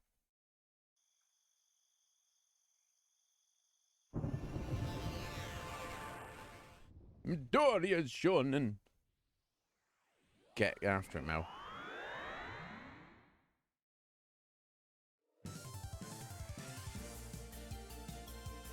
Oh, wow. They've both gone super powered. They were already super powered. Now they're like super powered.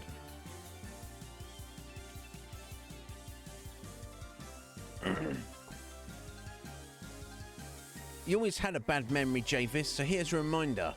My name is Melody Amaranth, Amorous Paladin of the Novas.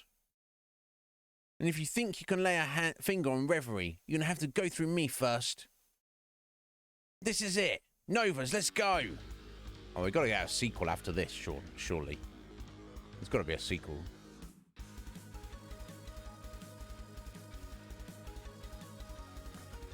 God King Javis. You know, look, kings are not good. Gods, anything that proclaims to be a god king, you want to get a slap. Give him a slap. Oh! And we've got Faith in the party as well. Allison and Mel are super powerful, mate. Look at their stats. What the fuck? They got some new skills as well. Ow! Let's have a look. Right, Paladin's Aid. Fully restores the entire party's hit points. That's like oh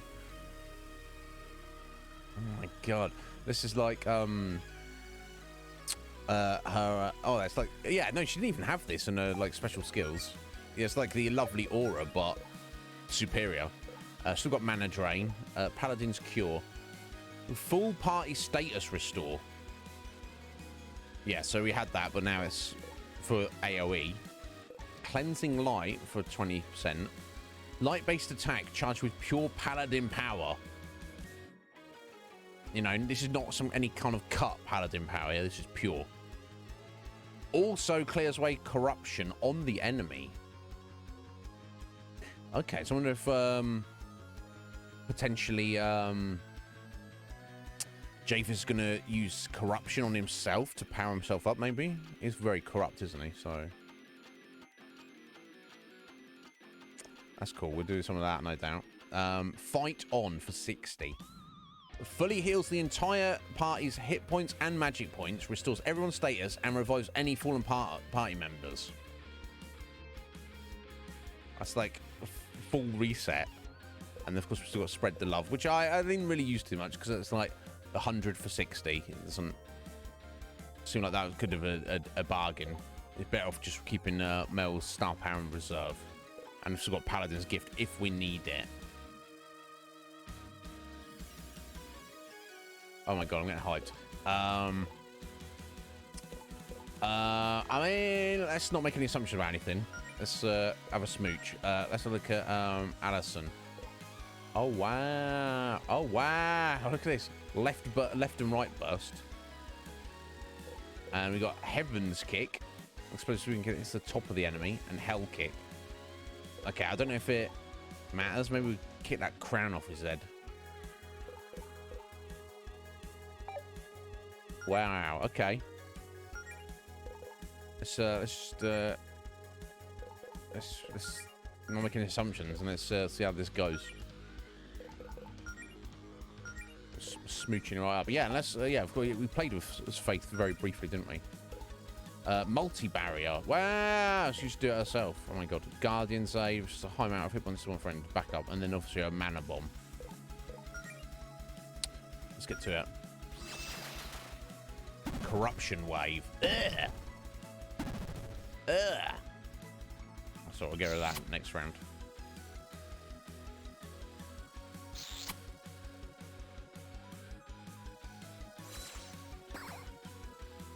Obviously, corruption stops you attacking. Oh, okay, he's had a little star there. I don't know if there's going to be an extra thing there. Never mind. Okay, so we want to get rid of that corruption on everybody.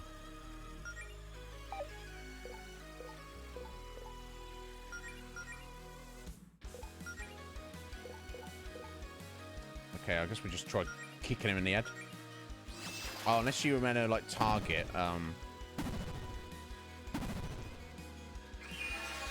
where his little star is, maybe.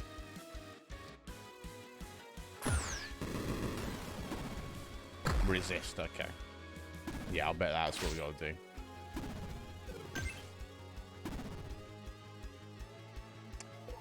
Well, okay, I need some heals around here for a start.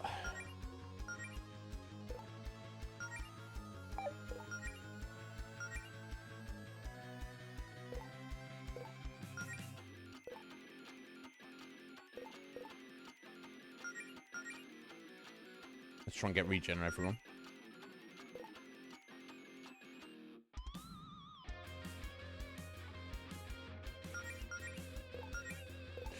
Our barrier got taken down, didn't it?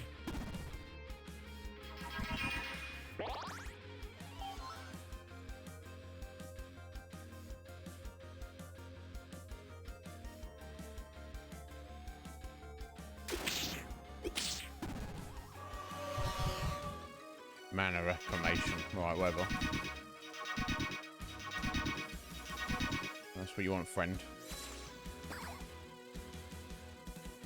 Okay, well, it's that eye I've got to aim for, isn't it? With Allison's abilities. For sure. Okay, everyone's kind of healthy at the moment. I wonder if this will stop the corruption coming in. I'm gonna give it a go. Let's give it a go. Right, let's try that heaven kick again then. It's gotta be that eye, I'm sure of it. Let's put some slow-mo on him, maybe.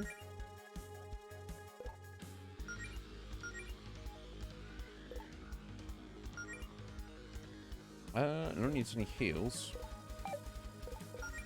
Let's try a mana bomb from Faith then.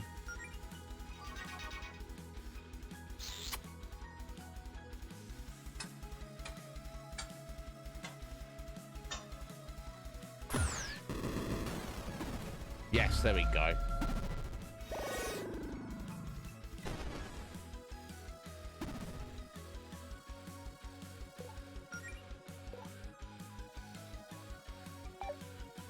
I think amount of magic points I've got, I really don't think it makes a difference, does it? Should keep using Mela's backup here.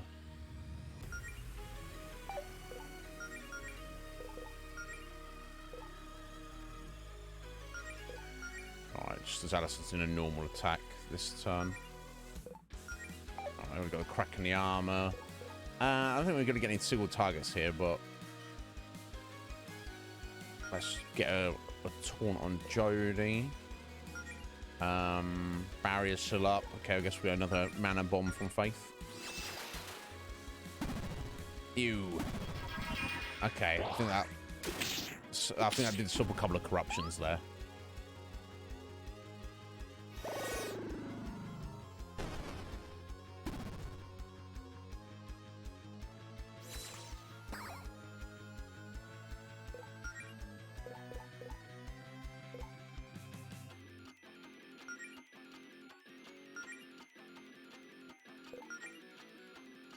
Right, when that hell kick as the eyeball is down below.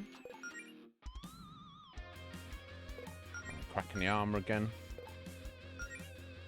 And mana bomb again, I guess. It's cool we get Faith at the end here.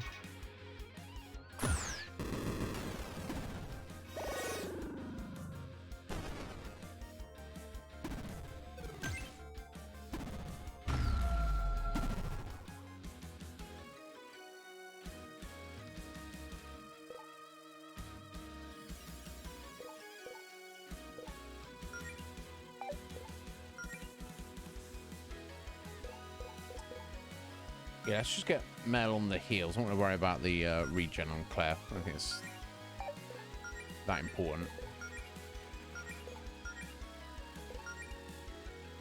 We got the crack, didn't we? Got a kiss, torn. Okay, I guess we'll do some scythe slash, I guess. Mana bomb again.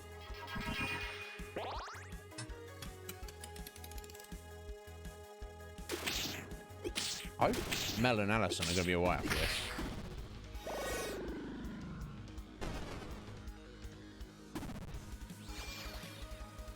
Glitch barrier. Okay. That's fine. There's nothing I did to remove that.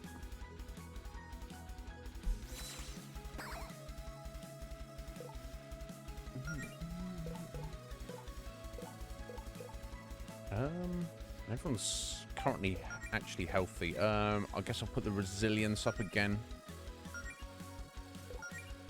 Okay, and the eyes at the bottom. So we're gonna go another hell kick.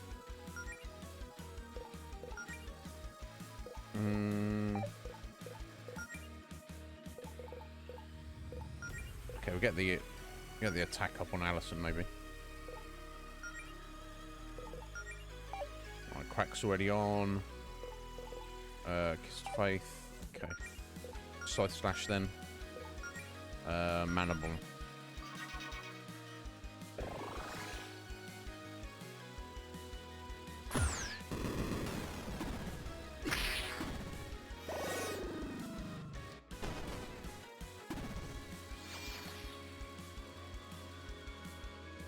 Damn, that glitch barrier is strong. Stronk.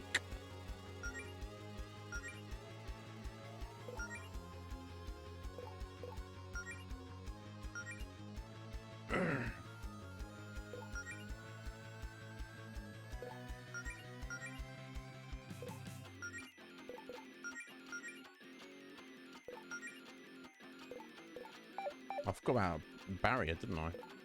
We did alright. I don't think it matters so much. Sorry. Yeah, crack and multi-barrier. God, music's so good.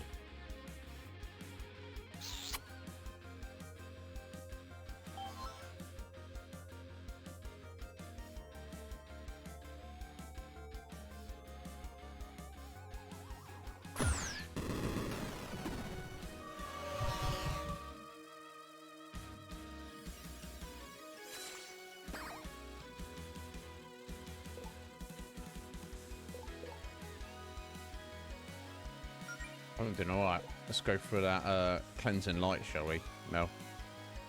Or not? I think everything's tidy now.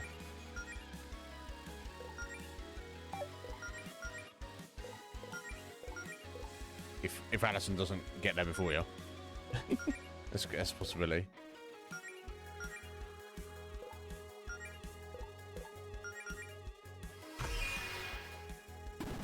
Oh, cool. How cool that Mel is the one to get the final hit. Get out of here, Javis. Look at it, a pair of badasses. Oh no, I suck. Me. We did it. We did it. Did it. Ah, it removes the barrier, does it, Sean? I didn't even realise that. Never mind, eh? We did all right, regardless. Whoa, Mel, you don't look too... Don't worry about me. The important thing is that everyone is safe. Mel? Do be okay, please. Epilogue. Okay. That's the end of Act 5. We beat Javis. Look, I don't want Mel to die. I mean, unless she's... Okay, I guess she's recovered. But then she would have died a hero, at the least. But... Huh? Where am I? Mel? Alison? All I remember after the fight is everything going dark. It sort of blurred to me, too. Did we die? Is this the afterlife? Just floating in the void. I mean, if you're there with your girlfriend and you have a bed, I don't want to be crude, but there's worse afterlives to be in. No, it's fine. We're in Verina's house. It's my house, actually. Verina. Your house is in the afterlife, Alison. No. What? No. You're not dead. You're in another dimension. That doesn't help. Your friends filled me on your power boost when I came back to Reverie. I suppose I missed a pretty big tussle. The adrenaline kept you going long enough to beat Japhis. When that faded, your bodies rapidly started feeling the effects of mana poisoning. So, long story short, I removed the excess mana and healed you. You should be back to normal now, although you might want to take it easy for a while. Wow, thank you, Verina. You saved our lives. Please, it's the least I could do after all the trouble I caused you. Well, I'm glad they're not dead.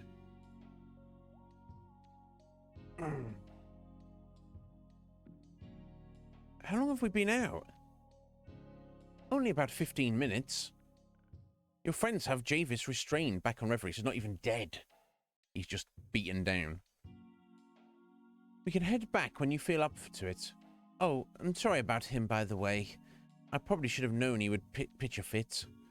I must say, though, I'm pretty impressed. Using my own spell to beat him, huh? Very clever. Thanks. I mean, the irony there. Oh, that's just great. Sorry if that sounded a little evil. Old habits. Only a little. I mean, was she evil? I don't know. I think if she was truly evil, she wouldn't have turned around like that. I don't know.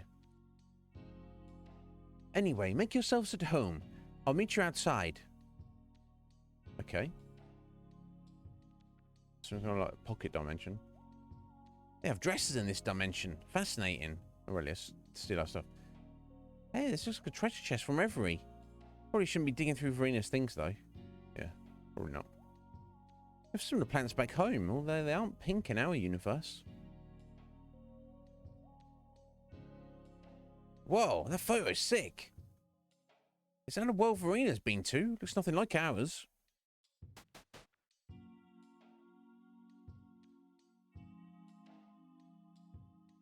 This stuff looks awfully... Wait, is this our gear? Well, look, there it is. Missing stuff from my basement. I thought I'd see it again. Hold on. Oh, my God. It's all clicking. This is the place where Claire's hammer space spell goes. Hammer space. The one she got from Verina's old spell book. Claire's been storing our stuff here the whole time. This is how we got Javis and Verina's attention in the first place, isn't it? And Claire's spells being tampered with. It all makes sense now. I mean, you probably want to take your sword, right, Alison? Just, you know, I know the fighting is done, but still. I don't even recognise most of the languages these books are in. If Verina can travel between worlds, then who knows how many different worlds these came from? Man, Claire would kill to see these. If we're cool now, then Verina's got to invite her over sometime.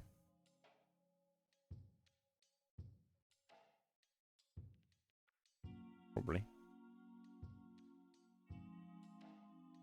Oh, a piano. I wonder if Verena plays. Indeed. Okay, I think that's everything in our house, though. I guess it doesn't really matter at this point, but... yeah, that's the one, wasn't Johnny's end.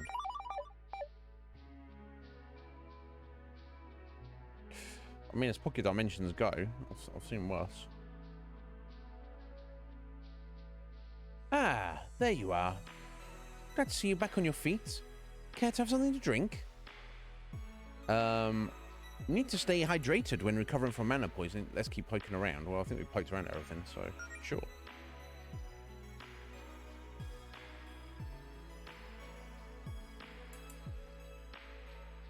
I've got tea, although I could also conjure whatever you want. Tea is fine, thank you. It occurs to me you probably still have a lot of questions given everything that's happened. I haven't had the chance to explain myself. Anything else on your mind before we head back to Reverie? Where are we? You and Javis, you and Zinnia, the gods. Let's go home. Okay, let's get it all. So, where exactly are we? In what could be called a pocket dimension. Yeah. Think of it as a tiny, tiny universe. This particular one floats about in the space between other universes. I'm not sure that definition helps. Well, the important part is this is where I live. It's a place I found in my travels throughout the multiverse where I came to Reverie. It was initially just a place I used to store my junk with a hammer space storage spell, but after I was banished, I relocated here. But still, we're in another universe. Wow. We're the first people from Reverie who can say that. Maybe. I wouldn't know. You're the first people from Reverie to visit this one, specifically, though. How's it feel? Well, it's another event from this week that I'm going to be processing for the rest of my life. It's one of the positive ones, though. I'm envious of your ability to still feel wonder about these things. I suppose I really do have a thing or two to learn from you. Yeah, ask about the multiverse. Don't. I don't know. The multiverse, huh? Are there, like, different versions of us out there? Perhaps. But there are infinite universes out there, each filled with countless worlds. I have yet to meet the same person in 2 different universes because of that. Indeed. Well, yeah. So, how did you and Javis end up teaming up anyway? You seem pretty cool and he blows. When I was banished from Reverie all those years ago, I was transported by your gods to a sort of dead realm between realms. A purgatory, I guess. Javis was another lost soul banished there from a different world. Yeah, I wonder why you got banished. I wonder. He never told me how he ended up there, but you know how he is. I was capable of warping out of that dead realm, and Javis begged me to take him with me. Now, I bet he did. I didn't know what to make of him, but I also didn't want to be alone. So I let him tag along.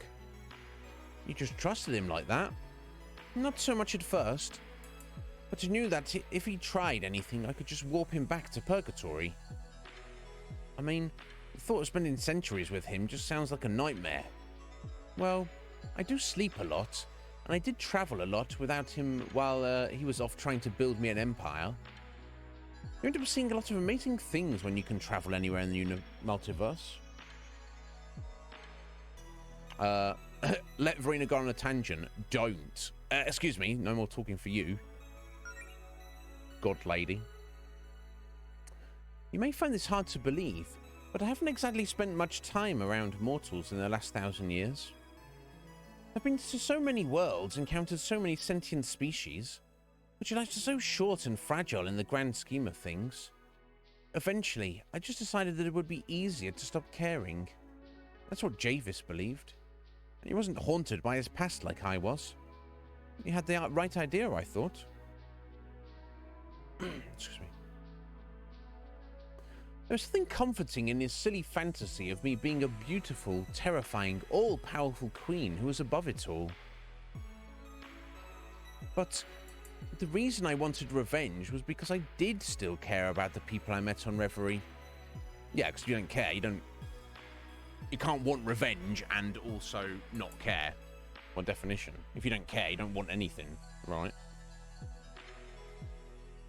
And you four reminded me that good people like you do still exist.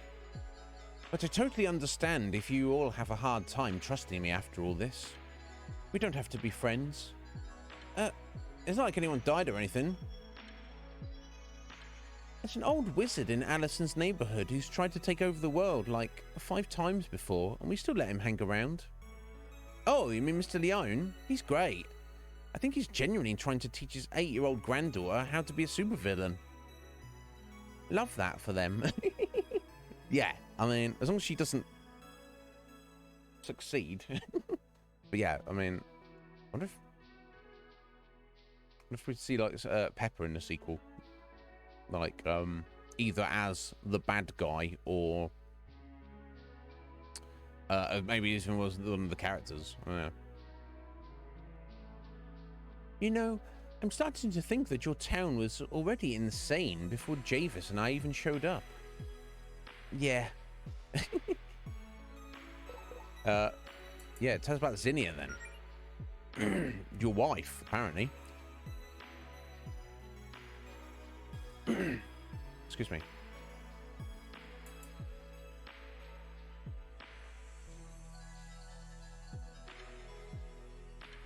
It's fine if you don't want to, but can you tell us more about you and Zinnia? She was... well, she was my first love. I think you understand what that's like. Granted, there have been others since then, and I suspect the same is true for her, but what we had was special. I met her at a very low point in my life. She was the first person to make me feel like my power wasn't a curse. How could it be when it was the whole reason we met? It took us a while to understand our feelings, admittedly. She was so starstruck by my magic, and I was so desperate for affection. But I knew her for 10 years. There was plenty of time to figure it out. Of course, I don't know if I can face her now. She could have lived peacefully on that island if it weren't for me and my magic painting a target on her back.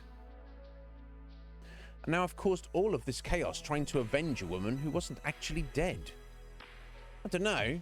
The last part seems pretty romantic to me. I appreciate you trying to lighten the mood, but she probably doesn't want anything to do with me. I think she does. She misses you, Verena. I don't think she sees your magic as a burden either. She's dedicated her life to teaching it to others. There's only one way to verify how she feels. I know. I suppose she already knows I'm back in town. Yeah, you could say that. I at least owe her the courtesy of clearing things up face to face. Thank you for giving me someone to talk to about all this, though. Japhis doesn't understand any relationship not built around amassing power. Anytime, Verena. And yeah, it's about the gods. There's still something that's bugging me.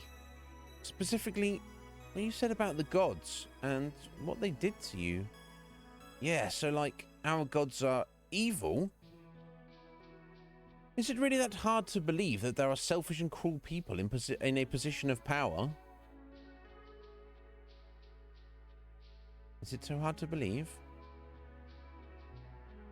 Well, when you put it like that, no. They already banished you once, though. Is it safe for you to come back to Reverie? Oh, they've probably already noticed I'm back. I'm actually shocked we haven't heard from them. I was counting on that. I thought they'd noticed Javis undoing their seal when we took control of the tower. But it's been days and we haven't heard a peep out of them. Maybe they don't care anymore. Maybe I was just a minor nuisance to them and they think I've done my time.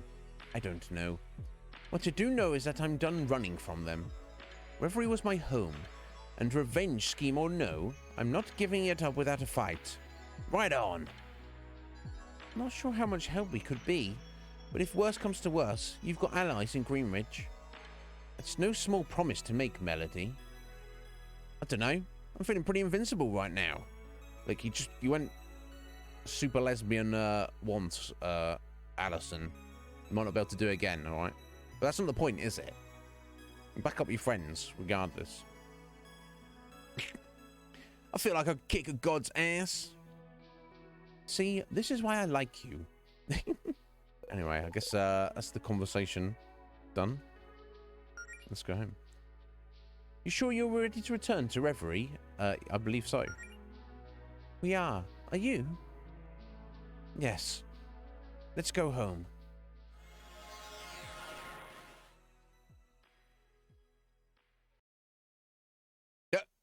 Get in your bubble. He's having a bubble, so they put him in a bubble. You're back. You're okay. Don't scare us like that again. Verena! Hello, Javis. We need to talk. I'm so sorry for the insubordination, my queen. It will never happen again, I assure you. You're damn right it won't. I told you, I'm over the whole queen thing. I'm done with the villain act. I need to move on with my life. I need to have a life on my terms. And you can join me or not. It's up to you. This isn't like you. You haven't been yourself since your battle with the beasts. Did you suffer any head trauma in your battle? Javis, you are head trauma. Did they perhaps wash your brain? What happened to the Verena I knew? The Verena you knew was just a shell of a woman indulging in a childish fantasy. That's not true. It wasn't a fantasy. Your power is real. Realer than anyone else's. What good is power if it's not being used to help those I love? I'll say it again. We're not going back to the way things were. But you can stay or not. Make amends. Live peacefully with your boys. Anything.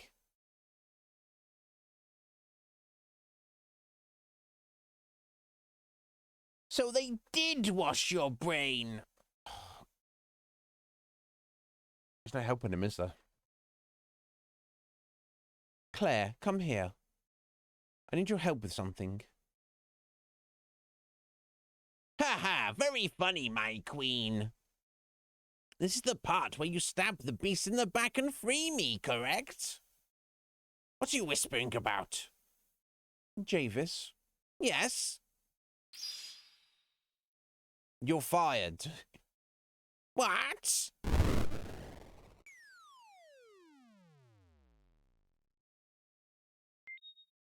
Of course, I had to think. Now, I assume he's not dead. I guess, you know, they've just kind of... I mean, they've not sent him to another dimension or anything. They're just, like, trying to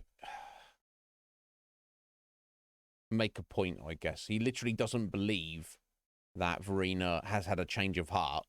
He's like, no! This isn't how you really feel. He's in denial, I guess.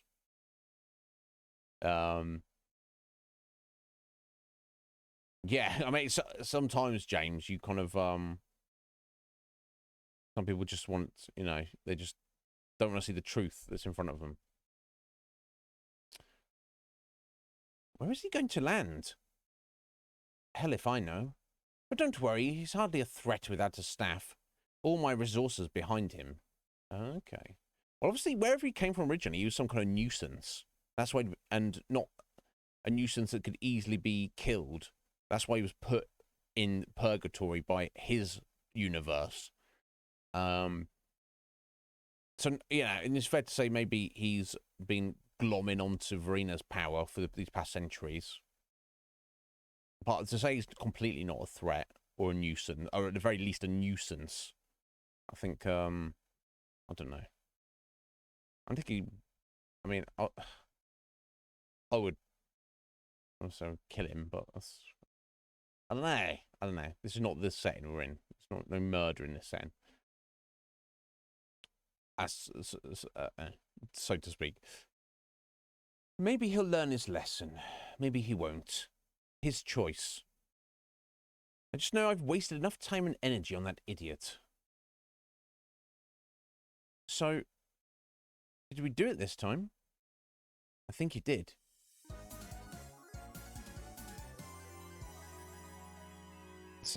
Judging by the sound effects, I think we did. And music. You guys, we did it. We saved the world. So this is what it feels like. How's it feel?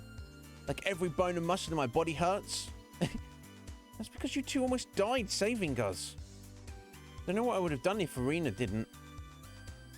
Hey, don't underestimate yourself, Claire.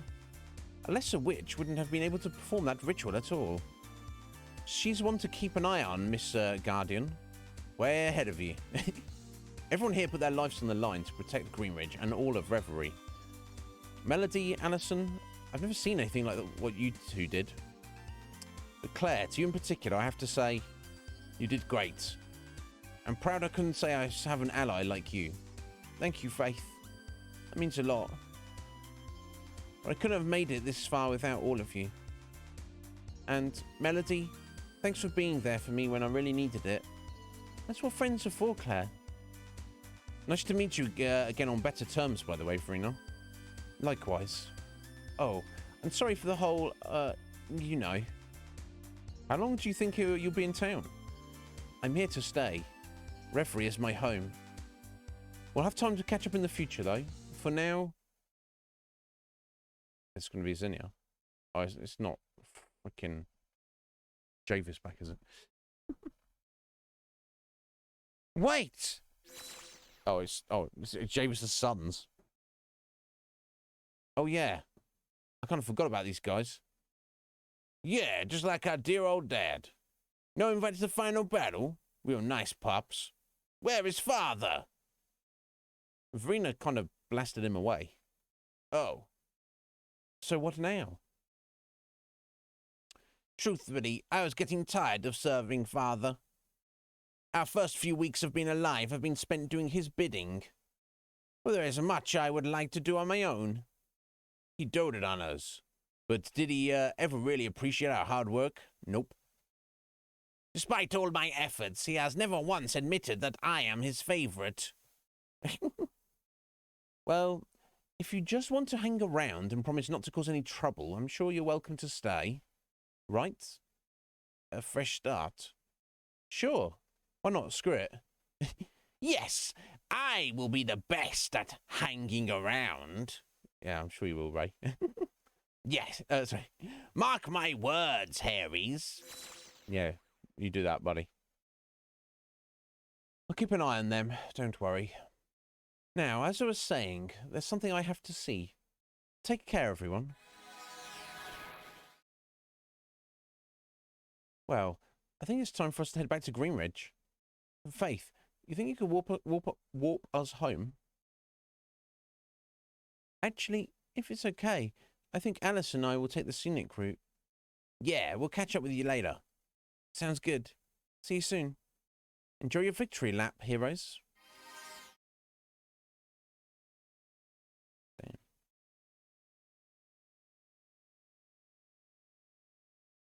Come on, Mel. Let's go home.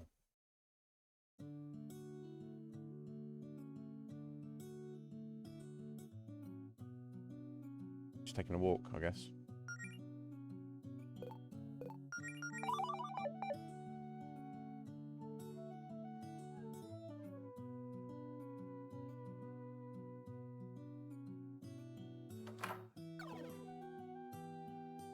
I mean...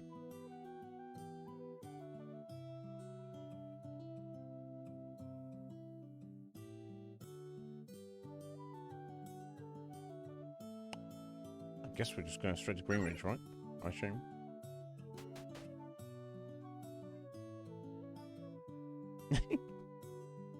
Ah, I see the things I taught you about spellbooks were put to good use. I'm afraid I've nothing left to teach you. The students have become the masters. Oh, thank you, Pep.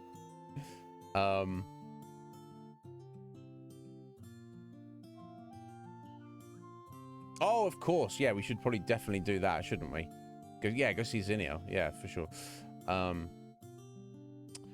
So did those books I sold you end up coming in handy? Yes, they did. Handier than you could ever know. Neat. Well, don't forget to tell your friends. Okay, let's duck back in here for a second then. Yeah, I was thinking like, yeah, where should we go? I can't think of. I mean, unless we go back and we could go to Mumford, go and see Amelia, maybe.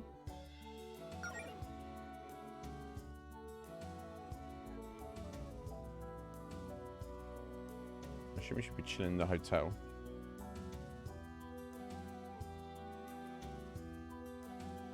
I opened this place so the people with interesting stories to tell might stay here. But boy, the guests I've had this week. But you give Amelia stories a run for their money now, huh? Oh, speaking of her, have you seen my mum around? She said she was heading home to Greenridge. Oh, okay. There you go, that's answered that. I feel right at home here. Yeah, I bet you do. Nobody thinks I'm weird for the way I dress here. They just think I'm weird for my horrifying body made of dark ichor. Which is just the way I like it. Yeah.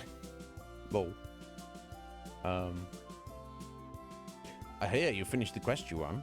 Consider yourself lucky that you don't require my necromantic services. Well, if you do somehow manage to die, the offer is still on the table. Yeah. No.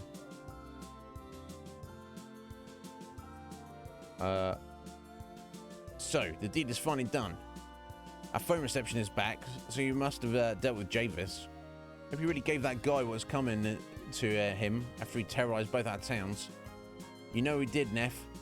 He didn't stand a chance. Hell yeah. I'm sure you're tired of hearing people thank you for saving Mumford, but for real, I don't know what we would have done without you. Not to mention you saving us back at the crypt. Help me figure out who I am.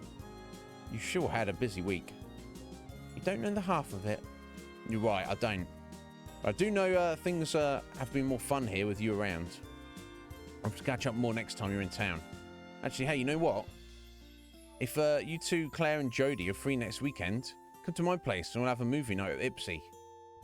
Cliff can't fit through the door, but we can open a window for her to watch too. Hell yeah, sounds like a plan. Okay, there we go. Hey, fantastic news! The interference that was messing with our machines is gone. The feral bots out in the desert have finally settled down. Normalcy has returned to Mumford. And I no longer have a constant mild migraine. I have a feeling this was your doing. Perhaps. Yeah, I'll get it. The humble paladin won't brag about her heroic exploits. But seriously, thank you. I'm gonna miss you guys so much. We're coming over next weekend, Cliff. Hey, we're not going anywhere. Yeah, come on. We still only live a few miles away. Move back. Especially because they're going to be more treasure to scavenge for out here in the desert to help pay their bills. You're not wrong. Good. I hate goodbyes. Thank you so much for everything you've done for us, though. Cool. I don't think we need to speak to every single one of these guys. You know. Speak to them, the more kind of important characters. Maybe we're actually just heading back to Mel's house on the beach. Anywhere else I might? Yeah, Zinnia. We don't have to revisit every place we pass through on our journey. I'm pretty beat, Mel. Let's stop by the places where people live, see how everyone's doing. And then back to your place to the Greenridge when we're ready to call it a day, yeah. But isn't that... I thought, oh, okay, that's obviously not, up this way? This way? Yeah, here we go.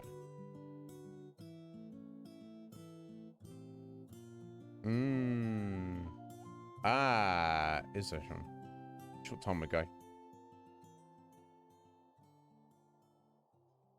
Okay, Verena, this is it. You can do this. No, I can't. Relative is probably just saying Zinnia missed me to make me feel better. Or, if she does miss me, I'll just scare her half to death popping up unannounced like this. Maybe if I just slide a note under her. Is someone... It is you. Hello, sweetheart. It's been a while, hasn't it? Bless him. I can't believe it. After all these years, I never thought I'd see you again. Neither did I. I thought I'd lost you. This whole time. Look, Verena, No, I get it. You don't have to say another word. It's been a long time. I know we were married, but I don't expect you to just accept me back into your life like that. I just had to see you again. What? No, that's not it. I thought you hated me because of everything that had happened. How could I ever hate you? Because it was all my fault. You taught me magic. That's what started it all. If I just minded my own business, you never would have been targeted by the gods. Or the people we lost that day when the school was destroyed. That blood is on my hands, Verena. I thought that's why you wanted revenge.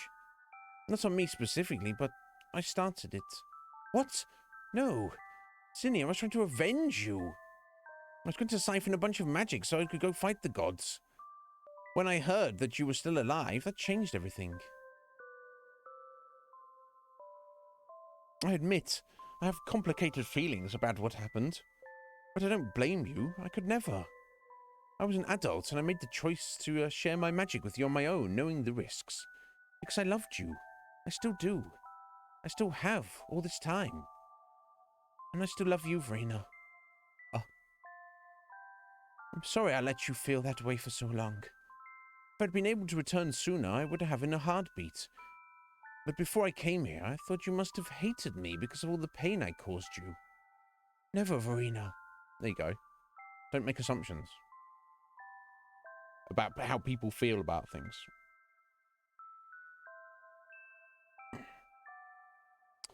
You helped bring out something incredible in me all these years ago. I may have gone to hiding, but I never let go of my magic. My last keepsake from that time is my life. And I've been passing on our teachings to new generations in secret all this time. Not even the gods could keep you down. That's the Zinnia I knew. But now that you're here, what now? I don't quite know. I'm playing it by ear. But I'm back. And I'm not leaving without a fight this time. I don't exactly have a place to stay, though. I hate to impose, but... Oh, come on, you don't even have to ask. Of course you can stay. I'll put on some tea. We've got 1,000 years worth of catching up to do. Can you imagine? Can't imagine it. I like the idea of it, though. What are you doing here? Enjoying the view. Fair enough. Fair enough, Roy. You're gonna bust in on him. There we go, Claire's here. Sorry, are we interrupting something? Oh, hey, no, it's okay. I just wanted to give Verena this. Claire hands over Verena's spellbook. Ah, my old spellbook. Now this brings back memories. I think it's best if it returns to its proper owner, rather than staying with me. I've caused enough trouble with it already. You certainly have. But that trouble started the complex sequence of events that led to me reuniting with my wife. I think you should keep it, Claire. You'll put it to better use than I will. It's the least I can do to show my gratitude. Wow, thank you, Verena. Actually, on that note, I also wanted to propose something. Oh? I'd like to study magic with you two. There's a lot I still don't know about magic, but I know a thing or two about how it's used here on Reverie today. Oh, street-level magic, Fascinating. I was definitely impressed by what I saw at Mount Sappho.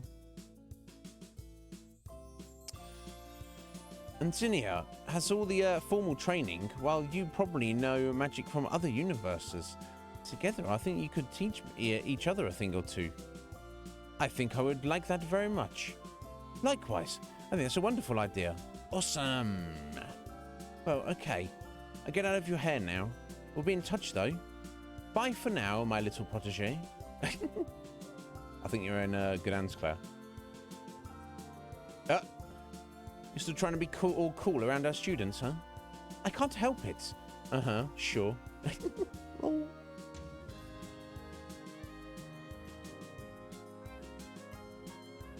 We won't bug you for long either. We just wanted to check on you. We haven't seen Zinnia since before the battle, after all. But it looks like everything worked out here. Better than we could ever hoped for.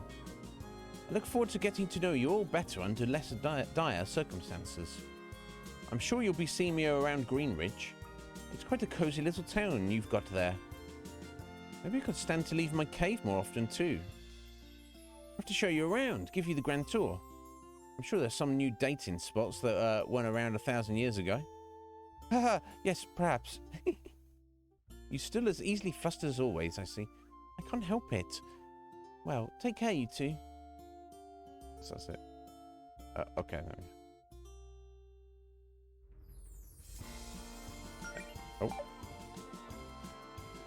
Oh. Then go poke around Zinnia's place, Mel. Let's give her some privacy. I just want to go to the training room. Okay. Anyway.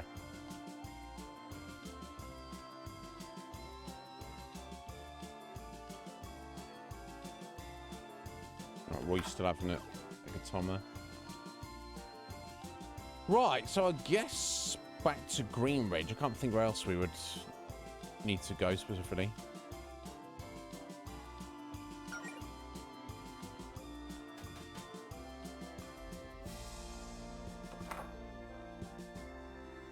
You're still alive?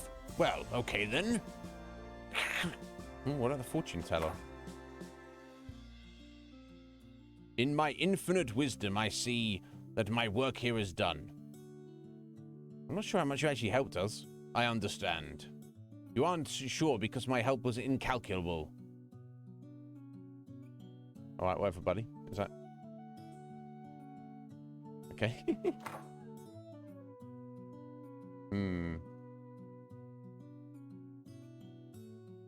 That's the bards. I still let them do most of the talking. Yeah. The heroes return. Been trying to work on a song to tell the tale of our righteous quest to save you from that prison. Keyword is trying. It turns out it's hard to rhyme with non-Euclidean.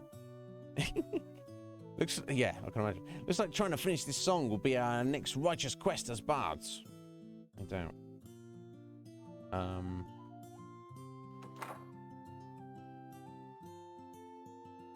Something tells me we're gonna have a position open here at Piggledy soon.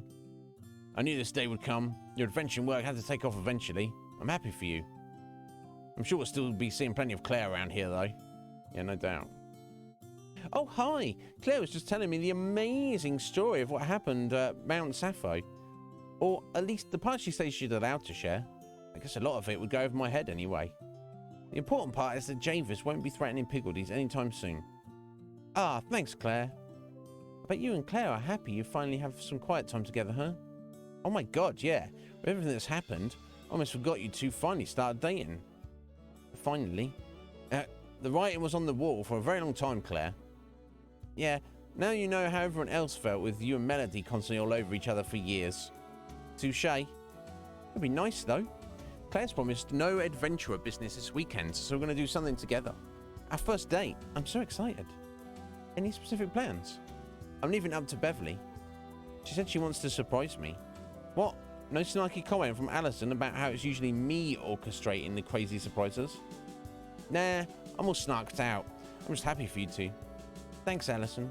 Oh, and Melody. I hope your amorous paladin training ended up helping, even if it didn't go as planned. Oh, it definitely did. Thank you, Beverly.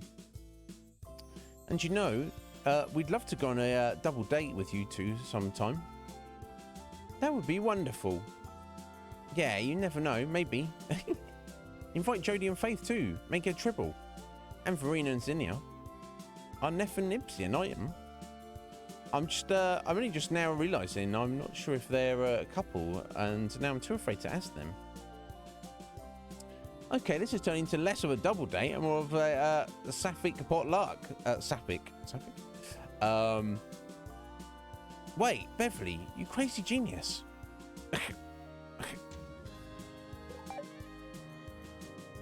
Well, this week has been pretty eye-opening for me. Nearly ending the world and all that. I decided to turn over a new leaf. I'll be sure to use my magic more responsibly. Good job, Claire. My first priority will be finally fixing your basement, Alison. Wow. I've gotten kind of used to the remodeling you gave it, though. Really? No? Please fix it. We don't expect you to totally stop being a rebel, though, Claire. Yeah, that's one of the things we like about you. Some of us really like that about you. I mean, most people wouldn't have taken the risk you took performing that ritual at the final battle. If you hadn't, we would have been goners. I guess you're right. Come on, I give you grief, but you know I've never been a stickler for following the rules either. It's just a matter of including us in your decision-making more often. You're right. And I'm technically the leader of the guild, but we're a team. And more importantly, you're my friends. Either in spite of or because of how difficult I am. Besides, it's only the beginning for the Novas. Damn right it is. We've more than proven how capable we are. Now it's just about, you know, running a sustainable adventuring business. That sounds like a problem for next week's Melody to worry about. Right, no need to burn ourselves out. Okay, rest well, you two. You've more than earned it. In case I've never actually said it, I'm really glad I asked you to join my guild. It's no one I'd rather have saved the world with than my best friends. Likewise, Claire. Oh, bless him.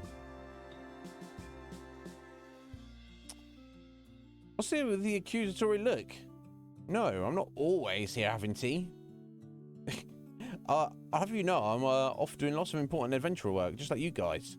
You just happen to always catch me here during my breaks. Yeah, sure, Brittany. Whatever. Okay. I'll speak to the kids in the shop, I guess. We should probably figure out whose house this was, huh? Probably. It's ended up not being the most sustainable business anyway. Yeah, you're our only customers. Couldn't imagine why.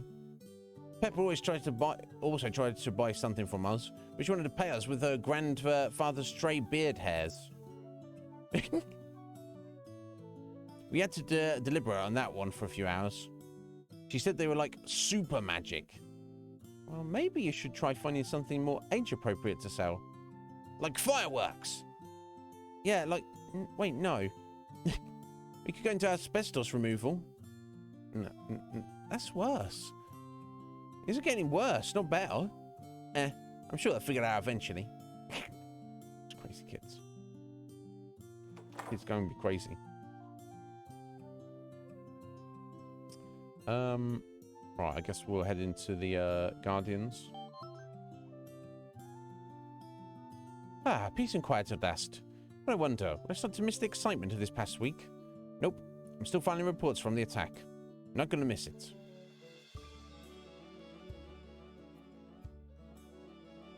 I suppose Faith was right about you after all. Thank you for your help, Novas. The Green Ridge Paladin Brigade is in your debt, but don't expect this to become a regular occurrence. Melody, holy crap! I knew you could do it. I mean, okay, I didn't think you'd have to save the world on your first week. That's bananas, but I knew you were capable of great things. Thanks for always having my back, Holly. I'm doing right. On that sword. You've really been raising the bar for us, you know.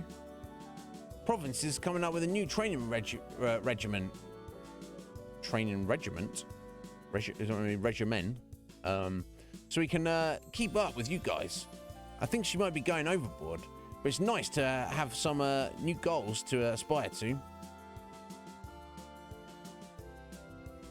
I haven't felt this excited to see myself improve in years. Oh, okay. I believe in you, Rat. What about the magic lamp? Can we still not? Okay. Curious. I think there's anything. Oh, we're renovating the training room, actually. Holly went a little too ham on the training dummy again. Right, I can imagine. Good. I was hoping to see you two. I hope this goes without saying, but no one else can know the specifics of what happened this week. I know it's unfair. You did something truly, absolutely incredible, and you can't tell anyone what really happened, but... No, we understand. Say no more, Faith. It's probably for the best that nobody knows where their new neighbour, Verena, really came from. I mean, it'd be nice if things went better than the last time which she was living on Reverie. I don't think she wants that heat. Thank you. I'm glad we're on the same page. That being said, after what you did, you might just have some more adventuring work in store in the future, courtesy of the Guardian's office. Think you're up for the workload, that is. You know it. After we've had some time to recuperate, of course, I probably shouldn't even use magic for a few days. Oh, absolutely. Jody and I were thinking the same thing. Yeah, now that Greenridge is safe, I finally convinced Faith to take a vacation. Don't know where we're going to go yet, but a week off will do us both good. Wow, a whole week! I know, it's a long time for Greenridge to be without his guardian, but... I mean, we've got the artist formerly known as the Goddess of Magic living here now.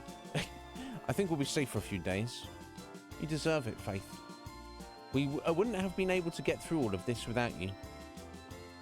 Go have some fun with your girlfriend. Bring back a souvenir, Jody. Like what? I don't know. A cool rock or something. Can do. Man, I'm still thinking about what you two did. Those transformations. I'm still workshopping a name. Super Lesbian. Whatever you call it, every time I think I understand magic, it finds new ways to stupefy me. Sorry I couldn't be more help compared to you at the end there. No, you were yeah, I mean, I specifically noticed that how weak Jody was during that final battle with Javis, but you support Jody's. It all adds up. It all adds up. Humble as ever, I see. Hey, come on. If you and Faith hadn't protected us, Javis would have disintegrated us in an instant. That's by no means an exaggeration, dear. I suppose that's true. We've just seen and done a lot of crazy things this past week. It's hard to keep things in perspective. You know, Jody, this might be kind of weird, but I used to envy you a lot. What do you mean? I sort of felt like you were the type of person everyone was comparing me to, and it felt like I'd never catch up. I mean, you're such a natural hero. You make it look effortless. Believe me, it takes a lot of effort. I guess that's something I've been working on lately. It used to be everyone's that need to be everyone's perfect hero. But in the end, it was you who saved me. I owe you one, Melody. Consider us even for the save back in the desert. There we go. Okay, well, you got yourself a good vacation. So, I mean, who is anyone important I've missed, Sean?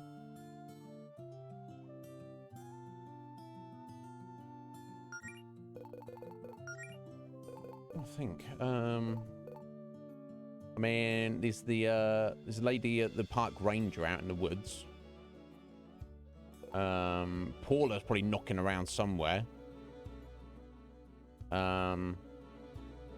Yeah, there, in the amber woods there. You can't go back to the park. Yeah, I mean, it's just there randomly. Obviously, we've been around the wasteland and down to the coast in a minute. Get back to Melody's house. Ah, of course, head back to the sanctuary. That's what we want to do first before I get home. I guess we'll just pop in Alison's. Ah, here we go. Amelia's hanging out in Alison's home. Just made us something. Mom, I like what you've done with the place, Alison. Nothing. If I'd known you were stopping by, I probably would have tidied up more. You see the poster on Alison's wall there. There's no way you could read that anyway, right? You see it says live concert. You can't read the band name though, so I guess maybe the answer would have been correct regardless. I don't know. If I'd known you stopped by, I probably would have tidied up more. Please, I'm here to see you, not your house. And personally, I'm just relieved that you're okay. Faith filled me in on what happened. There was no small feat you just accomplished. That took real guts. I'm proud of you, kiddo. Thanks, Mum. So, how were things back in Mumford during the final battle? Turns out having me hold down the fort was the right call. The chaos on your end meant the electronic disturbances bothering the feral bots got a lot worse. We barely managed to hold them off until you fixed the root problem. Another heroic exploit from the citizens of Mumford to remember their great savior for, huh? Maybe. But the whole time I just wanted to be there by your side, making sure you're okay.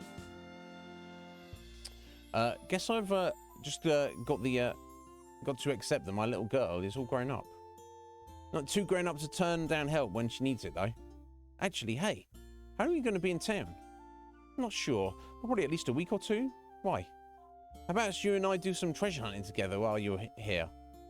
Now you're talking. I wouldn't miss it for the world. Oh, and before I forget, this place does seem a little cramped for two people. When do you think you'll be moving in together? Haha. Okay, we should probably go. Yeah, I think we're going to go crash at Melody's. See you around, Mum.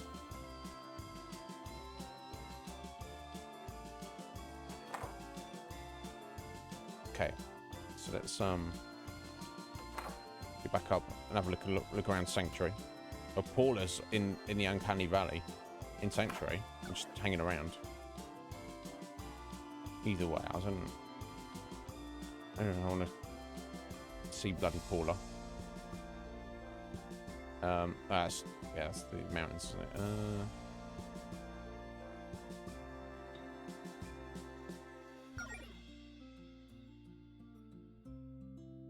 Oh, here she is. Paula? Here to taunt me some more. I'm not in the mood. Oh, we can talk with the Dream Knight again. Excellent, Sean. Yeah, we'll nab him as we head back. We were wondering where you went. You think I was going to stick around and get caught in the crossfire when Javis turned into that? How come you're all the way out here and not back in Greenridge? I don't belong there anymore. We both know that. Frina might regret what she did, but I don't. You could just stop being an asshole any time. Yeah. Nah. I'll at least give you this. You were right about me falling in with the wrong crowd. Frina was never actually going to take away your magic. What a joke. I learned a lot about myself this week. I've got some new options now. We'll probably cross paths again someday later. Don't know where, don't know when, but I can't seem to get rid of you. When we do, I hope you're ready for another rematch. You on, Paula? Okay.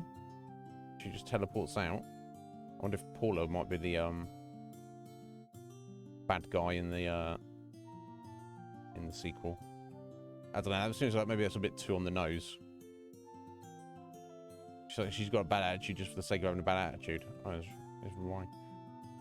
There are many formidable opponents here. I will enjoy crushing each and every one of them. I mean, in a pacifistic manner, of course. Perhaps the rose person in the back will allow me to act as a bodyguard for their small, helpless animals. Yeah, you do that. You do that, Ray. Looks like a lot of our recent visitors are starting to clear out. Guess business is going to slow down. Yeah, I should probably just be thankful I still have a tavern after what happened at Mount Sappho. For a second there, I was worried the island was about to become one big crater. That's fine. Oh, these bloody reporters. Hey, kids, got any new scoops? Could say that. Hot damn! Care to share the details with us? Nope. Who are these guys? Some of the NPCs in that, they seem in this, because of the graphics and the excellent kind of like very distinctive style of all the characters, like these guys look like they should be important. You know, we've all seen like generic NPCs in Final Fantasy games that have nothing important, or certainly not important, or sometimes even interesting to say. But all the characters in this, they look like should be like dialogue, you know, or even side quest worthy. And you get these colourful three characters, and they're just nope, just a little bit of flavour for a second. Back from your mysterious quest, I presume? Whatever you did, things have calmed down here. I just wanted to say thank you for taking the time to find my lost critters, even with other responsibilities on your plate. It might not have been the most important job in the grand scheme, but don't sweat it, Noel. Helping people is what we do. Yeah, not everything has to be a matter of saving the world. We had a direct positive impact on someone. That counts for something. Agreed. That's a good outlook to have, Alison. If you ever need more help around here, you know who to call. Will do. Yeah, okay. You have the distinct scent of someone who has recently been to another universe. You'll have to share the details with me sometime. Okay, right, Fauna. Fauna's wild. My, you've been busy, haven't you, my little heroes? Nobody seems to know the details of what happened at Mount Sappho. But the villain world is abuzz with speculation about you four. Not that I would have any connections to any underground villain networks, of course. I'd watch my back if I were you, though. You may have made some very powerful new enemies to deal with. A hero's work is never done, huh? You know, there are rumors going around that you guys fixed the problem that was driving the monsters crazy. Which means my gear played some small part in that. Wow. Hey, you carry around some business cards to send customers my way? I'm terrible at self-promotion. So that was a no then. Seems business is slowing down with the monster activity back to normal. I'll be moving on to sell my wares elsewhere soon. Perhaps we'll meet again someday, somewhere, Miss Paladin. Something tells me that might be the case, Raphael. Hey, you know, we may have learned some things about the history of this valley. You may have, or you did. We did. But I'm not sure how much we can tell you. Well, don't worry about it. You're not exactly primary sources, so I couldn't cite you anyway. Any account from you would just be apocrypha. I mean, it's not like you met anyone who was alive when this place was destroyed, right? Right? We may have said too much. So we got Paula being a bitch. We got Underground Villain Network. We've got the Gods, who may not still be, well, they're definitely presumably around, may or may not still be pissed at Verena. And we've got the Halcyon Corporation from somewhere. That's a lot to work with for a potential sequel, isn't it? Your slogan. How you doing? And Pepper, of course, and Pepper wanting to be the take over the world. Yeah, in a friendly way, but still. Yeah. You're doing well, are you, slogan? Excellent. Yeah, it's the dream night, I guess. There we go. Hey, buddy. Hello again, young ones. I can sense that a great change has occurred within both of you since last we spoke. I can rest easily knowing that Reverie is in good hands. Okay. Okay, didn't really have too much, did he? Okay. But yeah, you're doing good, are you, slogan? Excellent, bud. Right, okay. Here we go. Back to Green Ridge. I think we've spoken to if not everyone. Yeah, Mona, of course, at the library.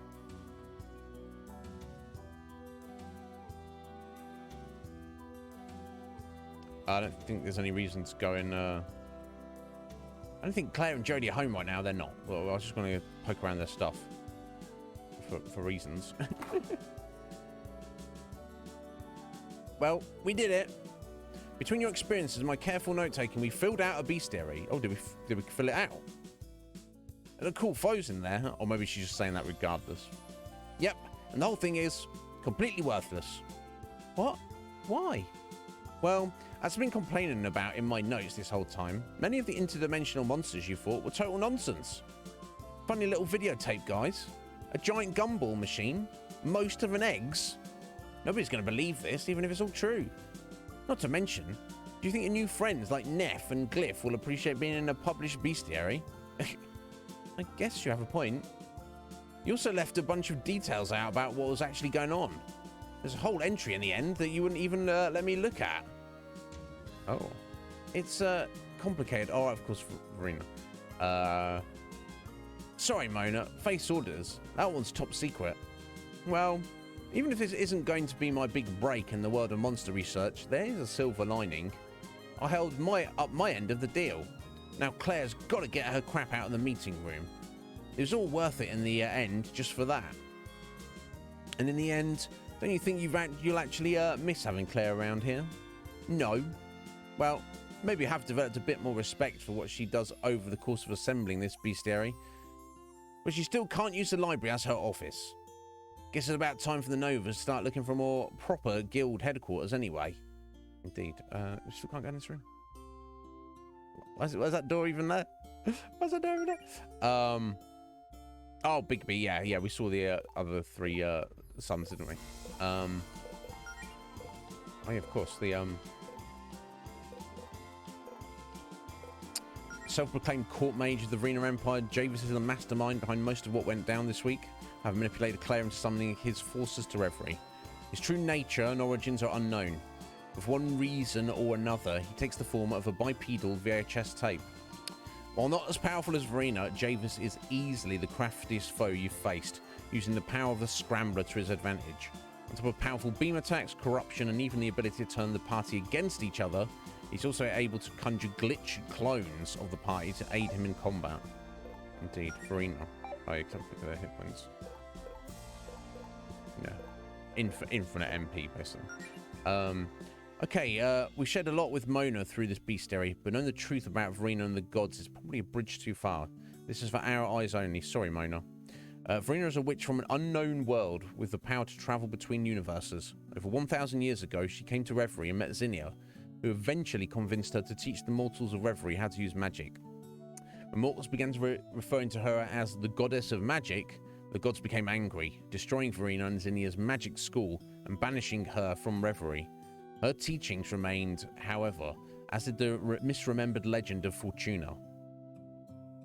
In the, yeah, I wonder where the name Fortuna came from then. Because maybe it's lucky if you have magic? I don't know. Neither here nor there. In the present day, I found Verena's old Verena Fortuna. Not totally unsimilar, but...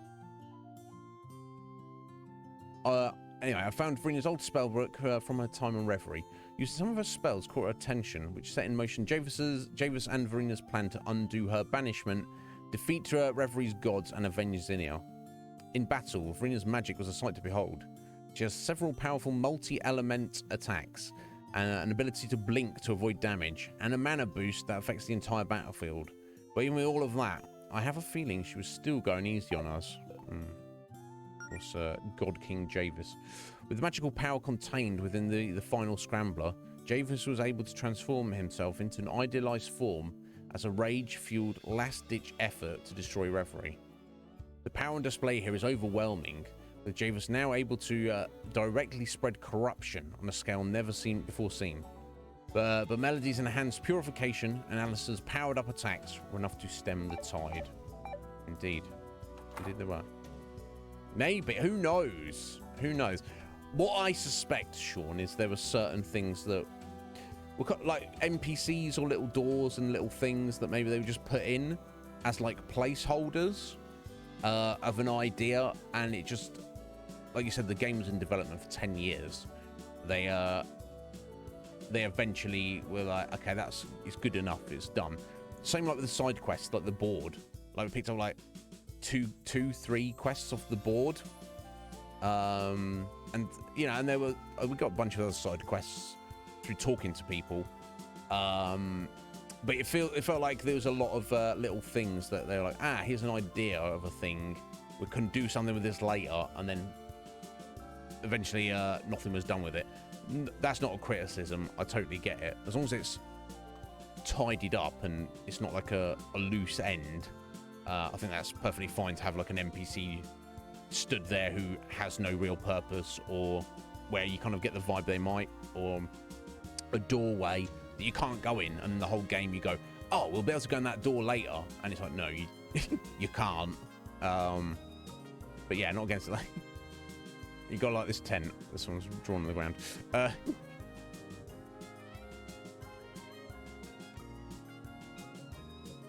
I'm pressing the wrong freaking button there. Don't you get tired of all these sunny days? No.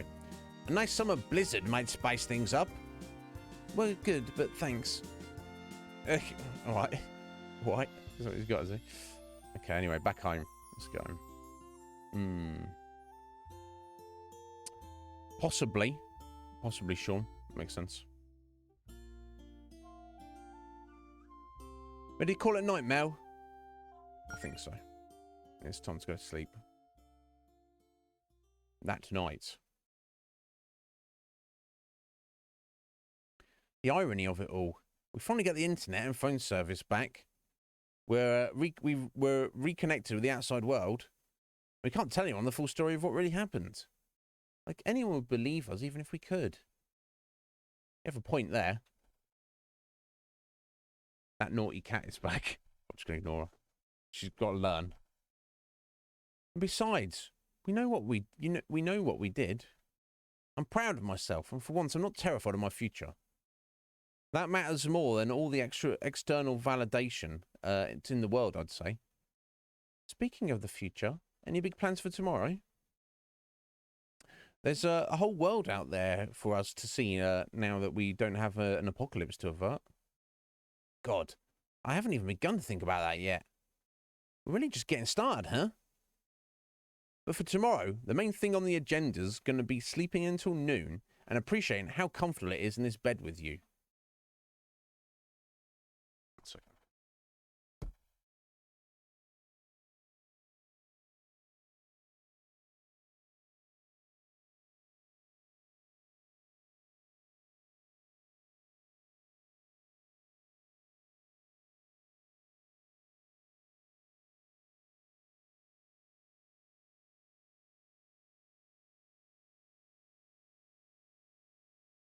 Sorry about that. Stupid cat. Yes, stay in. Sleep until noon at least. Stay in bed all day. Sounds like a plan. I still just can't believe how incredible we were back there.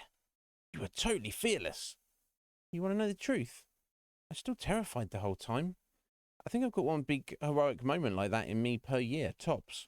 But maybe that's enough. That's a win in my book, Mel. Well, time for some shut-eye. Good night, Melody. Love you. Love you too, Alison. Oh, bless. Bless them. See, hug for like a few minutes, and then when it's time to actually sleep, I can't have you hugging on me. You gotta move away. Move to your own huff of it. Terrible. I like the idea of it. It's just... I'm just weird.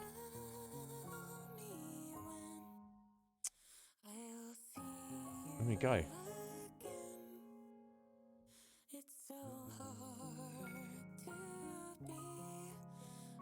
Well, Bobby did a good job there. Bobby Schroeder. Not entirely single-handedly, but presumably the main creative behind the whole game.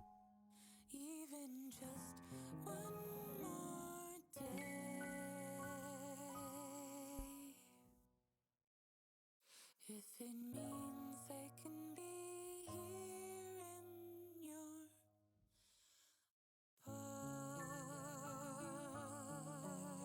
arms.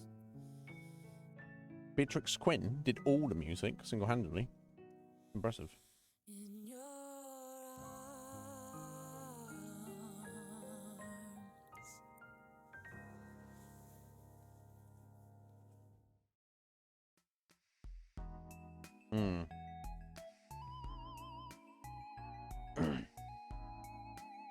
Yeah, look at that. Director, designer, writer, artist, main character design, sound design. Yeah. Anthony, Scarlett, and Beatrix helped out. That's... yeah. That's impressive.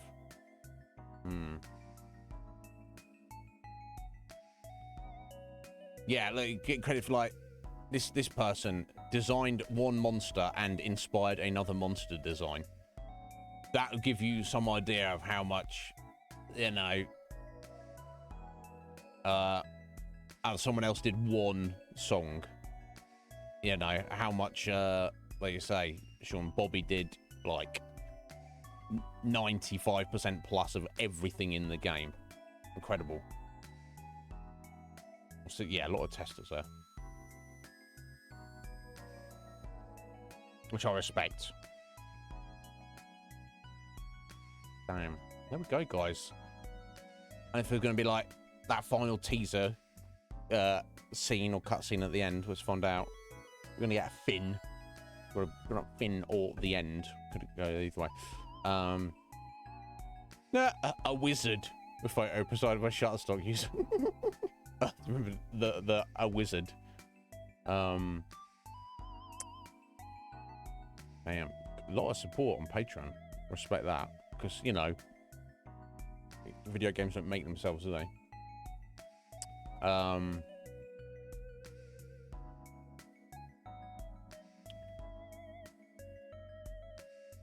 Yeah, there you go, guys. That was Super Lesbian Animal RPG.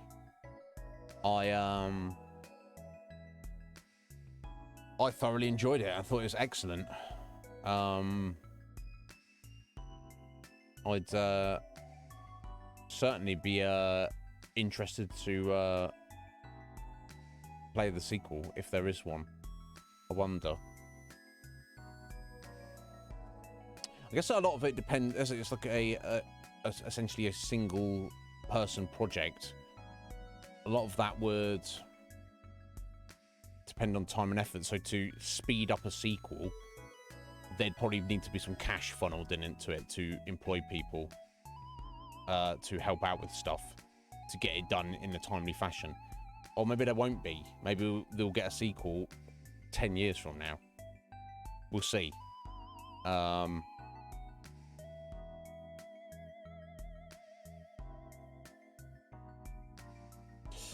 Damn, there we go. RPG Maker VX Ace. Yeah. God, makes me want to make a game. We can't do that. We don't have time to do that. Well, I mean, there. See you next adventure someday, somewhere. So there's clearly the desire.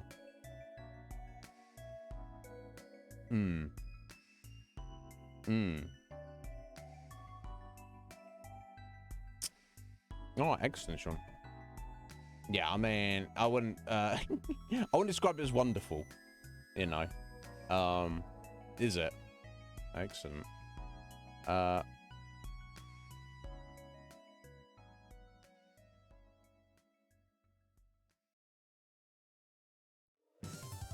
we go, guys.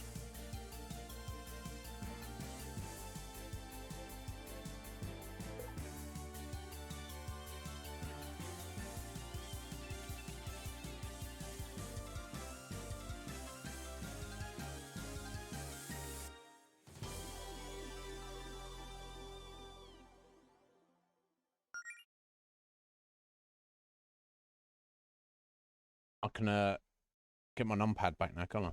Excellent. There we go, folks. That was Super Lesbian Animal RPG, and by my reckoning, damn fantastic game. So yeah, let's mark that off the list. You got a raid for us, Sean? Excellent. Proxy Gamer, Proxy Glitch Cat. Ah, excellent. Yeah, cool. Yeah, we can go raid Proxy. Excellent. Okay. I just wanted to yeah, we're so we still technically have 40 minutes left to stream, but that's definitely I was trying to keep an eye on the time, being like, are we gonna have enough time? Wasn't sure. To me, I feel we'll just finish early today. That's not enough time, and I don't know we're going to necessarily get any votes coming in to change our next game, so I'll tell you about that in a second. Just run my games list here. So we'll mark that off as completed.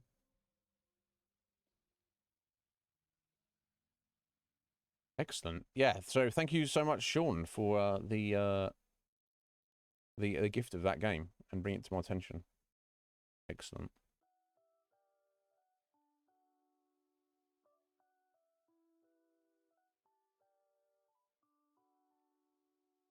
There we go. Just above Super Mario 64.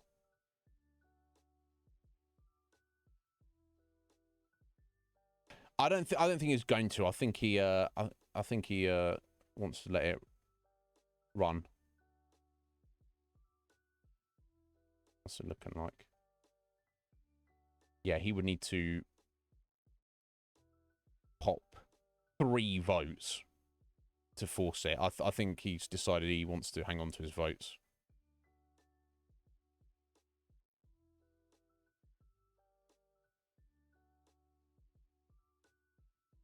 Or 2, at least, to get a tie. So yeah, thank you again, Sean. That was fantastic.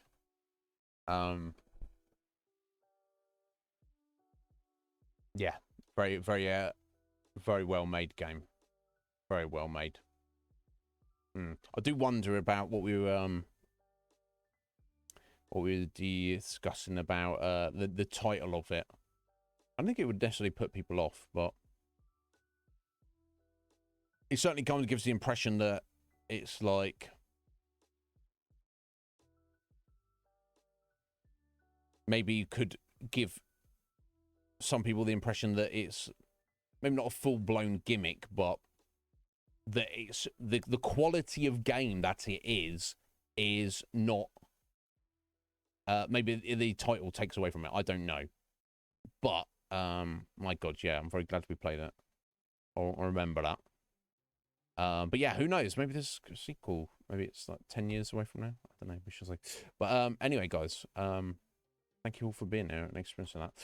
Yeah, we'll just wrap up here too early. So it looks like the producers have. Oh, sorry, got a little notification there.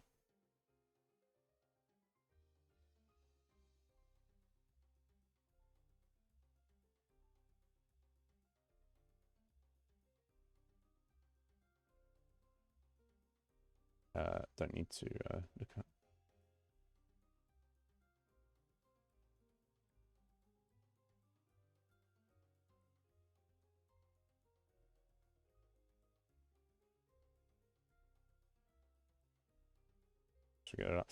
The producers have. There would be a bunch of votes need to be spent by somebody between now and tomorrow to change this. So I think it's fair enough to assume that we will. I will announce now we're going to lock in on it. Our game that has the most number of votes. And thank you for the gift from Root, because I did not own this game. It was previously on Game Pass. But Root went and gifted it to me on Steam. A game called Hades. Now, Hades, for those most of you probably know it better than I do. Came out a few years ago. Super popular game. Was it Super Giant Games, is it? Is that the name of? I think they're the same people who made Bastion, which we've covered on this channel. Similar kind of style of gameplay, but it's thematically, it's kind of like Greek mythology underworld stuff. Now I'm not kind of, isometric, avoid projectiles and button mash. That's what it seems to me. And at first glance, I'm like, it's not. Put it this way: when it was released, all the rave reviews of it, I've never heard a person say a bad thing about it. I've got several friends who are like, "Oh my God, it's amazing," and I'm here on the outside looking at it like, I mean, it looks nice. What's the appeal? So, but you know me, folks. I am extremely open-minded, and I will give every game a fair shake and my best shot. So I'm looking forward to getting into Hades for the very first time tomorrow to find out what it is all about, what is going on with it. But I'm going to be prepared, open-mindedly prepared to be wowed. Obviously, I don't know how much story there is to it. I guess there is a story. Obviously, if there is, I want no spoilers because I want to, discover what's going on. But in terms of gameplay, I think this kind of the crux of it is you can kind of choose your own like equipment and play style, much like in Bastion, where you get given all these weapons and you choose a melee weapon and you choose a ranged weapon, and off you go. And they're all kind of different, and they've all got different ways of functioning, and there's no right or wrong. It's your own personal preference. I think it's like that. So in terms of gameplay, I'm certainly open to guidance from anybody. Obviously, if I'm sure we won't for this game, but watch for any like new people coming in who are like, "Oi, bro, you should play like this and do what I tell you." I'm gonna, you should go away and play it. Oh, you want to play it like that? You should play it like that, buddy. Not coming to my stream telling me how to do it. As you guys know, I think it's a game that requires some level of skill. Hopefully I have the skill enough to get through it, get through the story. Well, we shall see. We'll play it by ear. So that's what we're doing tomorrow. So look forward to that. I am myself excited to finally find out what it's all about. For now, though, let us go and raid Proxy Glitch Cat. Let me just reload this. Who friend of Sean's? We have raided Proxy before. A a couple of times. I think at least once, maybe twice. And as Sean says, was the first streamer that Sean bought Super Lesbian Animal RPG. Do you know if Proxy has played it yet, Sean? Because I know you mentioned when we raided Mia last week that you'd also gifted it to Mia, and Mia had forgotten about it. But I mean, Mia Bite is a quite a fairly big streamer compared to us. So I'm sure she's getting shit like thrown at her like all the time from all directions. So that's understandable. But do check me, guys. If any of you like gift me something and I forget about it, do give me a slap, because I will certainly endeavour to not forget that. Don't ever take it for granted.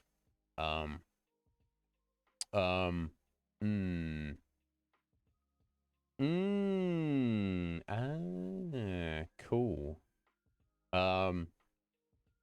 Well, I'll certainly answer any questions I can in the time I have, Sean, for sure. I think this is something I need to find the time to try and do. Just I'm especially with the experience I had with Buck for the past couple of weeks. You just get more people. Stream doesn't have to always be constantly about playing video games. Just having like real conversations with people about stuff. I'm totally down for that. But it's interesting, isn't it? Twitch, it can feel there's like thousands of people like just like doing their own thing, which is great. But definitely like to see more people coming together. But anyway, sorry, let me set up this raid. I mean, rambling enough. So yeah, anyone here who doesn't know Proxy, hang around for a minute.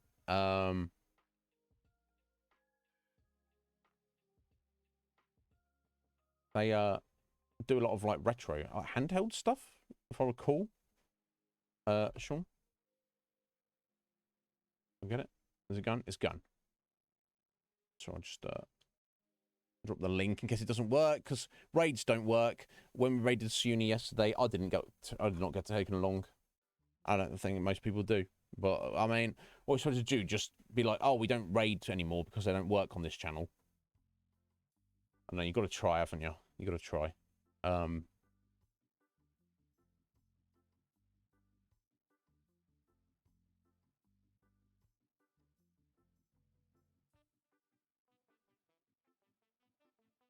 Yeah, that's impressive. Wish I could do that. But anyway, that's the link, guys, if you don't get taken along. What's that? Professor Layton. Professor Layton and the Curious Village. What is that? That sounds interesting. But yes, guys, I'll return tomorrow for Thursday. We'll get stuck into Hades and find out what all is about together. I'm excited. Everyone have a wonderful evening. And yeah, send me a message if you need me for anything. Otherwise, I'll see you tomorrow. Yes, James, you have a good evening. Root, thank you for being here. Are you excited? You're going to teach me how to play Hades tomorrow? I hope so. So I'm not going to be able to figure it out myself, am I? Let's go.